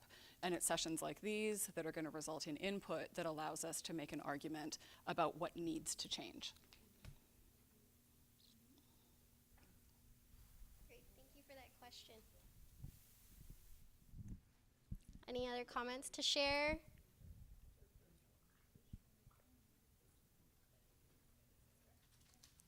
Okay, well then I think that wraps it up. We've got a lot of great feedback, so thank you for your participation. And I will turn it over to Angel. Thank you so much.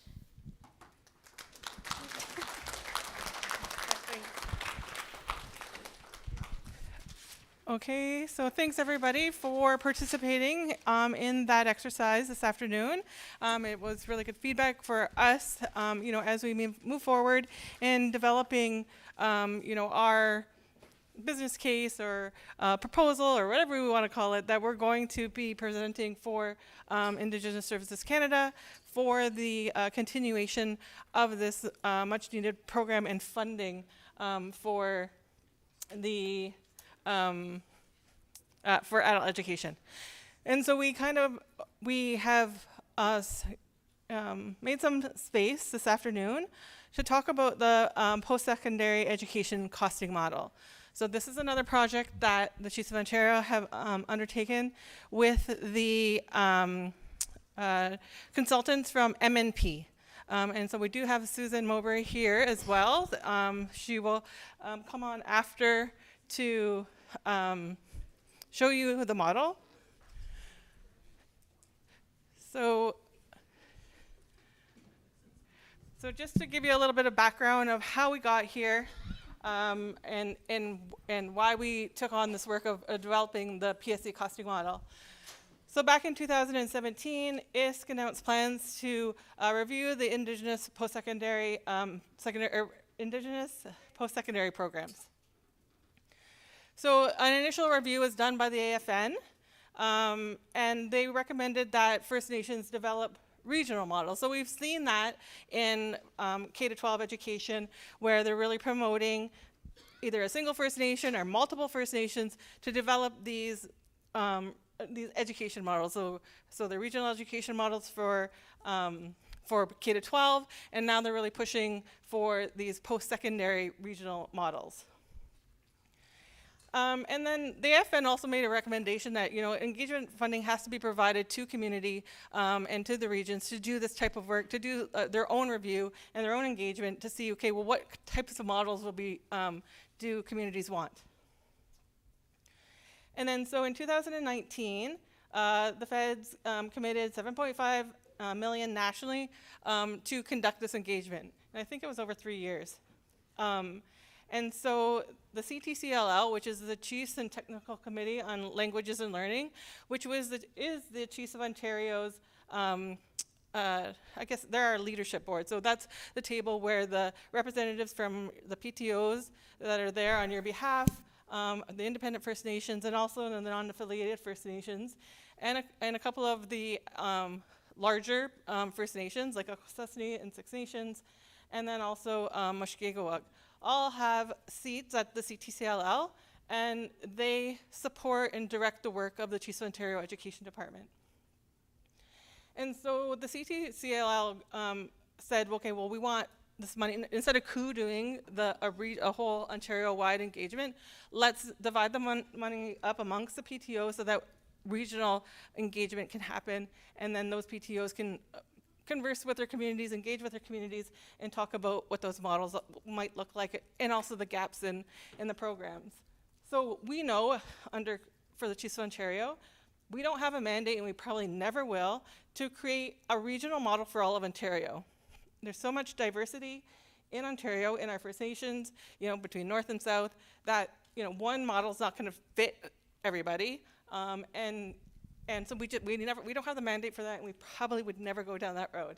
And so it made sense for that regionally, through the PTOs, this engagement happened so that you could talk about, you know, those differences or the similarities or the issues that you are all facing together in that region to form either a PSE model or just to give feedback on if the program, the PSE program, is working for you or not. And so I'm really talking fast, aren't I? I'm like out of breath from talking so fast. So the Ontario Post-Secondary Education Review, which took place for the Chiefs of Ontario from 2019 to 2022. So how we conducted this work is we created a PSE engagement committee. So that included members from the PTOs, the Independent First Nations, the unaffiliated First Nations, and Indigenous institutes.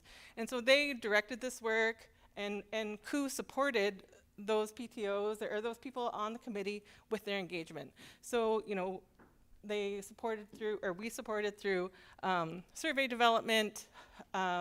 We did some supplementary reports, anything that a community or a PTO needed to conduct this engagement. You know, we were there to support that work. And so the PTOs and those people on the engagement committee brought together their communities, whoever that would be, and, you know, went through some engagement with them through surveys, focus groups, and also COO did some document or policy analysis, and then there was information sessions and interviews. So this is how all the information and the feedback was collected around the PS or post-secondary education programs. So that resulted in this report. So you can find this report on the Chiefs of Ontario website. And so it's the Chiefs of Ontario first post-secondary engagement report. And included in that is executive summaries from each of the engagements. So each of those partners at the table, they provided an executive summary that's in the report. It also includes the supplemental reports that COO had undertaken. It includes the PSC committee presentation summaries. So throughout this process, they had like some stakeholders would come in and that are directly linked to post-secondary supports in community, come in and give presentations about kind of what they do and the supports they offer. And then also included in this report is 41 broad regional recommendations. So from all of the summaries and all the engagement, we summarized it into these 41 recommendations for all of Ontario. So those 41 recommendations can support a community or a group of communities, a PTO, to create a PSE funding or PSE model. So if a community or a group of communities wants to, there's that information there. You can build on it to build a model that suits the communities that you serve. But what it also does is give COO some direction on the supports that are needed broadly across all First Nations. So that's where we have stepped in to take these recommendations and try to implement what we can, when we can find some money, to support all First Nations in their under PSE, in their PSE programs.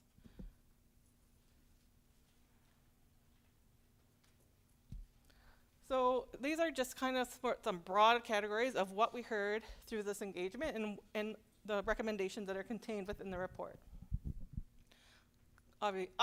More money is needed for students. So we need fair and equitable funding for First Nations learners that is based on post-secondary student need, and that includes market value rent, food. We all know that that's increased significantly over the years, but our budgets haven't. Travel costs, childcare, technology, connectivity, and increases for inflation. So we know that our budgets have not fluctuated. They have not increased over the years, but all of these costs have. And so that has just resulted in us being able to support fewer numbers of learners to go through PSE. So what we also heard is that more funding was needed for administration. So currently you get your 10, 15% off the top of your PSE budget, to support your learners or to support your programs. And we already know you get very little money for PSE. And this is mostly for when we're talking about PSSSP, that supports the students for First Nations.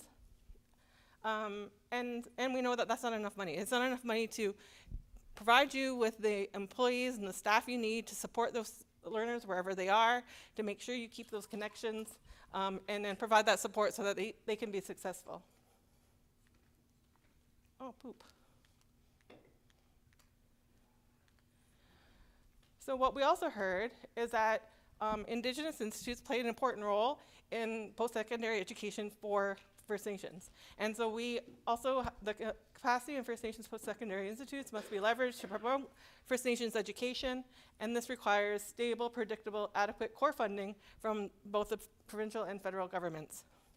So that's also the recommendations contained in the report based on the information that the Indigenous institutes provided.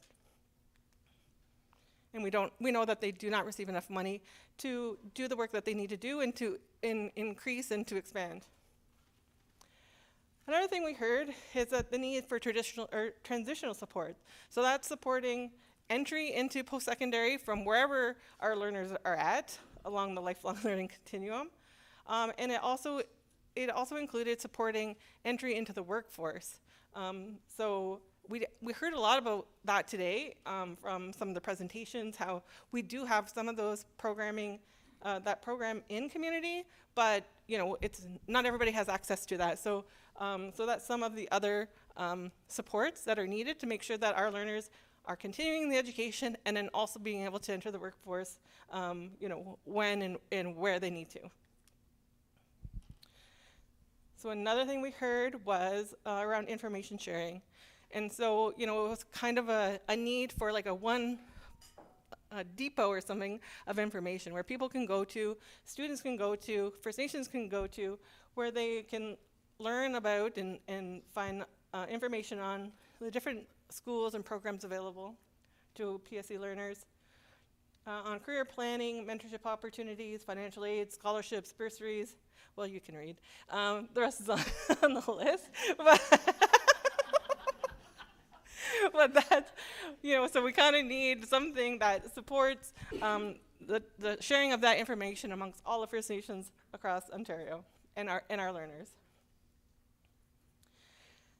So this led us to the work of developing the costing model. So when we talk about the PSSSP program, and hopefully everybody knows what that means, the Post-Secondary Student Support Program, and that's a program where it supplies funding for First Nations to support their learners to go to post-secondary education. So when we look at some of those recommendations that came out of that report, we need more money for that program and for our students, and for the administration of that program.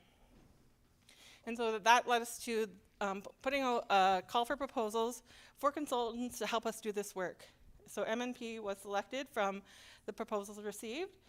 And the costing model, what it is, no money is attached to this costing model. It's a tool to help community and also to help the Chiefs of Ontario advocate for increased funding for PSSSP. So it advances some of the recommendations that were put forth, or that we heard from community and that were in the PSE report. And it also, and then we received some funding from the Ministry of Colleges and Universities to do this work, because who doesn't really receive any money for PSC? So anytime that we can find an opportunity to apply for some funding to advance some of these recommendations, we're always looking to do that. So we were able to receive some money from MCU to do this project. And so the information that was heard from the engagement and contained in the report really helped shape and develop what this costing model looks like and what's included in this costing model. And so it creates a baseline amount for advocacy. So if you know that you have, or like on average, you can say, well, I'm going to have this many students who go to this school for this type of program. It's going to cost me this much. But included in that are all the wraparound supports, all of the administration supports that we heard were needed in communities. That's now built into this model. So it will give us a better idea of the amount of money we actually really need, instead of the pittance that we're getting from Indigenous Services Canada.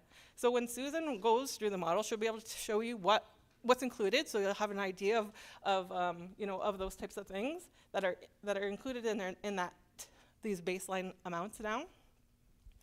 And then so First Nations and COO can use this model and the figures that are produced from it for advocacy. So we know we need more money, and if the government says, well, how much, we can say we need approximately this much. So that's what the costing model is intended to do. That's why we undertook this work. And I think that's all the information I wanted to tell you before we pass it over to Susan. Yeah, was there anything else I missed? Oh, do you have a microphone, Susan? Yes, when I switch it on. Yeah, so and Mick had already mentioned a couple of times this morning, or did mention this morning, like we've been working on this for a while. We did a first run out of it. We didn't get it right, and so we heard from community that trades need to be included, and the Indigenous institutes also need to be represented in this model. And so we have worked with the Indigenous institutes to make sure that we have their information so that they're included. I'll have to also be very honest. I have not seen this.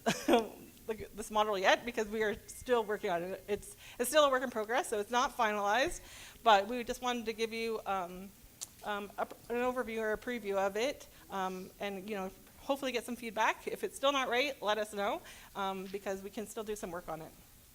But it will also be something that can be updated annually, because we know costs will also increase annually. Yeah, so it can evolve and grow as as we need it to. So I think I'll pass it over to Susan now for a demo of the costing model. Okay, perfect. We just have a bit of a technical constraint, so bear with us while we get this set up.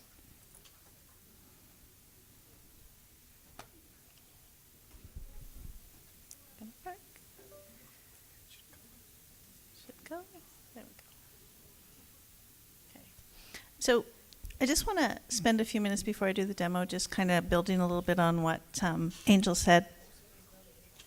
And so really what this model is about is it's providing an estimate of the cost to support First Nations students in accessing post-secondary education.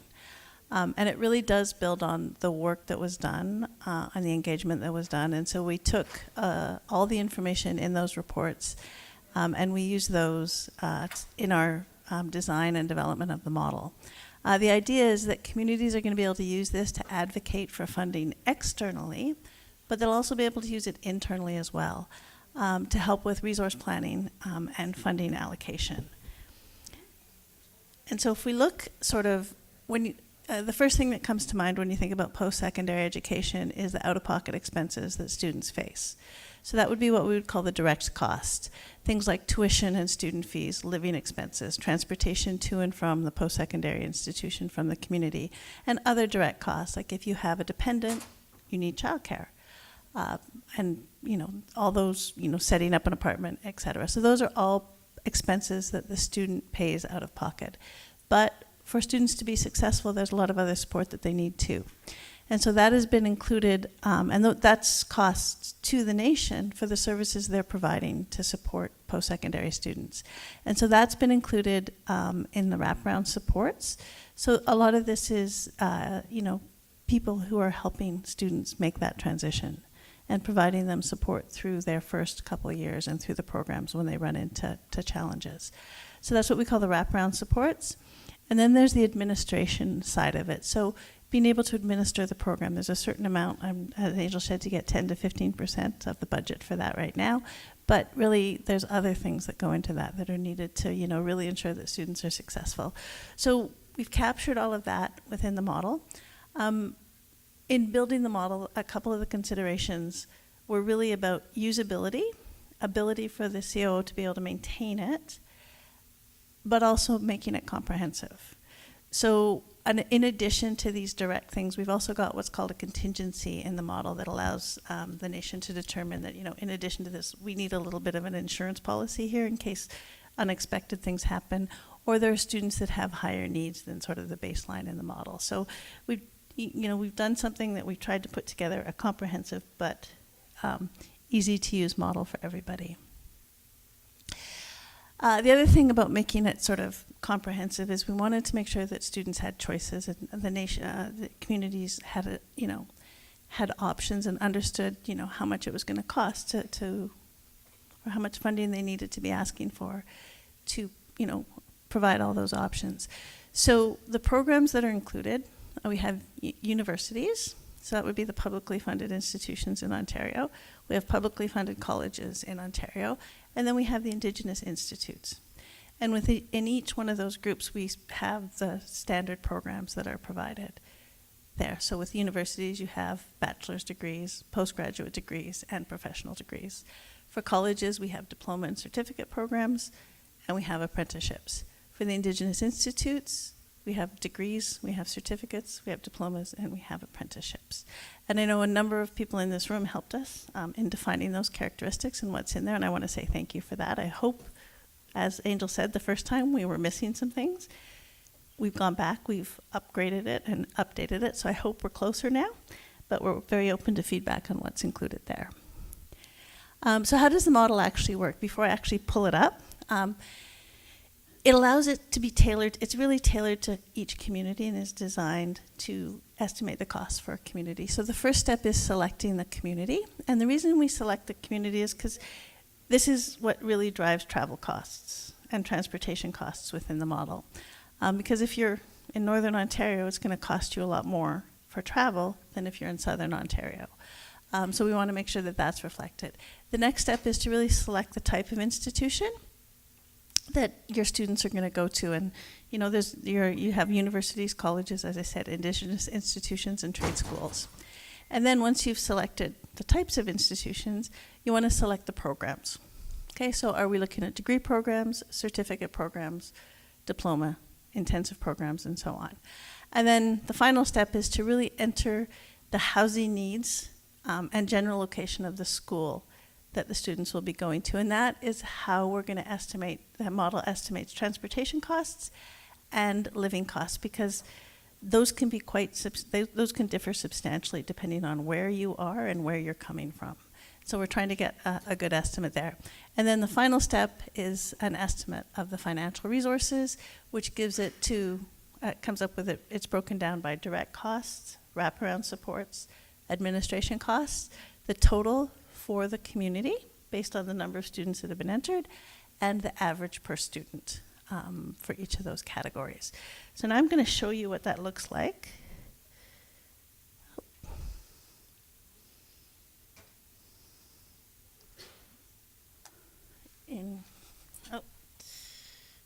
There we go.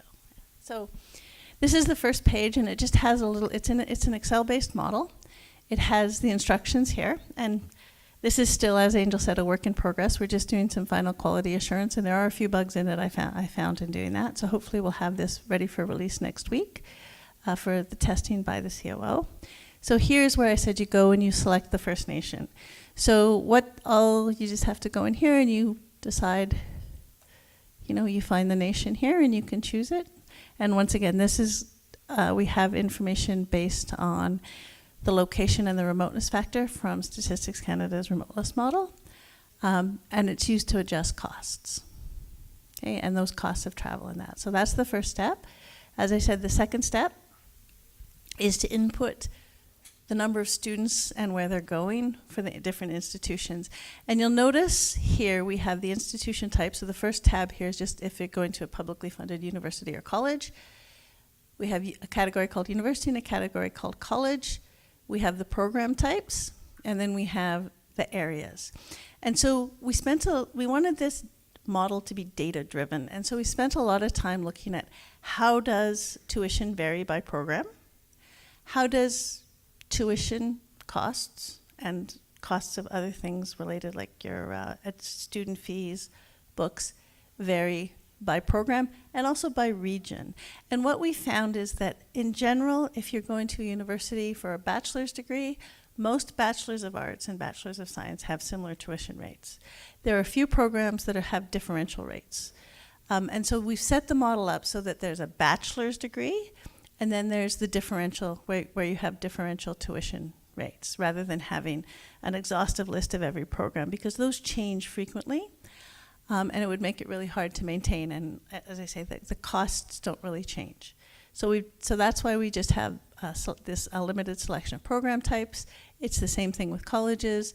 The accounting, nursing, and computer programming tend to have differential tuitions relative to other diplomas. So what you do is you just enter the number of students that would be, say, for this nation, that would be going to Greater Toronto doing a bachelor's degree. There's other institutions in Southern Ontario and so on. And then if you want to put in, if you have part-time students, you can enter them too. And so that's the next step. Then for the Indigenous institutions and trade programs, this is a separate tab. You can do the same thing here. You enter which area you're going, your students are going, whether they're full-time or part-time, and the type of program. And then if you have students who are doing intensive programs, so the short programs that are a couple weeks, you enter that here. Once again, whether it's in Southern Ontario or Northern Ontario, and the duration of the program. And so that should be all the students that you're doing your estimate for. And then the next thing is to look at your living costs.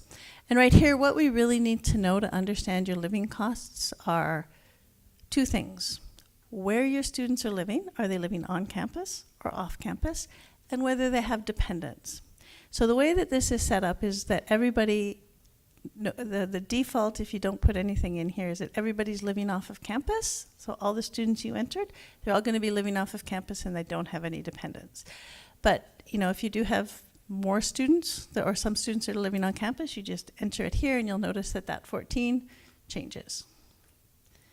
So it automatically calculates that. And then if you have some of these students who have dependents, you just enter the number of students that have 1 dependent, 2 dependents, or 3+, because we want to make sure that the living costs reflect suitable accommodations and the correct number of bedrooms in it.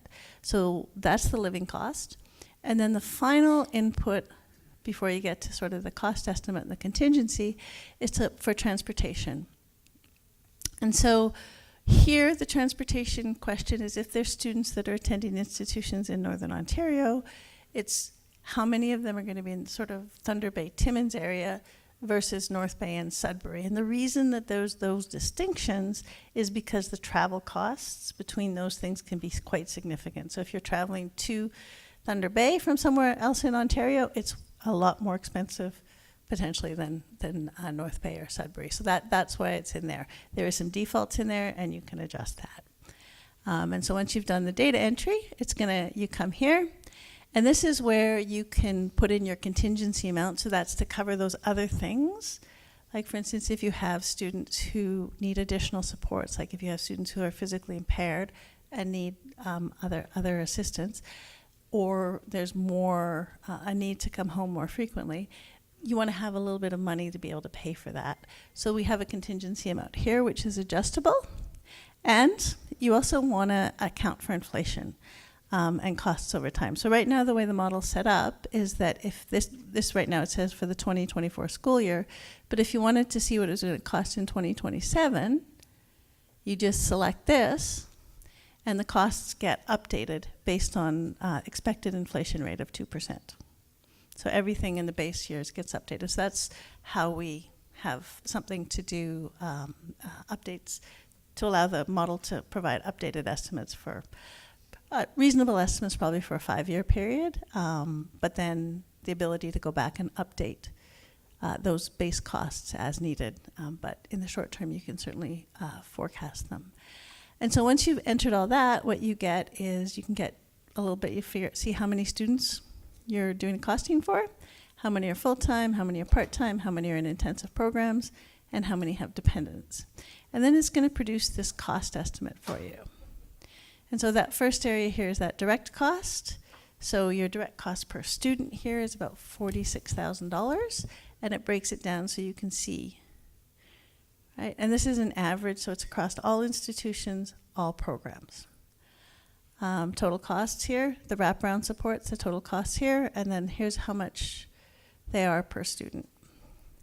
And then the administration costs down here, and the contingency. And so this is something you would be able to, in your advocacy work, be able to share this with ISC, because they're going to want to know, well, why is the cost so high? And you can go through and show, well, this is what we've included, this is what the assumptions are, and they're all based on benchmarks and actual costs. And so it's transparent, it's clear, it can help in those discussions with this. The other piece of functionality, because this is giving you an average per student across all the programs, and that if you want to know how much it is, we've included some functionality in here if you want to look at what's the cost for tuition, transportation, living expenses, and those other direct costs for a particular program for a student. So that's the basic functionality in the model. As I say, there's still a few bugs that we're working out.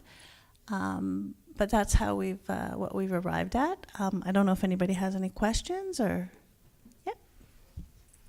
So this year, that could be helpful with projecting what your cost would be, your PSE cost would be for a year, right? Yes. But funding that you apply for goes on a fiscal year basis, right?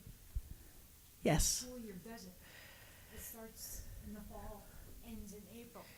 Yeah. So now you have a division created where we've been talking about this for years, having the budget project having the budget actually project on an academic year as opposed to the fiscal year, because we have to split our budget in two now for reporting purposes, right? So it ends in March. Yep. So the programming sometimes doesn't end till end of April, Yep. May. So now we have to split the budget in two, and that's what makes it confusing. That's my question. Okay, so that's going to affect two things. So this would be for a student, the unit here is for the full-time student would be for a student attending 8 months. So they'd be going from September to April, and this is what it would cost. The tuition rates are set for a school year. So the tuition over that period wouldn't change for that. So if you're doing it from September 2024 to April 2025, that wouldn't have been affected by the, what would need to be paid by the student or your cost. But from your planning perspective, you would have to go in and split it out for the period. Because ISC wants it, okay. So that would be a matter of, I'm just thinking, Angel, we should probably talk about that, because it wouldn't be difficult to sort of do another calculation, just weighting this if we wanted to. So this tool is for advocacy and for estimates. It's not really for budgeting per se. 'Kay. So this is basically like saying like, you know, if I have this many students and they're going to these types of schools, then this is the amount of funding I require to be able to adequately support them and for them to successfully and comfortably attend university. So, or wherever, sorry, no, I shouldn't say that, any PSE institute that they choose to attend. So it's an advocacy tool, it's a planning tool, it's an estimating tool, it's not a budgeting tool per se.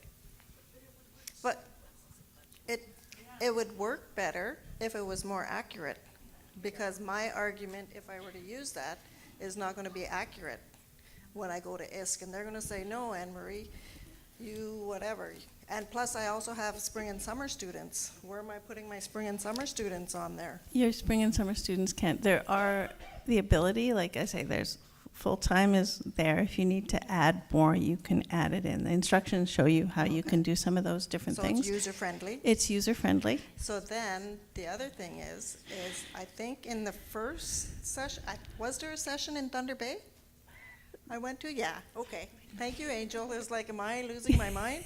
But I think I asked why this costing model didn't coordinate with our ISC reporting, because now I'm only one person in Garden River that does post-secondary.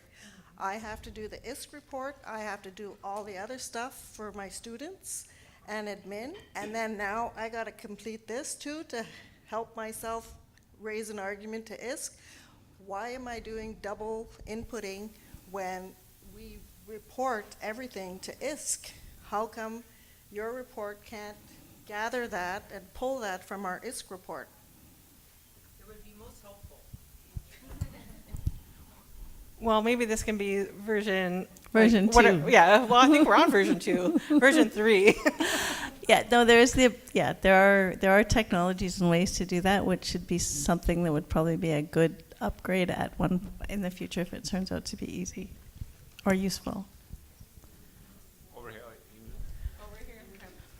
I just have a question regarding this costing model. How come it only focuses on Ontario?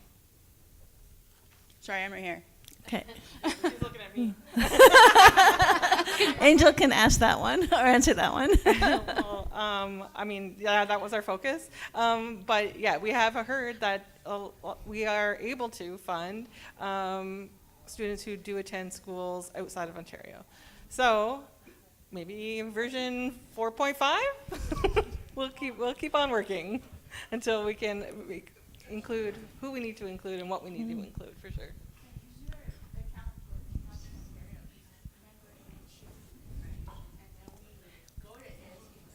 But it's kind of impossible to include every school, right? So like,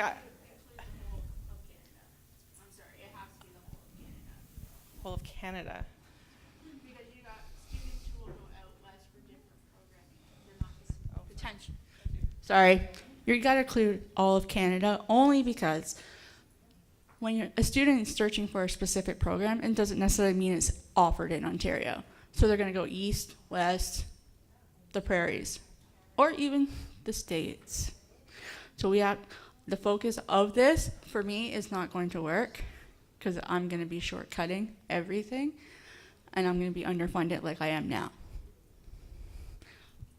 And what about the students that you're funding that are band members in the States, or as Judy has, one in South Africa? It's really hard to plan for all of these like outliers for sure. Yes, 100%. Yeah. I think one of the things, the way that the model is built and looking at the costs in a future version, it could be probably extended to the rest of Canada. But like things like the international would be really hard. But one of the things to keep in mind is the costs that come out of this, with the exception of Quebec.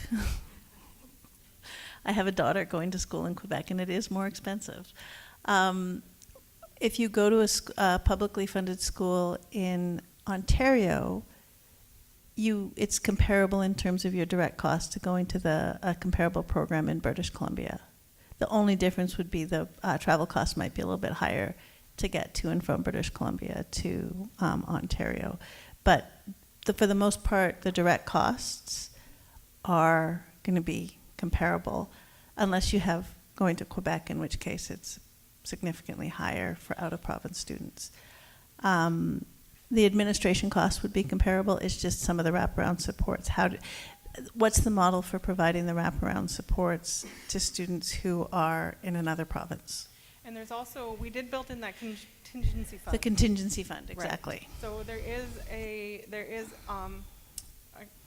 what is the default? Is it? 5%. 5%. But it can be increased. So if you have students who are attending outside of Ontario who would require, it would probably be extra travel and then also maybe extra wraparound supports, you can increase a contingency fund to cover those costs. I think I forget my question. It was a long time ago, but a lot of things have been raised. Initially, my reaction to the template was the point of departure for the student. Not all of your funded students are living in your First Nation community. I think that was raised over there, and are studying outside of the province or outside of the country. The other question that I had was around the cost of living. Will vary from Northern Ontario, and I think you kind of spoke to that, but how is that captured in your template and around budgeting purposes for the students? I know you're saying this is not necessarily for budgeting purposes, but for benchmarking, for advocacy efforts. In post-secondary, we budget on a April 1 fiscal year ending March 31st, so it is possible you budget for spring through to summer, fall, and winter, and we're able to capture our enrollment in each of those semesters. And it's not true that students are not studying in spring and summer, because they do. We receive them at our institutes, whether it's college, university, or Indigenous institutes. So you have to account for that as well in this template. The other is around housing.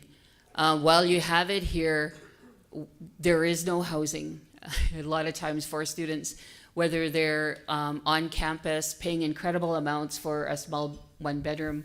Oftentimes they're struggling to find affordable housing, and it's not just our students, it's a housing crisis. So in our advocacy efforts, how are we advocating for student housing, affordable housing, and how are First Nations perhaps thinking longer term strategic planning around how to house their students who go to maybe the same institutions year over year, those kinds of things, and using this tool as another lobbying effort for sustainable, affordable housing for students, and particularly those with children.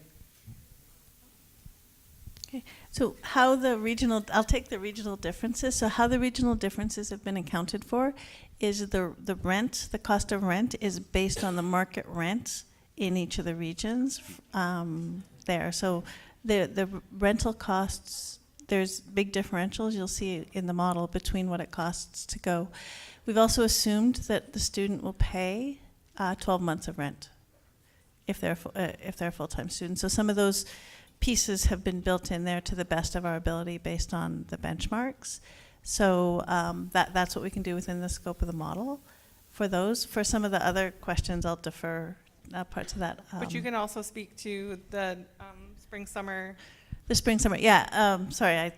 The spring, summer piece is the default is that you go for 8 months, but you have the ability to add longer in it. So if a student's going 12 months of the year, that you have the ability to add those additional weeks.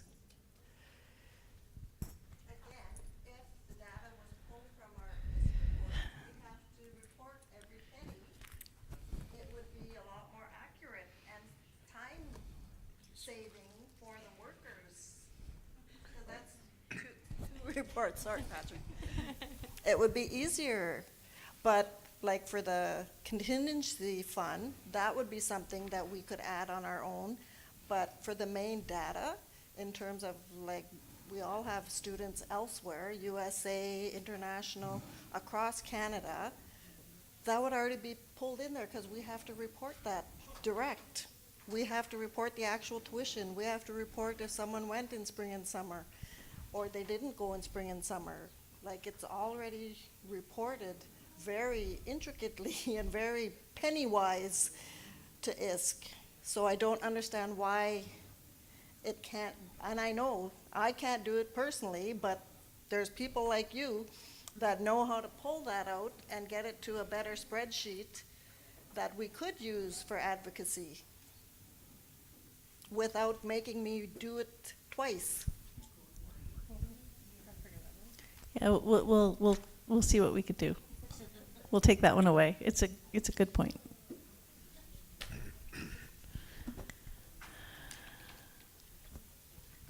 Hi.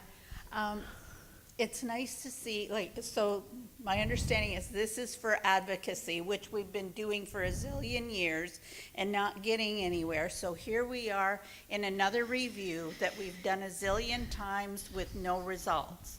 So I guess what my question is not so much about the tool, because Lord knows we've come up with different methods along the way over the years. We even had a memorandum to go to cabinet that never ever got there.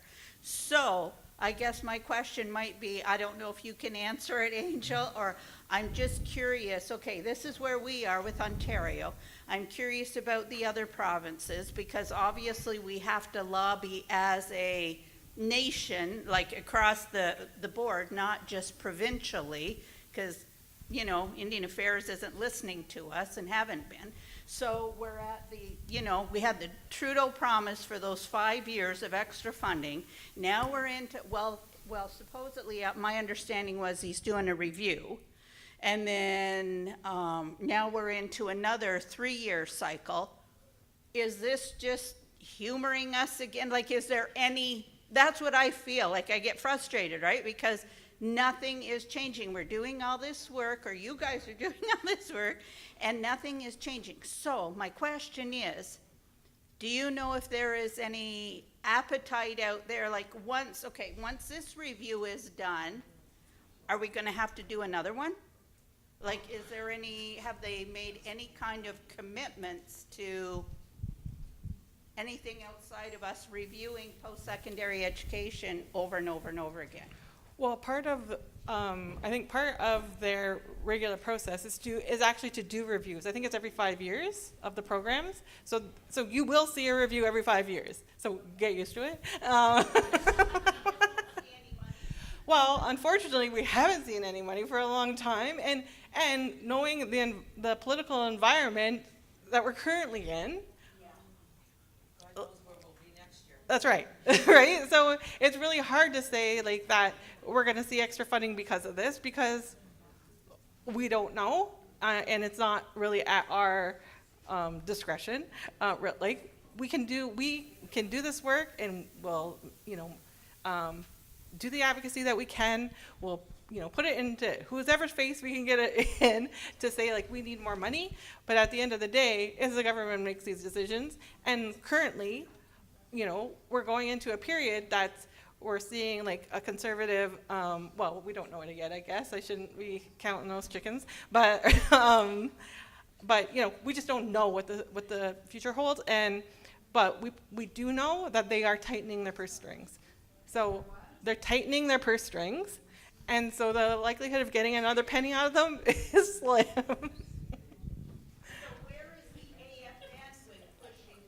Oh yeah, so that was also what I wanted to say when you said we need to include the other provinces. No, we don't.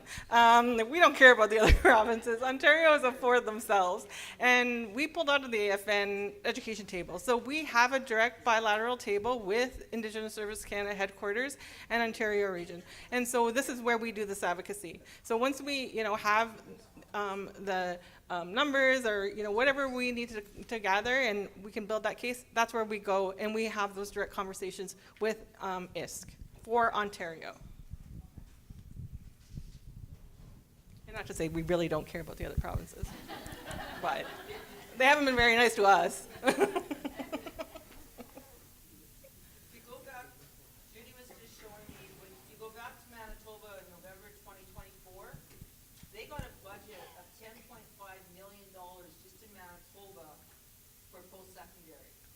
And then they got an additional $43 million to support post-secondary students training for their careers.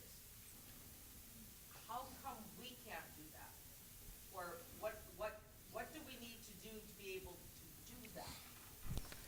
I don't know what the numbers you're talking about are, or where they're coming from, but I can talk to you later. But yeah, we're trying our best, right? But we also need to build a case. So before they could say, well, how much money do you need? Well, we didn't know, right? And we'd get whatever they threw at us. But now, hopefully, with this tool, we'll be able to have an estimate that we can move forward with. Okay, I'll give you that.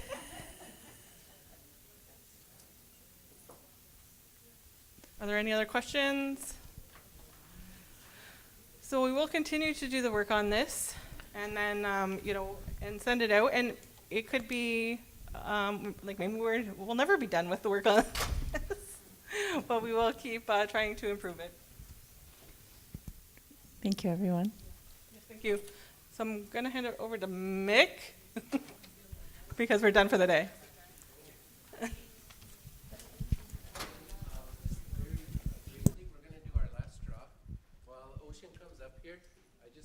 Thank you so much for coming, especially yous who've really held out to the end. I do think if you take the Up Express, you can still make the Leafs game, so don't worry. But no, sincerely appreciate when we look at our advocacy efforts, and we try to gather Ontario's voice.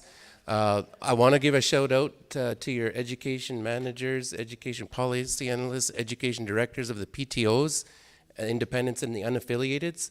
We meet with them every month at the Chief's Technical Table, Languages and Learning, and I can tell you they come in and they are very vocal and they try to bring your voices to that table.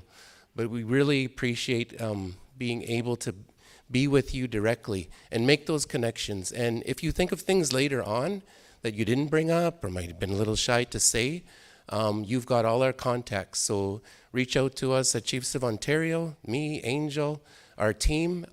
And if you need some presentation, even in your own community or your own region, we'll work with you and we'll come there as well. So again, I want to thank you so much for being here. We're going to do our last draw, and then I'm going to call upon Knowledge Keeper Sally G to end us in a good way. All right, Ocean. I'm scared we're going to have to do this 6 times. There's a lot of empty seats. But if you're not here, you don't win.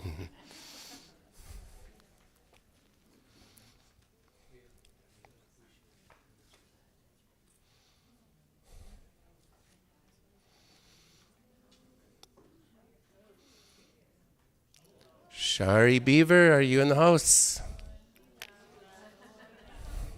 All right, roll it again, Ocean.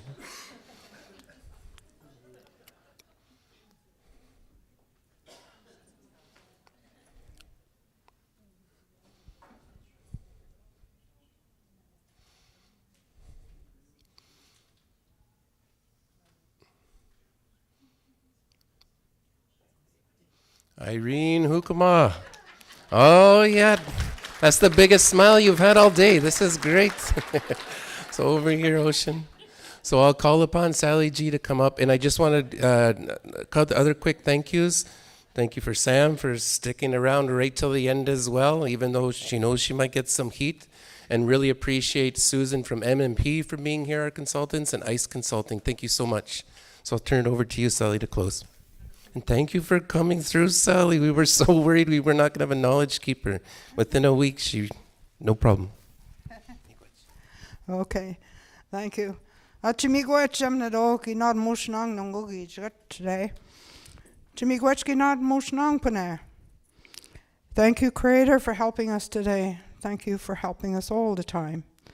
Ask Creator that you grant us safe travels to our homes, to our families, to our friends.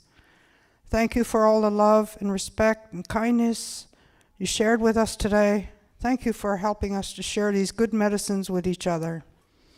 Jawin mishnong panay jemnado. Jawin mishnong, jawin mishnong, jawin mishnong, jawin mishnong. Nikaraganong.